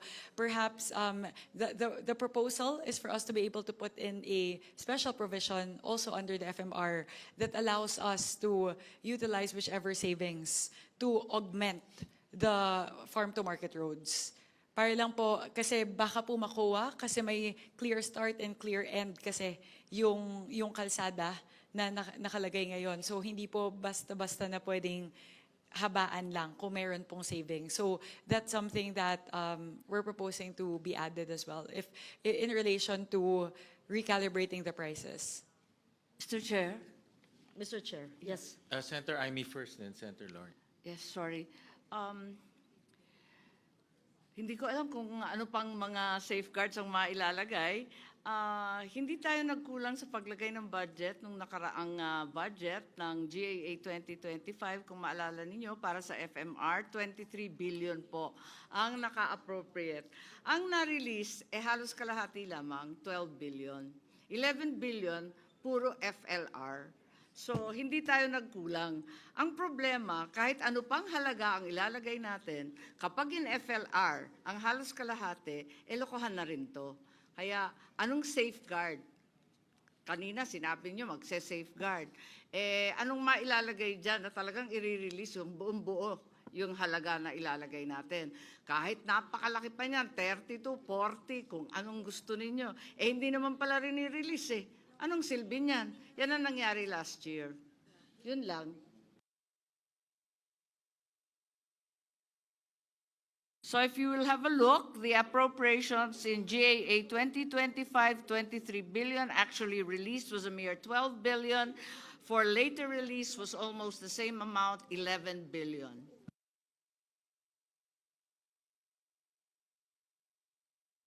Mr. President, Mr. Chair, okay, allow me to put this on record, and I would be happy to be proven incorrect, because I want to be able to say that we are able to use the savings for a longer or a bigger project. However, in my understanding, we cannot use the savings for a project which is a line item in the GAA for a longer road or perhaps a taller building or a bigger room, because that is the line item in the GAA. And so the savings will have to either return to Treasury or second, be put together, and that can be a fund where you still have to go to the Office of the President for approval, whether it will be for an extension of the road project or another line item. For example, if it is a 1 kilometer road and it was bid for X amount, pero nakatipid, magaling yung district engineer at yung congressman hindi tatanggap ng anuman. So may savings. Can that be used for a longer road? The answer, to my knowledge and in my experience, is it cannot be used because it was not appropriated in the General Appropriations Act because the road was only 1 kilometer. I put that on the table, Mr. Chair, because that is the concern of everybody. That is in light of the Public Works statement we just read tonight, which Senator Pia and all of us are concerned about, because the ask is to put it back into the overpriced amount, which we have been discussing day and night for several months. So it's back there. However, the DPWH says that they will take care of it in the implementation. Okay, so we trust the DPWH or the DA or any agency of government that will implement it. So the question is, what is the incentive so that there will be savings? Can the savings be used to lengthen the project? The answer is, to my mind, and I would be happy to be wrong, the answer is no. It can be used if you will seek OP approval for the extension of the project. So, special provision. We'll have to answer that. Yes. It will become My law. lawyer will answer me. Yes. Very good. In Okay, answer to yes. Senator Lawrence's concern, it will be perfectly legal if it will be in the special provision. Because the special provision is also law part of the GAA. So that can be done. And that is why it's really, if it is special provision, it is part of the law. That savings will be used to extend and giving help to our farmers and far-flung area residents. Yeah. Thank you for that. That is the reason why I put it on the table, because it is very important. If we did not discuss it, and that's what we call the elephant in the room, then the savings would have to revert to Treasury, or you would have to seek OP approval for every movement, and that would be arduous and inefficient. However, if my dear lawyer will attest to the fact that a special provision is in order and can be done, then that is good. So that would be for a DA, DPWH, DepEd, DOH project, whichever, yes. Having said that, Mr. President, so I just wanted to put that on the table. I thank Congressman Rufus Rodriguez for this. Coming from a province that is agricultural, as I said, I support the farmers, the fisher folks. Of course, we need so much farm-to-market roads. Napansin ko lang po, 16B ang nasa NEP. So the 16B, I assume that pinag-aralan ito ng DA. But the 16B that the body wishes to add to make up the 32B, I am not certain if this additional 16 billion of farm-to-market roads will comply with what the DBM has been saying in all our hearings. Sabi ng DBM, kailangan daw ng TRIP, yung 3-year rolling program. You know that. Even for a single National Museum building, which is multi-year, they did not fund kasi wala raw TRIP. So I just put that on the table again because the 16B appears in the GAB. And assuming the BICAM will allow it, it is not compliant with what the DBM claims is a requirement for all projects. Second, did it have a feasibility study or an SB resolution, which among senators we regarded as requirements for any infrastructure project? RDC approval, siguro hindi naman kasi RDC approval, it's either or, SB Reso, LGU Reso, or RDC approval. Now, is it shovel-ready? I hope that the 16B initially is shovel-ready kasi pinag-isipan niya ng DA eh. Pero yung 16B na bago, hindi ko alam. So, I am not against farm-to-market roads. Ako po ay sumasang-ayon na kailangan tulungan ng ating mga magsasaka. Sa kabundukan namin, habal-habal lang, minsan tinatahak ang mahirap na mga nalandas paakyat sa bundok. So kailangan. Sinasabi ko lang po ito sa mga requirements na pinag-usapan namin sa Senado at nanguna dyan si Senator Lacson na sumang-ayon tayong lahat. So I feel it is incumbent upon me, Mr. Chair, to put this on the table. At the end of the day, I will defer to the wisdom of the chair. Thank Madam you. Chair, just an answer. Under Article 6 of the Legislative Department, precisely, Section 24 provides for original exclusivity of the House of Representatives on all appropriations.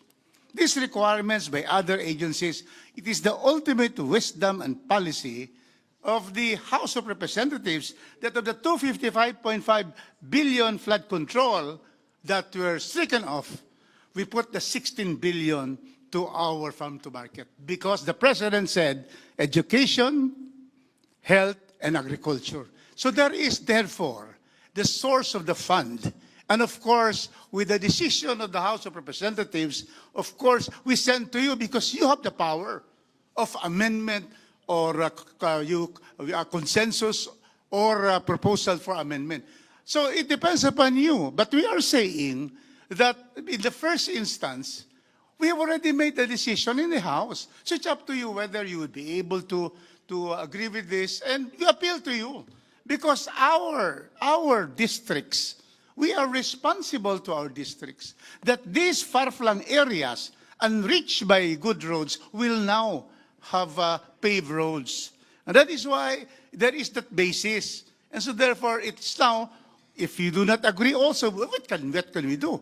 But precisely we are asking and appealing to you to be able to approve this because it complies with everything under the Constitution. Thank you for that, my dear lawyer, my friend, Congressman Rodriguez. Gaya ng sinabi ko, ako isang ayon sa farm-to-market road, basta sumasang-ayon sa requirements. And I have expressed my concerns, my reservations, and I understand the needs and the requirements of district representatives, especially those coming from the Visayas and Mindanao. Yes. Mr. President. Session suspended. And I think we have discussed this matter quite lengthily. Yes. Point. The panel, Senate panel, was using Section 70, authority to use savings. No, it is Section 81 on the general provisions. Let me read now. It is augmentation, not use of savings. And what is Section 81?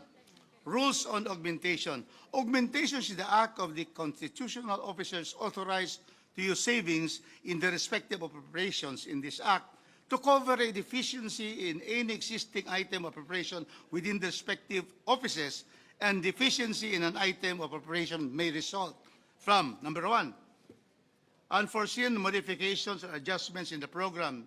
B, reassessment in the use, prioritization, and distribution of resources. And here is the most important provision. An item of appropriation shall pertain in the amount appropriated for an activity or project authorized by this act. And here is the clincher. The particulars of the expenditures to be funded from saving should be within the scope of or covered by an existing activity or project. So we use Section 81 on this, not on Section 79 on the authority to use savings, which the President and the Senate President and all the heads of offices are the ones entitled. So this is the rules of augmentation under general provision. I maintain that under this provision, if there's any saving, it talks about savings.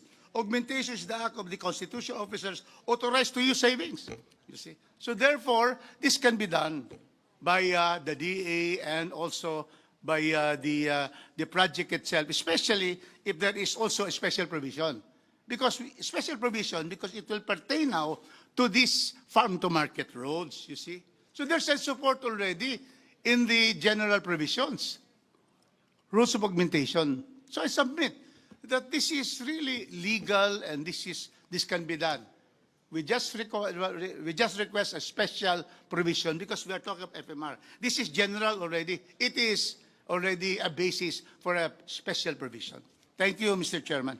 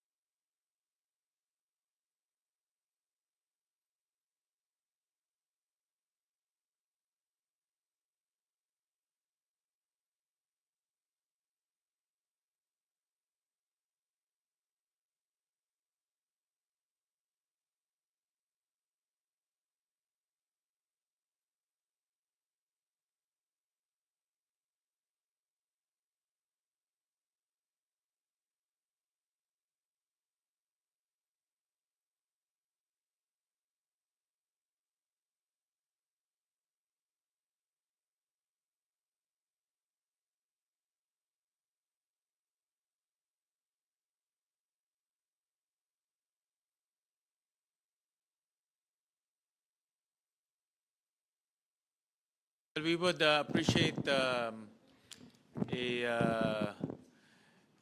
actual language from a legal guru like yourself, a legal luminary. So, Kong Rufus, if you can help the committee craft that language, and we would really appreciate it. And then we can also have something to hold on and study. Thank you, Mr. Chairman. We'll do that, Mr. Chairman. Okay. We will defer, Senwin, to our Chairman of Constitutional Amendment. Correct, So, yeah. our legal We also luminary have in the our House. Chairman of Constitutional Amendments here, so both chairmen can work together Perfect. to craft that provision. I'm a little bit younger than Congressman Rodriguez, so I will defer to him. All right. So again, let me reiterate. We've mentioned safeguards to implement infrastructure projects this time in this budget, making sure that the budgets are lined item in the budget, together with technical descriptions, station numbers, and we made sure that all of these projects are identifiable. No? And that includes farm-to-market roads. No? And Senator Kiko also provided more safeguards. Number one, for LGUs to implement PPP, also uploading the technical description through a dashboard. I saw that special provision.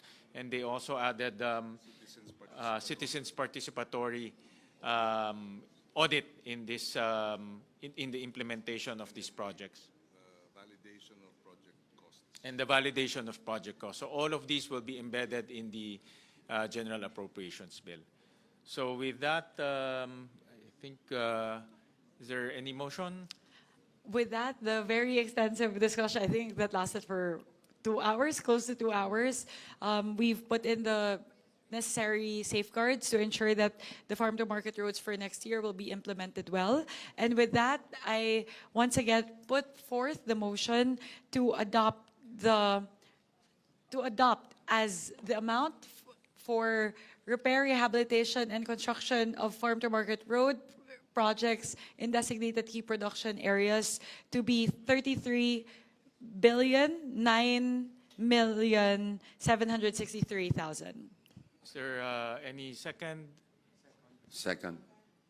Julie seconded. The motion is hereby approved. Thank you very much. Thank you. Thank you again to our colleagues in the Senate. I believe that with the safeguards that we have, that came out of our discussions, definitely we'll be able to implement the farm-to-market roads next year in a good way. All right. So we go back to... Mr. Chairman, just before you move on, I just want to put on record my standing reservation on this. There's no intention to delay the proceedings. I commit to study this further. All the discussion here I take seriously. Is obviously, I won't even say that, you know, I support the concerns of the congressman because I'm a senator of the whole country. I want to see countryside development. Rest assured, that is what's in my heart. But I cannot stand to see corruption continue to happen. So my job is to continue to read, to study the records, the recommendations, and to really understand it. Because when I read DPWH statement, to be honest, I don't understand it. I don't understand what will happen to give me the assurance that I can tell the Filipino people that pumayag kami sa mga ganito dahil may assurance kaming naiintindihan ko. So kailangan ko intindihan, Mr. Chairman. I hope you can also understand that I need the time to study it over the next few days. Thank you. Thank you, Senator Pia, and we will work with you, Senator Pia, on the additional safeguards if need be, and we can work together in making sure that the projects are implemented without any corruption and also to its fullest intention. So, yeah. Thank you. Mr. Chair. Yes. I wanted to reiterate my reservation, just like Senator Pia, although I explained already some of the concerns. And I strongly feel that farm-to-market roads are needed but must not be distributed according to congressional districts, but must be distributed or implemented according to the need of the area, based on population, based on the land area, and others, not through politically divided districts. So that is my position. I also would like to put on the table my reservation. Thank you. Well, Mr. Chairman, I forget to mention, but we had already previously agreed that the implementation of these farm-to-market projects should be consistent with the master plan of the Department of Agriculture on the farm-to-market road network. So it has to be within and consistent with that network. And the coordinates cannot be produced if those farm-to-market roads are not in the master plan. So it has to be in the master plan first in order for them to produce those coordinates. No, and that is the policy and the procedure of the Department of Agriculture.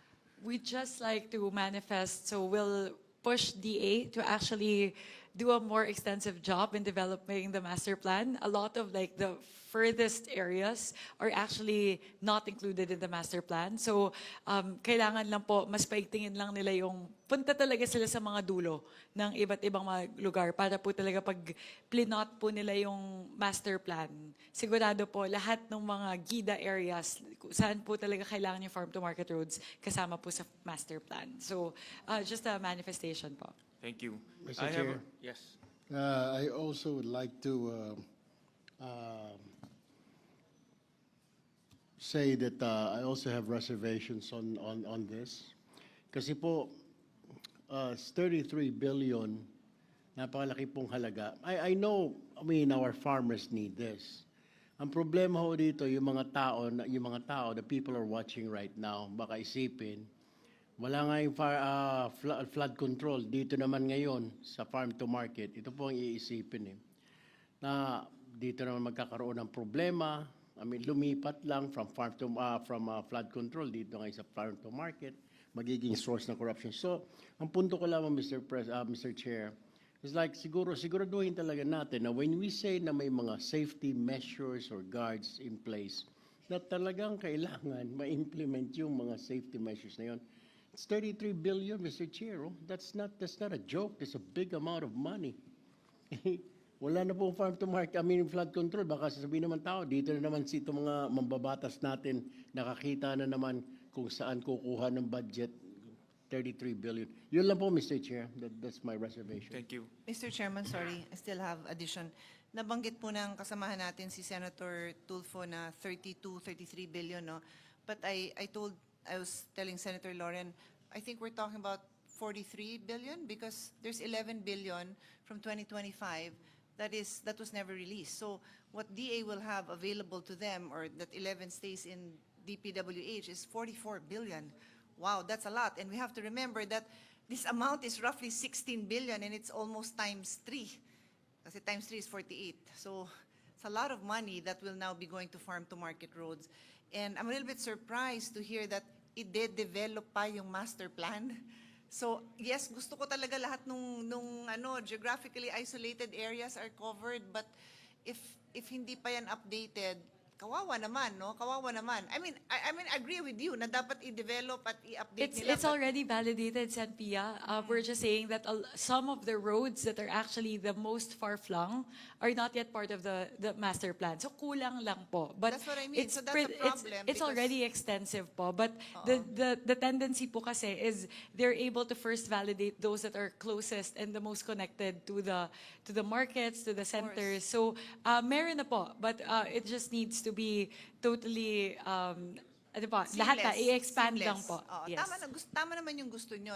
Nagugulat lang ako na hindi pa talaga ganon, and then ganito na yung binubuhos natin na pera. So, and then my last point, Mr. President, is Mr. Chairman, when you say in accordance with the master plan, does that include some kind of prioritization? Because if the priority is rice self-sufficiency, then if I look at it, will I see that the areas being prioritized are areas that are heavy into rice as opposed to other products? I would just like to know, and I don't need to know it now, but I would like to be able to study it so that I can give my support, because as of now I have my reservations. Thank you. Well, two things. The President just launched the infrastructure transparency portal that covers all types of infrastructure, including farm-to-market roads, school buildings, irrigation projects. So, yung sumbong sa Pangulo ngayon, in-expand niya.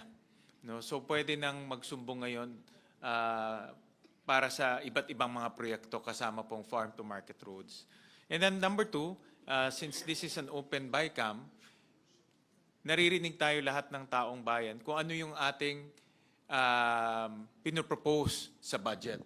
So, ibig sabihin, alam nila na merong ganitong farm-to-market road. At pangalawa, ipapublish rin natin to sa website one by one, together with the coordinates. So, sa mga kababayan natin na nanonood, sa Cagayan de Oro, sa Bataan, sa Camiguin, alam nila ngayon na may farm-to-market road na ginagawa sa buong Pilipinas. So, masusundan na nila ngayon. No? So, hindi ito yung tinatawag na insertion na hindi nila alam. No? Ngayon, nasusundan na lahat. So with that, If I may likewise add, the DA actually has an administrative order which provides the criteria for validating farm-to-market road projects. The farm FMR serves a road influence area. It's part of a connected road network system. It's linked to an all-weather road of equal or higher quality and the like. So we will also make sure, by way of oversight, that these are being followed. And both houses should endeavor to make sure that this is the case. and Senator Kiko is the chairman of the Agriculture Committee. Kung kailangan every week mag-hearing para mag-oversight, gawin na lang natin yun para may accountability. Hindi lang hearing, pakukulong natin. Correct. Yung Mayroon na kayo na pakulong last week. So, meron. all right, so we move on to the overall Office of the Secretary budget, which the Senate proposed. We just want to make an amendment on the item called Other Extension Support, Education, and Training Services, Other Assets Activity.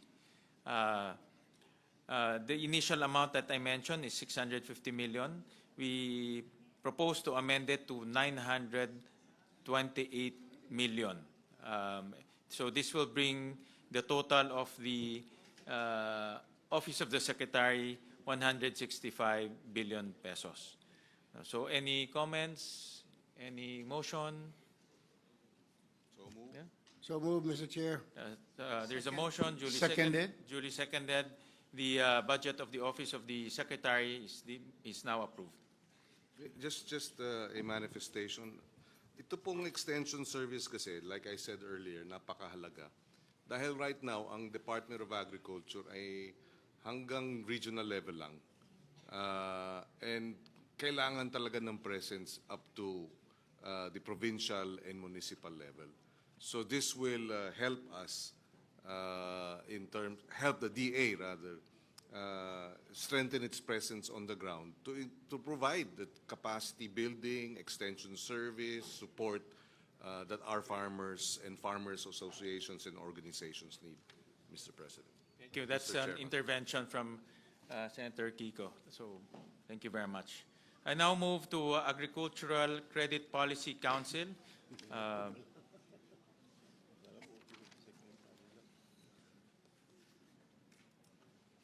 Huwag kayong mag-alala, tapusin na lang ho natin tong Department of Agriculture. Mga 2 hours pa po. No, just kidding.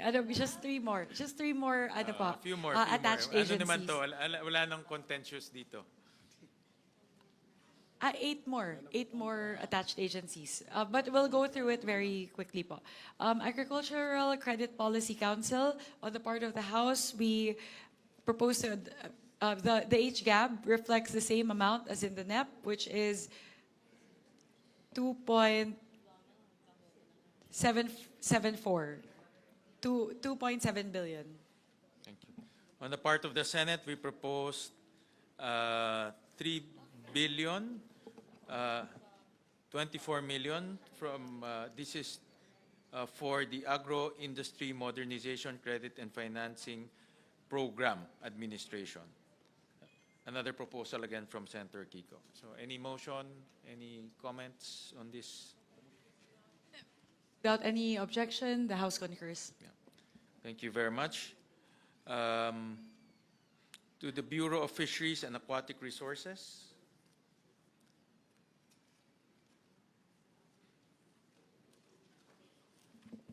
Out of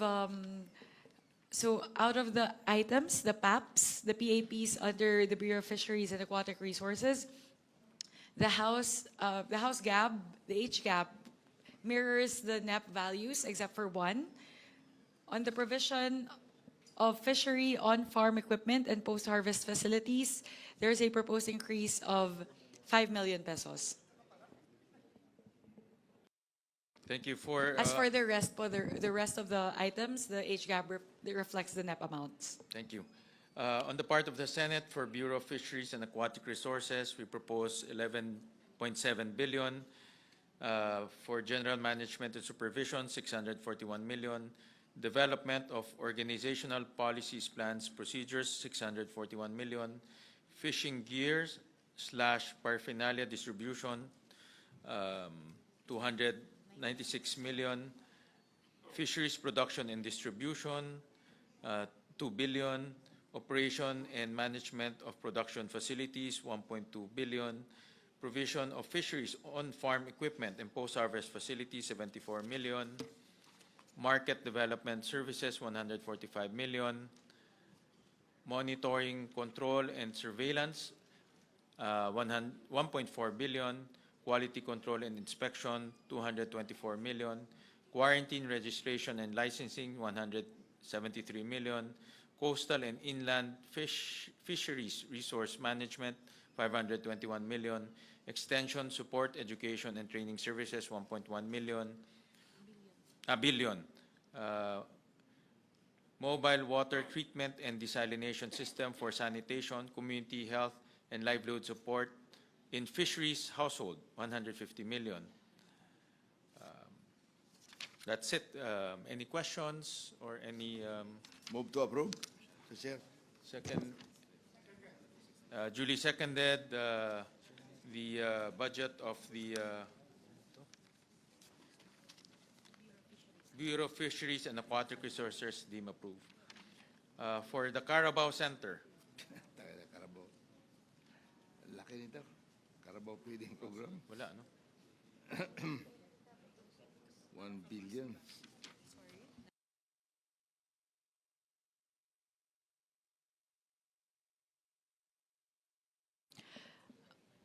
Under Philippine Carabao Center, the amount reflected in the HGAB is the same as in the NEP. Okay. For on the part of the Senate, for the Philippine Carabao Center, the milk feeding component of the Department of Education school-based feeding program is 1.1 billion pesos. This was a realignment from the DepEd, as proposed by Senator Kiko as well. All right. For I move for approval because the Philippine Carabao Center is in Region 10. It is in Maramag, Bukidnon, and they've been giving Carabaos to my constituents. Thank you. Seconded, Mr. Chair. Thank you. The budget of the Philippine Carabao Center is hereby approved. Next will be the National Dairy Authority. Under the National Dairy Authority, the HGAB amount reflects the same as the NEP, which is 531 million. On the part of the Senate, the milk feeding component of the Department of Education school-based feeding program amounting to 1.8 billion pesos. This is a movement from the Department of Education to the National Dairy Authority. Any motion? Mr. Chairman? Yes. I move for approval because the NDA is giving imported cattle, dairy cattle, and also dairy goats to my constituents in the 2nd District of Cagayan de Oro. Second, Mr. Kaya Chair. pala healthy ho sila sa Cagayan de Oro. Second, Mr. Chair. Thank you.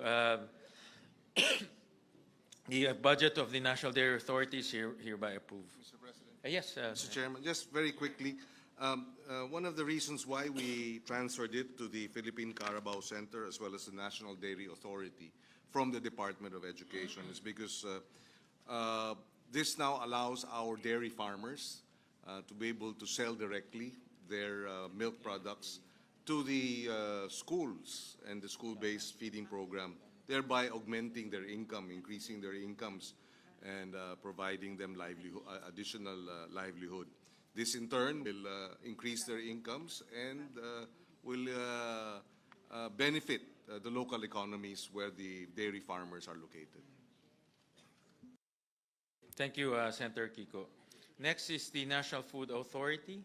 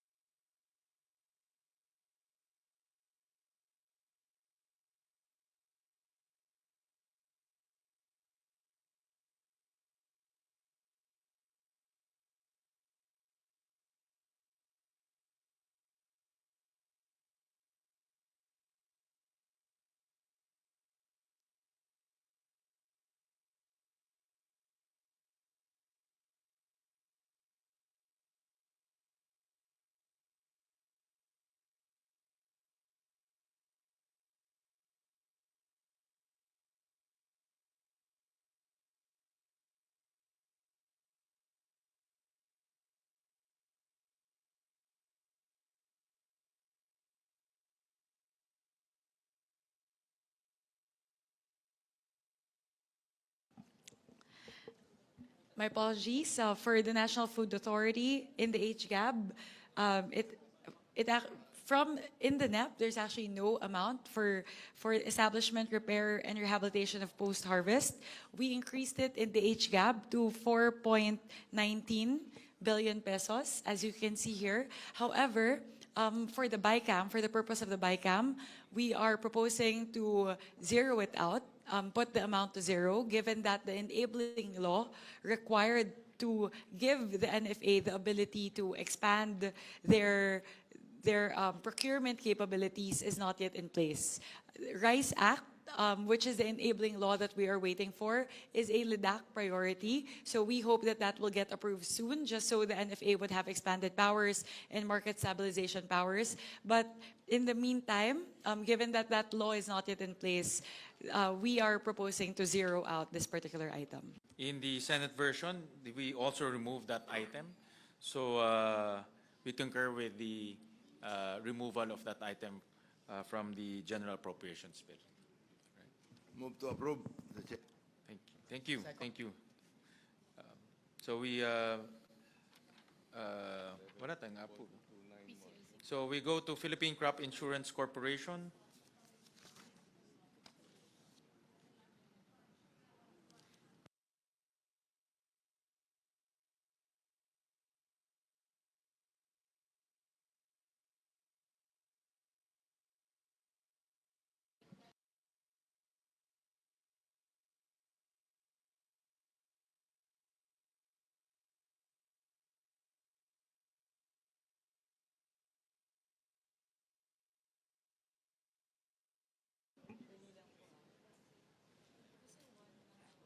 Bakit ang...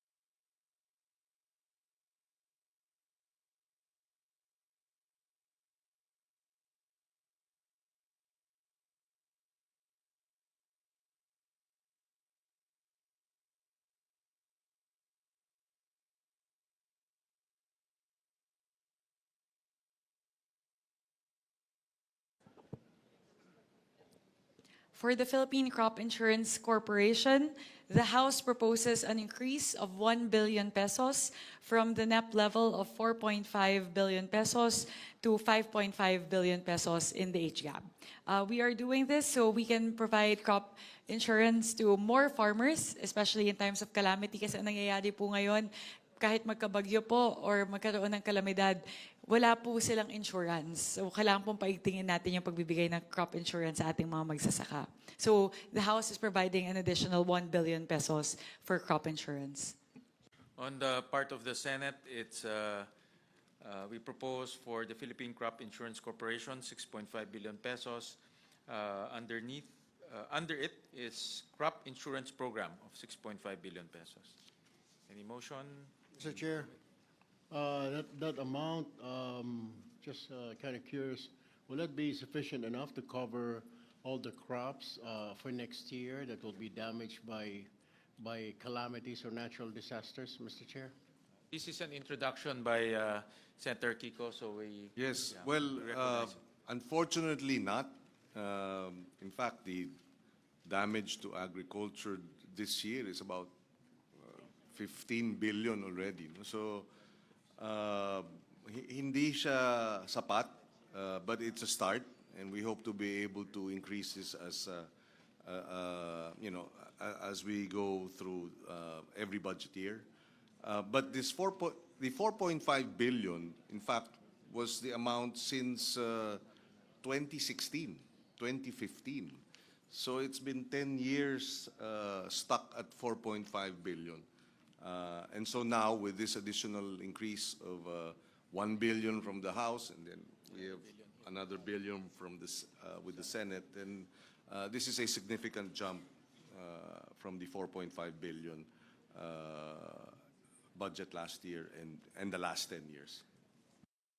So any motion? I move, Mr. Chair, that we approve the budget of the Philippine Crop Any Insurance second? Corporation. Second. Duly seconded, the budget of the Philippine Crop Insurance Corporation is hereby approved. Last on the list For today. will be the Philippine Fisheries Development Authority. Last for today. Last. For the Philippine Fisheries Development Authority, the House proposes an increase of 2.4 billion pesos for the deep water ports for fish and agri-industrial products projects. Ideally, this is actually a flagship program of the administration. The goal is to be able to establish 10 deep water ports by 2028 at a cost of 800 million pesos each. Given the fiscal space, we are only able to accommodate 3 of those 10, and that would result to a 2.4 billion pesos cost in the budget. So with that, I believe the Senate removed it in the Senate version. So we appeal to our colleagues in the Senate to also restore this amount, given that it's a priority program, it's a flagship program of the administration for the benefit of our farmers and fisher folk. Madam Chair, Mr. Chairman. Yes, go ahead. Yes, we would like to support our chairperson in requesting for the 2.4. We are an archipelago. We want our fishermen to bring to city centers. That is why one of the ports is in Cagayan de Oro, because the city center is Cagayan de Oro, and we bring in fisher folks from Lanao del Norte, Misamis Oriental, not only fish, but also the produce, which can be brought by boats from different municipalities to come to the market. And then they're able to sell their products, and also they will have cheaper prices for Cagayan de Oro because it is now clear that there is a port for that. So we appeal, Mr. Chairman, that we restore the 2.4 that was removed by the Senate. So moved, Mr. Chairman. Thank you, Cong Rufus. Before that, let me present the budget of the Senate for the Philippine Fisheries Development Authority. That's 2.1 billion pesos, and indeed, we did not carry the deep water ports for fish and agri-industrial products project in the Senate version. So I would like to hear some comments from our colleagues about their thoughts on this. Senator Kiko? Well, as Vice Chairman of the Subcommittee J, we actually endorsed the 2.4 billion. But we were informed by our chairman that because of the fiscal space, it could not be accommodated. So while I am committed to defend the Senate version, I share the concern and the desire of the House to have the 2.4 billion included in the budget of the Department of Agriculture. Thank you very much, Sen. Kiko. My apologies. Thank you, Your Honor. Just wanted to correct myself po, in terms of the breakdown for the 2.4 billion. Actually po, these would actually already start. 7 of the deep water ports. That would be Abra de Ilog, Occidental Mindoro, Dapitan City, and Zamboanga del Norte, Pantao Albay, Puerto Princesa City, Palawan, Surigao City, Surigao del Norte, Cebu Province along Talisay and Cordova, and Navotas Fish Port Complex, all amounting to 2.4 billion. So actually, we are not only funding 3, but actually 7.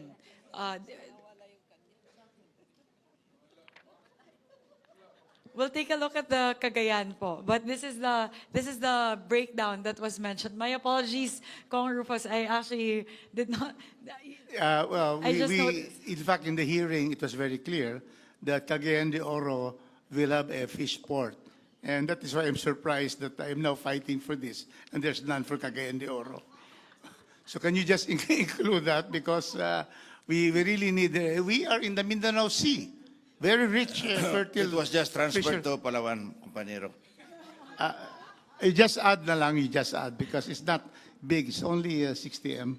We'll confer po with the Yes. PFDA as Thank you. this is actually their proposal for the 2.4 billion. So we'll confer po with the PFDA. Thank you, Kong Mr. Rufus, Madam I'm Chair. unable to commit as of now, but I will confer po on your behalf to the PFDA.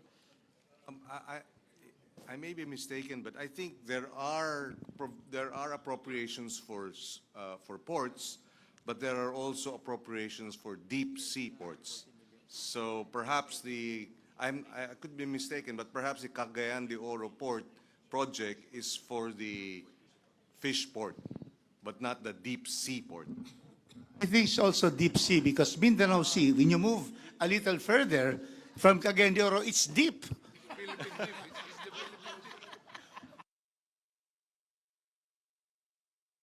Mas malalim pa yata kaysa sa Palawan, sa Puerto Princesa. Senator Pia? Mr. Chairman, I'd like to express my support for this project. As I said earlier, under the Sustainable Development Goals, the #1 Sustainable Development Goal is no poverty, and farmers and fisher folks, to be very clear, are the poorest sector in our country. So if there is fiscal space, I would like this project to be prioritized. And to be clear to our colleagues and to everyone listening, these are the kind of projects that I feel should be prioritized. Not that I'm against access of our countryside, rural areas to roads, but parang ito yung talagang malalim yung effect nito kasi directly to their livelihood, and it's something that veers us away from that controversy lang. Kaya support ako dito kung papayag kayong lumipat pa dito yung ibang project ng madagdagan ng deep sea port kay Congressman Rufus, I even support. Kasi gusto ko lang ilayo yung sarili natin dun sa controversy. Yun lang naman po. Thank you. Madam Chair? Yes, Representative Brian Yamsuan. I have worked closely with the PFDA during my stint as chairman of Aquaculture and Fisheries in the House in the last Congress, and I see the need for these projects. Really, they need this. The PFDA needs it. Not only them, but the people around those areas na makikinabang pagka naibigay natin yung proyekto. Yung activity, yung economic activity, gaganda. Yung ating mga fishermen, medyo magkakaroon ng productivity, yung kanilang mga kita.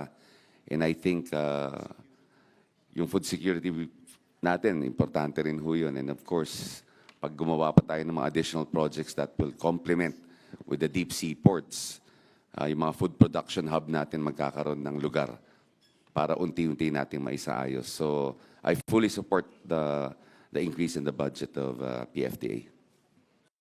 Thank you. Let me also express my support to this project.